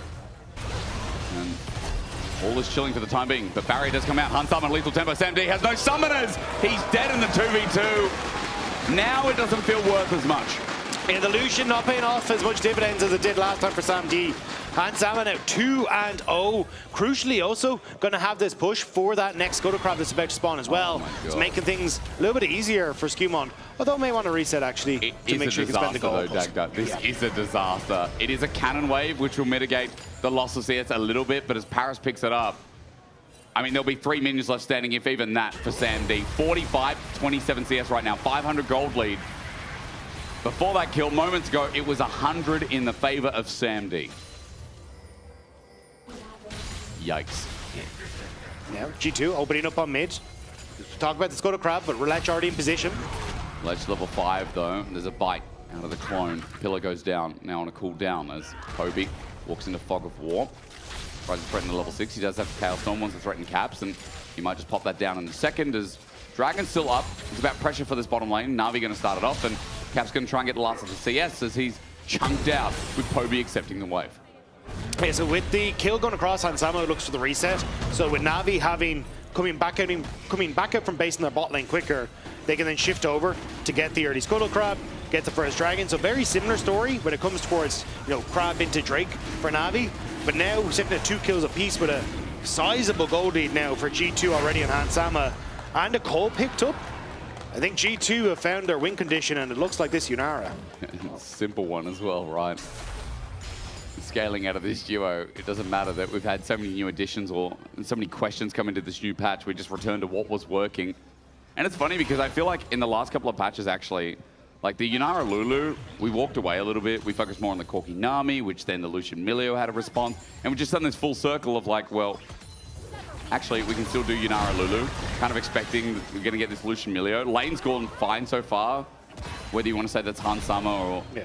Well, that was what I was going to say. I think it's been Hansama and Abrav, obviously with Skumon's help, playing well in the 2v2. Like catching Sam D with the slow, just as you're about to pop the Transcendence is really nice to get that kill. True. And at this stage, like, this is where you should start to teeter over into Sam D and Paris being able to win at the lane, but because they're behind in the experience and they didn't have the waves to try and play around, or the level spikes to try and play around as well, got a little bit more difficult for them. Down summoner spells as well, because they burnt it in the initial Terror Dive, meant that got a little bit tough for them as well, but it is starting to come back up and level 6 is hit, so still have to be careful with Lucian Milio. This might be a flash from Kobe. Pillars down, Shockwave, he flashes is out, but a good time gang from Skumon as Roulette was too far away. Yeah, and little invested, right? Yes, you get the ultimate, but all it took was a pillar to get things started, so very easy to rinse and repeat. All out, flashes, rather dodges, excuse me. Major gets flashed on, there it is, the summoner. He's running low, he needs to get the autos down, and the flash in response. Broken Blade gets a slow with the Topo strikes. The flip back still connects, waiting for the path, make it true damage. Waits, gets it. Just auto down, he doesn't even need the W. Major gets solo kill by Broken Blade. Both side lanes now for G2, starting to win out.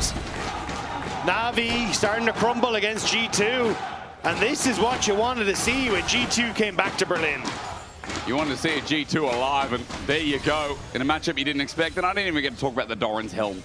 Maybe that's what made the damage difference in the end for the Casates. Caps might be in trouble, out of the gravity field just in time. He wants the dissonance over the backline minions. Auto attack this melee one as Poby tries to poke him, but Skumon and Labrov are here, as I think Caps is trying to bait it in. There is a ward there, so it will happen. Now Labrov in the room. Going to be the Void Grubs focus. Still looking at like Roulette and Poby in a decent spot where if Labrov gets caught here, could be a bit dangerous. He does have wild growth. There's a gravity field. Labrov's going to heal for the movement speed. Caps has come back in with a TP. Roulette found out, but he's going to clone over the wall. At least waits to get the bait down. Cozy Campfire heals him back up. So it is about the grubs here. None taken just yet. As Skumon goes back to camps. Bit of a deep roam here from the top laner of Na'Vi as Mainty got solo killed here by Broken Blade. Yeah, I mean, good timing by BB. Sidestep again. Mainter This is kind of the downside of the Mbessa with the increase to the ramp-up time on the public execution, is the BB gets a little bit more time to chase. Tofu flick back, perfectly done by BB there, as Manta tries to sidestep. I like that tag there, and Tofu, the Tofu strikes. If you're a vegetarian, you'll like that one here on Cassante. It's Na'Vi, they come back, or rather we do at least, and we see 2 grubs, 3 grubs taken. Skewmon just went to his top side clear, he's going down, he says, screw it. Doesn't care about the grubs and just abandons it. Yeah, because I was going to say, like, the grubs are nice if you can get in all 3, but not the end of the world if you end up getting across against a composition that has very little threat on side lanes. Like, only really Mainter will have that, and BB at the moment is stalling on him a little bit. Doing some damage. Thormail rush as well. Relech found a target. It's Caps in the mid lane. 1 versus 2. Shockwave's going to bring back only Relech, but he's looking for the second Cyclone flashes. Gets a knockup. Caps matches, but he gets bonked. The flash not worth here as Relech opens up his kills. Big kill by Relech. Caps trying to get some vision, knew that he needed to stay safe, but that vision was just a little bit too late, and Relech catches the Orianna in transition. Caps doesn't have TP as well. You can see Skewmon trying to get the push out in the mid lane as Labrov makes the move, but nothing else to be played through the mid. So, Relech getting the kill, closer towards the Trinity Force. He goes back towards Krugs. In the early game, it's not as simple as G2 would have had you believe. Sam D walks in, Cozy Campfire is good healing, but Hans Sama culling, healed up, bogged, almost dead. The flash from Sam D, it's up and available, but Wild Growth just in case Labrov was trying to predict that Sam D was going to pull the trigger. Yeah, Nerdy looked like us. Still, this is what I was saying, against Illusion you have to be so careful still at this level 6. Essence Reaver ticks over and he is incredibly strong. And Samo was trying to play off of his own spike with that Kraken Slayer, but the CC from Paris just opens up that little bit too long for Sam D to get the damage he needs. Relech now hovering in the mid lane, looking for a play. The move from Paris there, but Cyclone's not up and available. In fact, there's only 2 ults up and available for Na'Vi as Dragon now spawns. I see 2 as well for G2. Shockwave almost there. Skewmon walking in. Relech trying to bait out. Good damage here with a fireball kick here from Paris. And Dragon now spawns. Na'Vi in the river in front, waiting. That's my ward. It's not even the board, he's just holding the wave so that he can keep it pushed in. Mainter not having a fun time whatsoever here. It's going to be the slow push now started for Broken Blade. Well, Hansama sends out the Beyblade. G2 get tagged a little bit in the bottom lane. But, I mean, Sam D is a big threat. Is Mainter in trouble again? You reckon? What's happening top?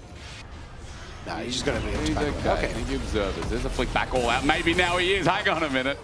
Broken Blade has pulled out the ult. He's waiting for the Pathmaker. Remember again, true damage. Oh, buffered flash. No. Shockwave almost connects. I think that public execution, it must have been the timer of the Unstoppable that did something there. Yeah, I think it like connected with Broken Blade, so sends him behind right as BB dash. So back.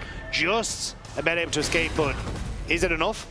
You're going to have to ask, waiting for the distance damage to come through. Mainter gets back. He's got the Eclipse, so he's got the shielding. He gets it in clutch, but command attack. A couple of Clockwork wind-ups, the dive, ain't clean. Broken Blade can't tank anymore. Caps comes in with no mana. And with the Drake Hounds, that Mainter gets out at the very least. But the turret has been abandoned. Yeah, I mean, the G2 don't get the kill, but Mainter misses this whole wave. So, again, opening up that top CS numbers. It is going to be a response, though, from Na'Vi on this bottom side.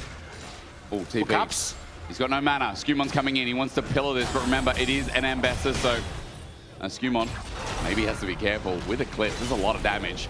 And dueling of Trundle can't be understated, though, with now with Trinity Force. Labrov is going to make this dive part 2. Mainter gets no relief, turns into a squirrel. But again, there could be a kill here. Labrov took a turret shot. Heal up, bait clear to lands. Wild Growth for the knockup. What a ball of support. Mainter with no ulti, but he still wants to go on in, and Hans Sama's going to take him down. Meanwhile, Skewmon puts the pillar down onto Relech, who is circling, bonking. It's a trade kill. Hans Sama's okay. Paris right up, gets flashed on. Hans Sama wants another kill as Paris gets out of dodge, but with the Arclight of Ruin waiting for that to get Relech. He tags him down, but Sam D is going to trade. He runs in as Relech was the carrier of that play, and as it looks good for Na'Vi. It looks great for Na'Vi. So they initially got that push on bot that let them transition Sam D up. So Sam D got some turret plates on bot lane, and then they just ran topside to match G2's play. The turret holds on. Na'Vi end up with more kills, crucially going on to people like Relech as well, who's now very strong on this Wukong. Honestly, I'd be delighted with that as Na'Vi. Oh, yeah. I mean, it all started with Caps being low on mana, being too far in the lane, as you see here. Yeah, so Mainter does a really good job here, because Hans Sama drops the aggro, Labrov ends up taking it. Mainter then goes aggressive thinking he has the play, but look on your mini-map, like you've already got this run up to the top side from the Lucian, who's able to then come in on the end of this play. So Hans Sama does a good job of getting Mainter. Paris tries to save him with that ultimate, but isn't in time. And then Paris ends up falling, but bottom lane. All out again. I mean, Broken Blade wants to take Mainter down. Once again, he just burned the flash in the top lane. The slowdown with the Natovo strikes. The flip back is buffered once more, but is it enough for the Dragon step? The answer, yes. Mainter once more using that public execution to buffer the CC. Still though, Navi with push on mid starting to rotate down, so Broken Blade has to back away, and it's this constant push-pull of G2 trying to find plays on the opposite side. So now it's Poby who has to run away from this top tower, and Orianna should be able to take it. 3 members of mid. Navi going to get a push out first. It's all about the Herald transition for top side. Ignore Dragon Timer for another 2 minutes as Navi hold control. It's G2 with the gold lead, but Navi do feel like they're the ones that are making these aggressive plays and succeeding. And again, it's a Cassante with the gold lead, so it feels fake here. And starting up the Herald, no contest just yet. No, I don't think G2 will. They got the top tower. They're getting presence on this bottom side as well with the Cassante push. There's 3 turret plates left. I don't think he can full take on this wave. I don't think it's a big enough wave, but should be very close to taking that tower. Yeah, we'll need 1 more. So in this position, I think you're okay as G2. Like, the Herald will potentially take mid tower, but you've gotten both side lane towers out of this play. Yep. It feels nice. Again, opening up the map when we're kind of talking about these next couple of objectives. Adding a bit of pressure on as Caps may be in trouble. Ignore the point. Mainter doesn't have the ulti available though, that's the difference. Yeah, I think it now is harder though for G2 to try and play the map states because Orianna in the side lane, very vulnerable. True. And you don't really have the like mid push that you want to guarantee that you can get all the vision control to play around this Orianna.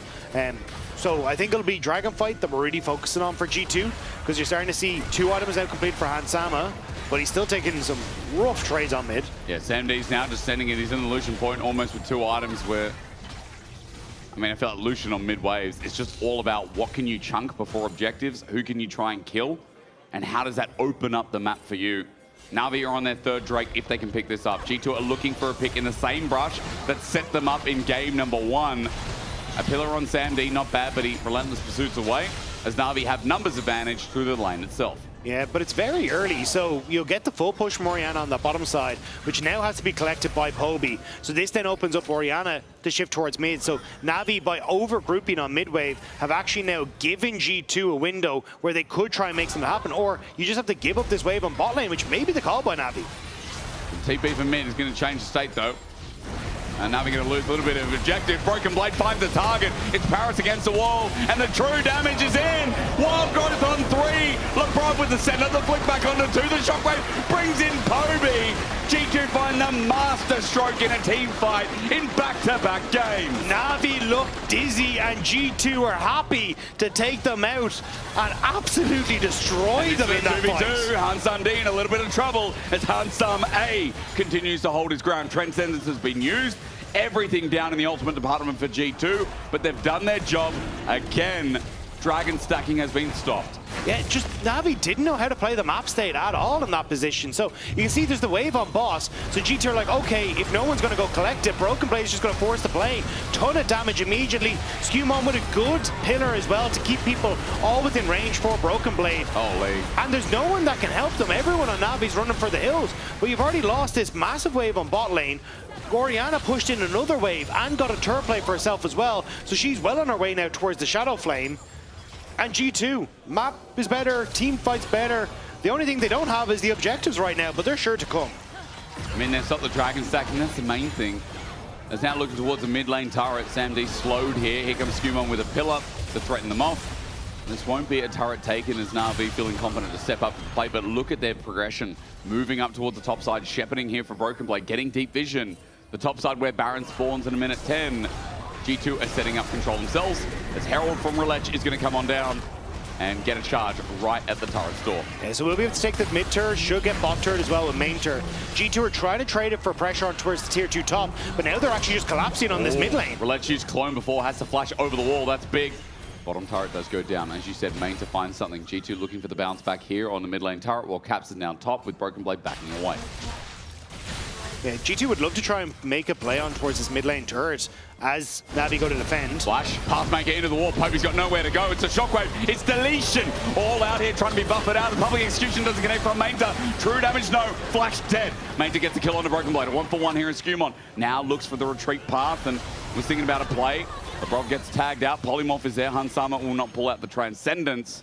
Broken Blade is dead at the cost of Poby. Over aggressive though, because you end up getting the 1-for-1 trade, but G2 lose a huge wave to that bot lane turret because no one was matching. That was what Broken Blade was going back to pick up, but Sandy? Yeah, he's in trouble. He's going to get flashed on. Hansama will take this with ease. He's got a Lulu by his side or a Skumon, whatever. It works. And a mistake from Sam D is a misstep. Yeah, there's been a couple in the last couple of plays that we've seen. Sam D now going to be, unfortunately to his detriment, caught out there. And now G2 should be able to set up vision on this top side again. It's very back and forth though. Like it is, but Paris has found out. Good pillar. He flashes. Yeah. Another summoner down.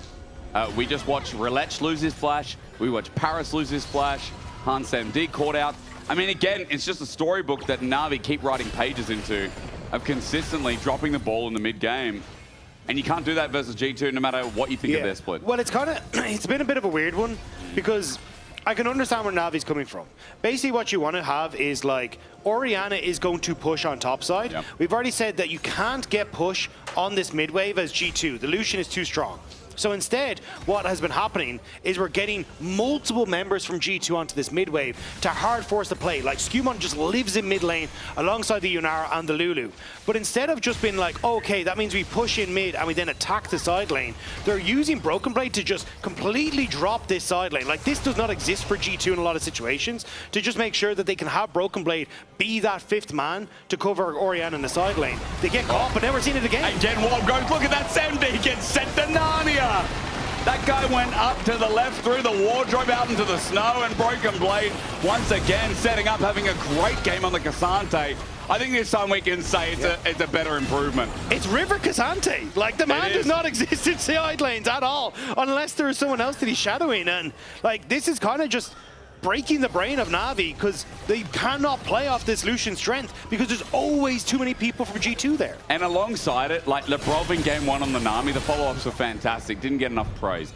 Game 2, the Wild Groves have been exceptional as the Polymorphs lay it down with it too. Yeah, and the Broken Blade again, the pullback. Like Lucian cannot do anything.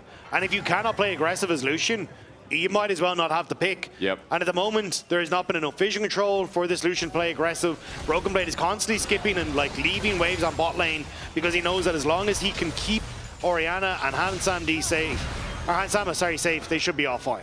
35 seconds till the Dragon.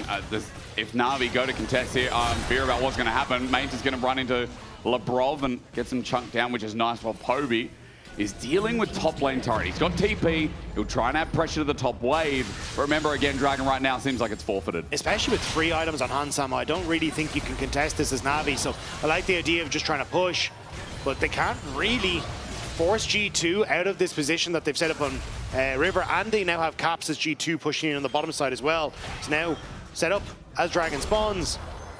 There's just too much happening on the map for Na'Vi to really contest this. Caps looking for an angle, spot on a ward as he clears that though. You can see Hansama and Lebrov, they're edging on the play. They're looking at Sam D in Paris and trying to chunk them out. Midwave goes down, thinking about the hover. Relech spotted out again. Meanwhile, Poby's actually cancelled by Broken Blade in the top lane, which is nice. Culling comes out. Lebrov going to dodge away from the majority. Relech tries to fake it at half HP. Found out. There's a flash. Cyclone, Wild Growth, but he's got shielding. With barrier down, they're going to chase one more time. Sandy has the damage. It's shut down. Lebrov dead as well. They were cocky, and they got put in their place. And that could be Na'Vi that could move over towards the Baron. You've got Trundle resetting on the bottom lane. Na'Vi push mid and immediately teeter over. Broken Blade going to be the one to try and spot this out. They thought they could sit there and take on the 2v3. They were wrong. Here we go. Teleport for the Baron. Broken Blade sees it. It begins for Na'Vi. Reset for Caps. Now TPing in. Needlessly large rod picked up. Na'Vi, though, can turn and burn on towards G2 if they overstep. Go to the mid lane. The go to Europe is going to try. He's got flash available, as you said, but extra damage. Ball goes out into the river. 3 versus 5. Relech is the only one low here. Pillar out, Clone to get away. Baron becomes a danger. Broken Blade jumps on in. Chaos Storm in. Skewmon flashes. Shockwave's only one man. The flip back. Broken Blade takes Poby with him. True damage comes in, but he's isolated. He's dead. Now Caps looks for a new target. Once again, Shockwave is down as G2 look for the chase. It'll be on to Sam D as Hans Summer has to respawn. Sam D gets hit mid-air. And G2 pick up a kill. It's a 1-for-1 as in this brush, G2 will find some fun. Spotted out, running in. It's a wild growth. Skewmon was the bait delivery. And now G2 will flip the script to start the Baron themselves. The 3-man from G2, but all the time they needed. They managed to hold for just long enough. One will fall, but the others will thrive. And Baron will coat their hands in orange purple glory. I mean, look, it'd be orange right now if it was for Na'Vi, but 3,500 gold. Baron now picked up. And Broken Blade is just, he's a target right now. He's a fridge magnet. Everyone wants him. Everyone wants to put the money into him, but for this guy, bro, I don't know, I've been a tourist once. That's what you do with fridge magnet. Dad, run me through but this. Still, I like the idea from Poby. Cut off the angle to try and push through, but G2, like, they just play so aggressive. Skewmon flushes in, manages to escape then afterwards, and Broken Blade is taking so much time to die with the amount of mobility he has that G2 managed to get Hansama back out onto the map and can actually look to contest it. And once Sam D goes down, it's a very difficult story. I think at this stage for Na'Vi, I would have just completed the resets. Yeah, but they think they can kill Skewmon and you still have Relech up, which means that then maybe you can try and steal the Baron, and that's enough to like deter any sort of follow-up. But that wall growth was clutch. Yeah, Polymorph as well. I mean, Lebrov, 0-3 and 11 out of 13. Poby caught out. We come back to live and Skewmon's got him right where he wants him. Easy kill for Caps. Don't forget his Orianna has also been nice and clutch. I mean, it's just been a great dynamic G2 can play through. And now with 4,000 gold, Baron already opening up the way here in top lane with the kill. It does feel like Na'Vi on their last legs in the series. And top 4 getting denied by G2. Sounds exactly like the G2 thing to do in the split. And putting them solidly out of reach of Fnatic as well. Yeah. Which would be a very good time for G2. So happy all around. As Na'Vi kind of just looking for any sort of strangling goal they can find. We'll get at least some turret plates back on towards Sam Dean. Hope that they can find some sort of big fight. But for G2, like, unless you do see some sort of overextension like we saw from Hansama, I think it should be lights out. Hexgate, no, it's denied. Sam D against the pillar. But guess what? Relech and Sam D now still have to get out because Broken Blade's on the way. Hexgate can be worked by G2. Broken Blade's going to take, no. Okay, I thought he was going to take it, look for an angle, but a little bit too dangerous for the top laner of G2. Yeah, it just delays the resets though, so you get to push out waves, mid and boss, get the vision that you want for this dragon in a minute's time. And a third Hextech dragon, very nice for G2 if they do want some. Caps gets a push out, Baron's down in 35 seconds. Hasn't been a monster Baron. He's got the waves in order, but hasn't broken as much as I thought it would. G2 now looking for the last push of it. That's 25 to go. Main's going to defend here. He's got a GA now as his third item. Inner turret will go down. G2 looking to get a fast push on an inhibitor turret with the last 2 waves of this buff. Main's a chunked. Hansama steps up. Min's doing a lot of work. Though. As you said, the Cyclone could be huge here. Onto the back line of Lebrov. There's the flash. It's denied! A wild growth. And jumping in, Mainta is disarmed. He's got no hands anymore. As G2 is sending in Skewmon, he wasn't even part of the play. Mainta was isolated, left alone. And Lebrov has blocked another play. Na'Vi on death's door of the series. G2 will run into the base, and Relech now, even with the Cyclone available, thinking double about how he's going to approach. I think he's seen double after G2 clap back there. Relech threatening, but it's more of a bluff. G2 crack open the base. They will fall back towards the dragon and claim a third, and then start to threaten more of these outer towers. Relech, he gets at least something there, but still G2 happy out. G2 waiting for the bait because they know that Relech has to check for the dragon. As he lenses there, Skewmon puts the pillar down, and with Subjugate as well, in a lot of trouble is this man. Slowed down by Hansama. The engage in, but the polymorph, again, I cannot say it enough. Lebrov is smurfing on this Lulu. And this is what we talked about in draft. It can be so difficult to play these like 1 or 2 man dive comps against the Lulu because of that. The polymorph so clutch in these situations, and it's time and again Na'Vi are being denied on the play. Wave arriving for G2, but I think they're just happy to take the dragon, reset, and look at minute 45 until the bar. The slow dragon, but it'll enable that reset, as you say, to slowly move out towards that Baron buff as well. 4 items on Han Sama. Dragon Soul point if G2 need to get there. And it feels like they got the game in the palm of their hands. What a rough game it's been for Na'Vi, but I think a lot of it has been the outclass that has come through in so many of these fights we've seen. Yeah, and I think it is just kind of, again, like we saw Na'Vi come in versus, and a lot of praise duly needed or awarded to them. Yep. But there is just definitely a step up, as you see again, between where Na'Vi sit in the league and where teams like G2, KC, like that. This is a different level compared to them. I mean, that's why we said even with G2's record so far in the split, they are in that top 4, regardless if they make it or not. Like, they get that leverage because of what they did at first stand, what they do every other split. It's just the way it is. It's not Glaze for no reason. It's Glaze for G2's sake. It's putting the final touches on this game. Right now from G2 as a 4-man stack up in the top lane. Mainta left to defend by himself. The Sam D and Paris come to help out, but the poke from Han Sama. It hurts a lot here with an almost full build Yunara. There is a monkey pretending to be a creep walking down mid lane, but will be able to cut off the wave. I don't think it'll do too much though. It's as Broken G2 Blade. would just continue to keep pushing it. It is Broken Blade. Now, he's level 18. They want to make the play. Okay, unstoppable. Pathmaker, exhaust on him. He's going to Pathmaker back out again. Natova gets the slow. They're going to pull out the Whirlwind Monkey Spin. Shut down with the culling. G2 didn't get too much in top lane, so it's not the worst play to slow down the game. Especially with Baron just about to spawn, no top laner available. Cyclone being down alongside Culling does make Na'Vi a little bit weaker, but still, this is Na'Vi's best chance to try and get that Baron. No Cyclone, what are they going to do about engage? G2 are in fog of war. Lens comes out, Han Sama found Poby. He walked into that.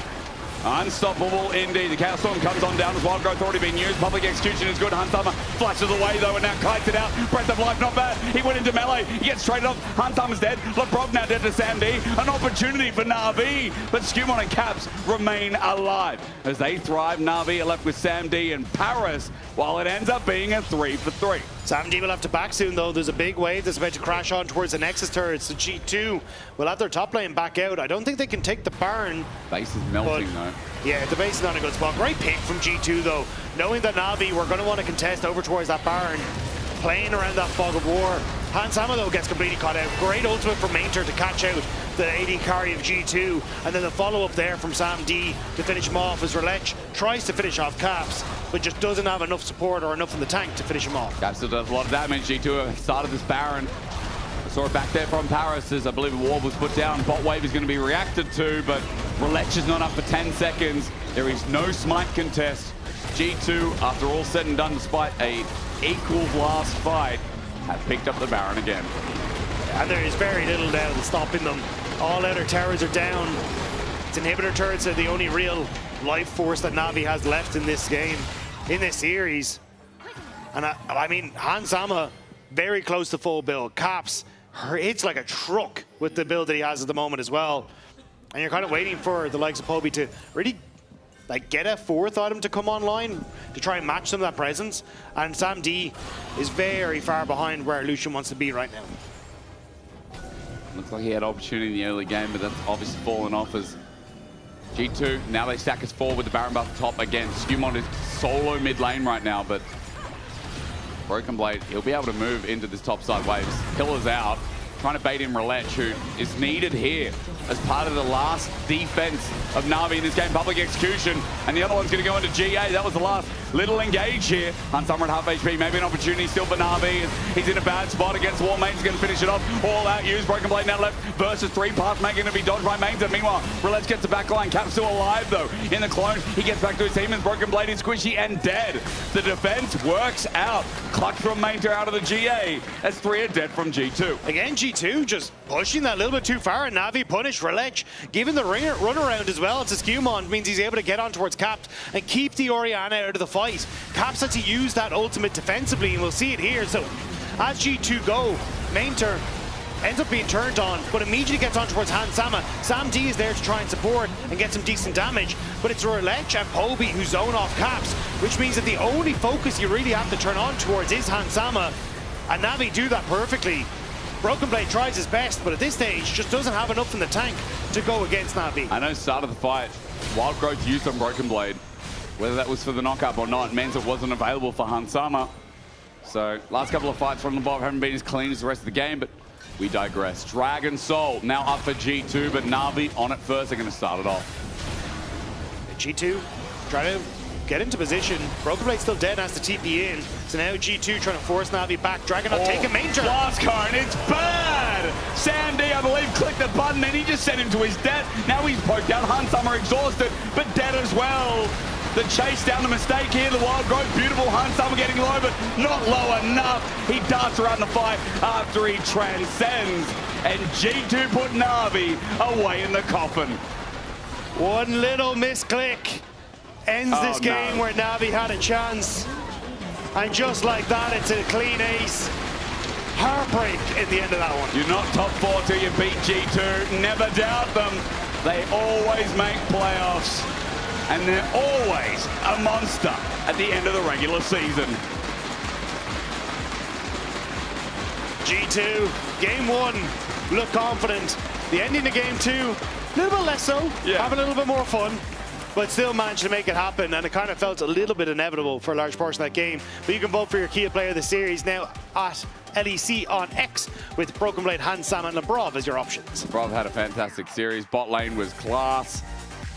Broken Blade, welcome to the return of form, I feel. Even though game 1, we kind of talked about the lane, how he was losing out to the Rumble. I mean, he was a role player this series, and Broken Blade on tanks, like... He had a really good understanding of where he needed to be at the back of this series. As you say, in game 1 of the Ornn, catching people out consistently, but even this, like shadowing caps, making sure that he was finding picks in the mid lane, not letting that Lucian play aggressive with some of the leads that they had. So, yeah, really nice job by Broken Blade in this one. I mean, it's rough for at least the Fnatic fans here today. Na'Vi already locked in the playoffs, but Fnatic really wanted G2 to lose, really want Movistar Koi to lose, and tomorrow we're going to have a lot to talk about as Fnatic face down Vitality. But their win against G2 earlier in the split might not mean a thing, as I guess G2 now a much stronger beast. Because, yeah, it's getting towards playoffs. A lot better. So we're going to hand it over to Law Odo and Hans Sama. You can sit on my lap. The mics are on. Oh. Hi. Oops. Anything you want to share to the room, or? Nah, we're just thinking back of the time when we were playing together. Yeah. How good was that?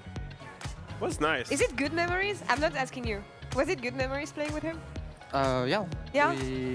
I remember we were a really decent team in LEC. Yeah. Almost 1-1, I Almost believe. one? Almost one, and then... just got reverse swept. It's still a trauma in my memories. Okay. You know? Same for me. I mean, we took turns inting that one, I feel like. Yeah. You all inted. I entered game 3, Hans, I think you entered game 5. But I still remember it was like we were 2-0 up, and then I think we were all like thinking about we really want to win. Yeah. I don't think there was like a smile in our face. But then you look at the enemy team, they were all laughing being 0-2, and you're like, okay. They were going with the vibe so much, they were just, remember they just first pick Wukong, just like that. They were. It was one of those moments they just lose in peace. It was but Wukong, then they won. Armut? Yeah, it was Armut first pick Wukong and we lost. My God. Oh yeah. Yeah. Playing, I remember playing Senna time, we were 5k gold lead, about to end the game. And then, yeah, they played their Wukong Rakan, I believe. It was a sad moment. Yeah, getting reverse swept in finals, good time. But you had good times together, and that's what matters. And we had fun today as well, though. I have one question, Steven. Why was it so hard to finish the damn game when you were so fed just now? Oh, maybe maybe I had a bit too much fun playing the late game. I just wanted to perma-go in, and I think firstly, if I go in, I need to actually like call my teammate. Like for example, on the inhibitor top side against Ambessa. At least if I'm going in, I need to actually like guys, let's go. I mean, it's bad to go in theory there, because we are getting collapsed on. Oh, is this one? Yeah. Okay. But yeah, I was like, I'll just send it. But it's happy to see that he didn't change, because even when we when I played with Hans together, I felt like he was still doing these things where he just goes in and just wants to fight all the time. So you still have that in you. Sometimes. So you just get bored, because before you used to get bored. Oh no! I thought the game was really fun to play. Okay. Like from the laning phase towards the late game, so because it was a bit fun to play, I need to tone it down a bit. What is it with pro players? Either chasing dopamine or being like, you know what, we're having fun. It could be a solo queue. It's an official game, but it could be a solo queue. So let's make it last. Exactly. So usually you don't have storms like this in pro play. So every time you get one of these games where he gets to feel like a superstar, because I think you were 6k gold up or something this game. Yeah. Something ridiculous. You don't get these very often, but when you do, you say, let me just limit test a bit. Let me go in 1v3, 1v4. I guess 1v4 was my limit. I should have had someone next to me. I mean, I wouldn't be able to say, because I never really got to that point where I was that strong, but... Life of a top laner. Yes, it is. The most dopamine I ever had is I just sit there and I play Sion, I see 5 people trying to break my shield and they can't. Life is sad. And then there's Hans behind me who can like do damage. So yeah, we all find dopamine in different ways. Life is more fun when you're playing AD carry. Yeah. Do you get a scolding from your coaching staff when you're having fun like this? Like, what do you think Dylan and Rodrigo are gonna say after this? I think I don't really like fight that hard usually, so it's like fun. It's just one of those games that just happened to be the case. Yeah. Usually, I think I'm pretty disciplined. I would say, yeah. Good. I'll ask them. But if you think so, that's great. You're the Kia player of the series for this one. I do want to follow up on the conversations we had at first hand, because for me, what was shining was your confidence especially outside the game, but also in the game. I know you communicate more, you're way more vocal, it feels like you're having more fun.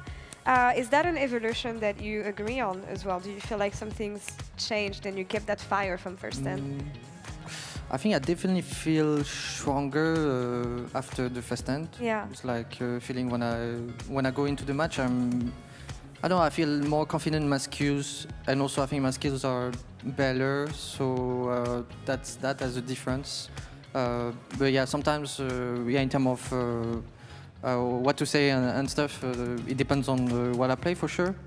But yeah, the first 10 experience gave me a lot of like hope for myself as a player as well, to actually like be the best, and I'm really working towards that. So yeah, going on to the stage match like today, I was feeling very confident from the laning phase towards the end. So yeah. Nice. Do you have anything that changed when it comes to gaining confidence? Because I remember when we were playing together, you're the guy that would just watch his own games and review pretty much 10 hours a day, 24/7. Is it still about that gives you confidence, or did you find new ways to get confidence? I mean, a lot of things makes me have confidence. It's not always the same thing, but for sure I keep up a lot on the review, like individual review. There's always different things that you can review in the game. I do review with Labrov a lot. I do review how I click a lot in the game. So he still does that. I mean, I guess like how I review my mechanic is something that I didn't do that much back then. You were doing it back then. I remember there were so many times where he had 40 or 50-minute games and we lose them, and then Hans just goes back to his laning phase, minute 6 or something. He's like, oh, this click was bad. And it was just after a traumatic 50-minute loss, he's like, oh, I had one click at minute 6 in game. That was bad. What is it about, those micro details? But it's important. So I was even there, I was extremely impressed and super happy that he was doing it, because not a lot of people do these sorts of reviews. I mean, you know, to be a really good player, you need to have like really decent mechanics. You need to have decent knowledge about the game. I review all sort of stuff, like how you manage the wave is really important as well. How like based on the situation, it's never the same based on your jungle moving and stuff like that. And also how you work with your support. Actually, working with your support is one of like the most important thing, honestly. And I think me and Labrov came a long way. Like we are basically using a lot of new words, you know, Okay. new words that explain a more complicated concept in bot lane. So like we're always employing these words. So like yeah, it's good. I like our evolution as a bot lane as well. Do you have an example of a word without explaining what it's used for? But like, I just want to get the a concept. yeah, just like one of these words. I mean, sometimes. Okay, I'll just say the funny one. Okay. I mean, sort of like. It's kind of funny when we say it. Maybe it's not funny from the outside view, but it's like malfired ult. It means when or either we are doing the malfired ult mistake. It's literally like running it down without like just pressing one time towards the champion character, and then you're getting outspaced to oblivion, or like you're getting out of position, or like they're doing it right, or basically they're malfired ulting us, which is very troll because we're just like gonna win, right? so it's like sometimes we employ some terms like that really helps us being on the same page. It's really cool because everyone learns League, or they learn these concepts in their own way, and there's so many of these small details, as Hans says, that they're so hard to explain. And I think a lot of these teams, they talk about the same concepts, but they all have their own shortcut words. Yeah. So for the way he has Malphite ult, when you say just Malphite ult, everyone understands what it means internally. But if someone else wants to talk about this, instead of talking 10 minutes about the situation, they just say Malphite ult, and all of a sudden it's that whole concept got narrowed down to 5 seconds. I love it. Is it something you guys, did you guys come up with this, or was it with the help of the coaching staff? Is it the whole team doing this, or you two? No, I mean, for me as I was really trying to find ways to actually, like, how do you improve as a bot lane? Because sometimes you focus on something and then you just like slowly lose it. So I was like, might as well just find some funny words, or like that describe some situation that you want to happen in the laning phase.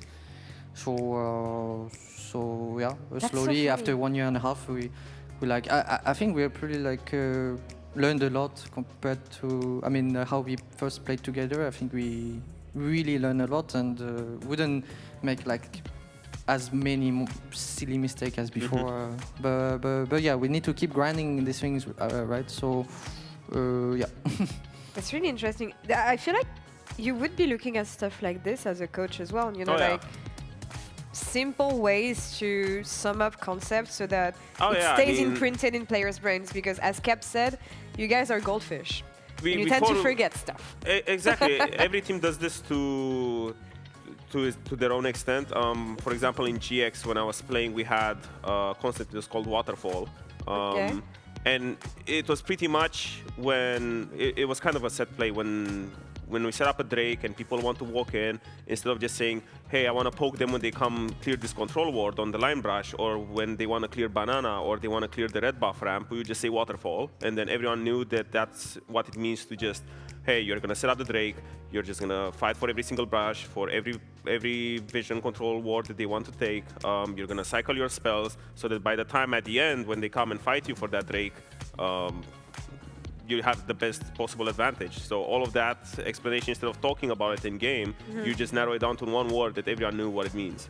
Love it. I want to investigate on this and know what other teams have, because I'm sure that you guys are not the only ones doing this. Last question for you, Steven. Next time we're going to see you in Madrid. 3 games, the last ones we're going to have. How excited are you about playing on stage in front of an audience? Very, very excited.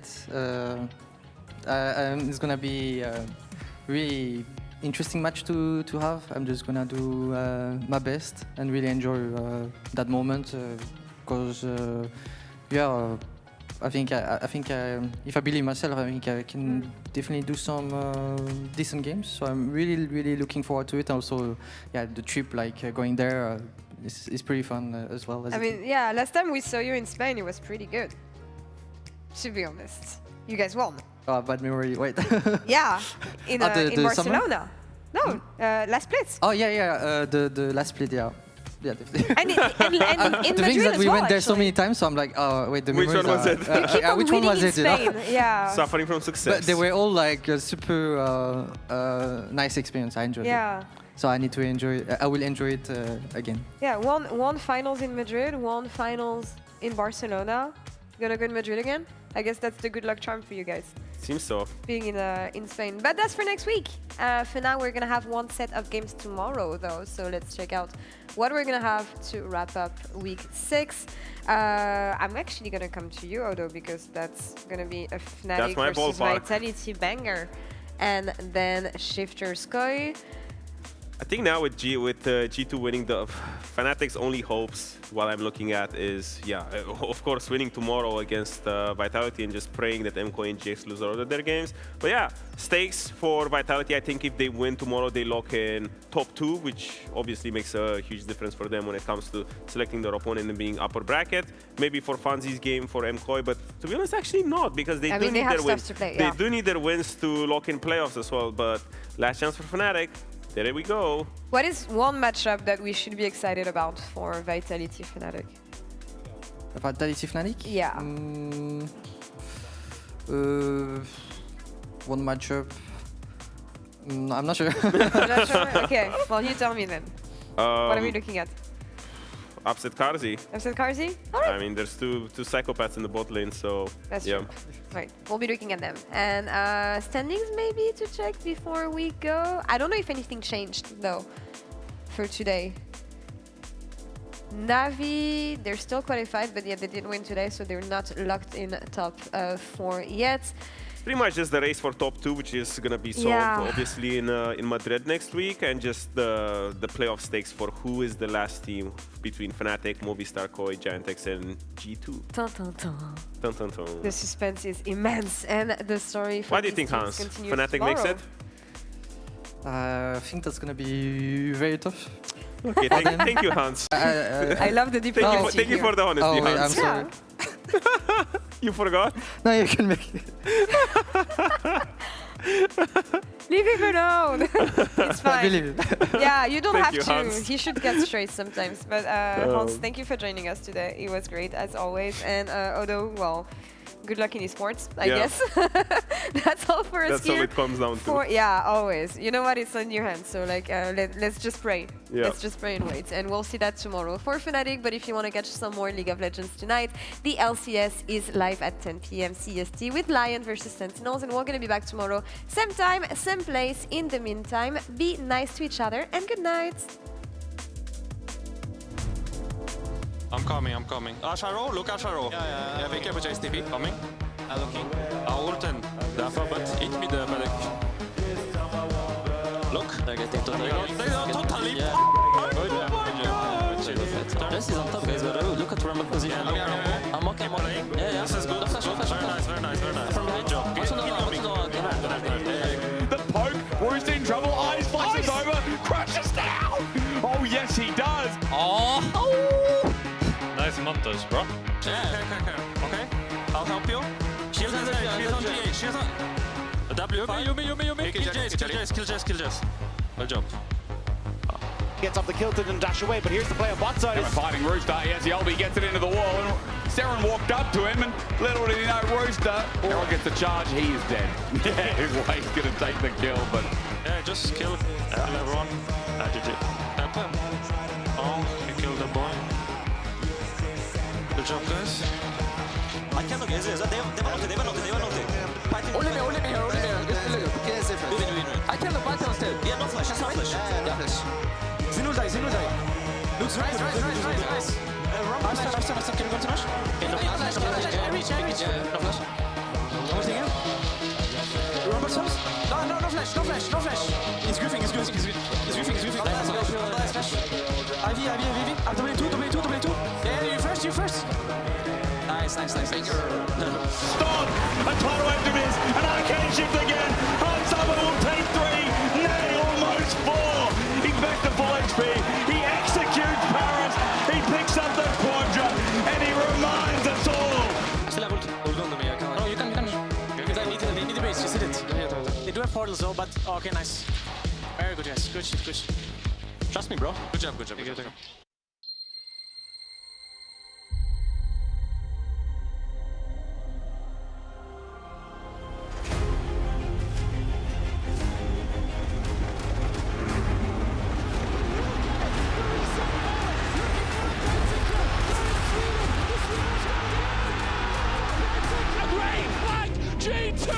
The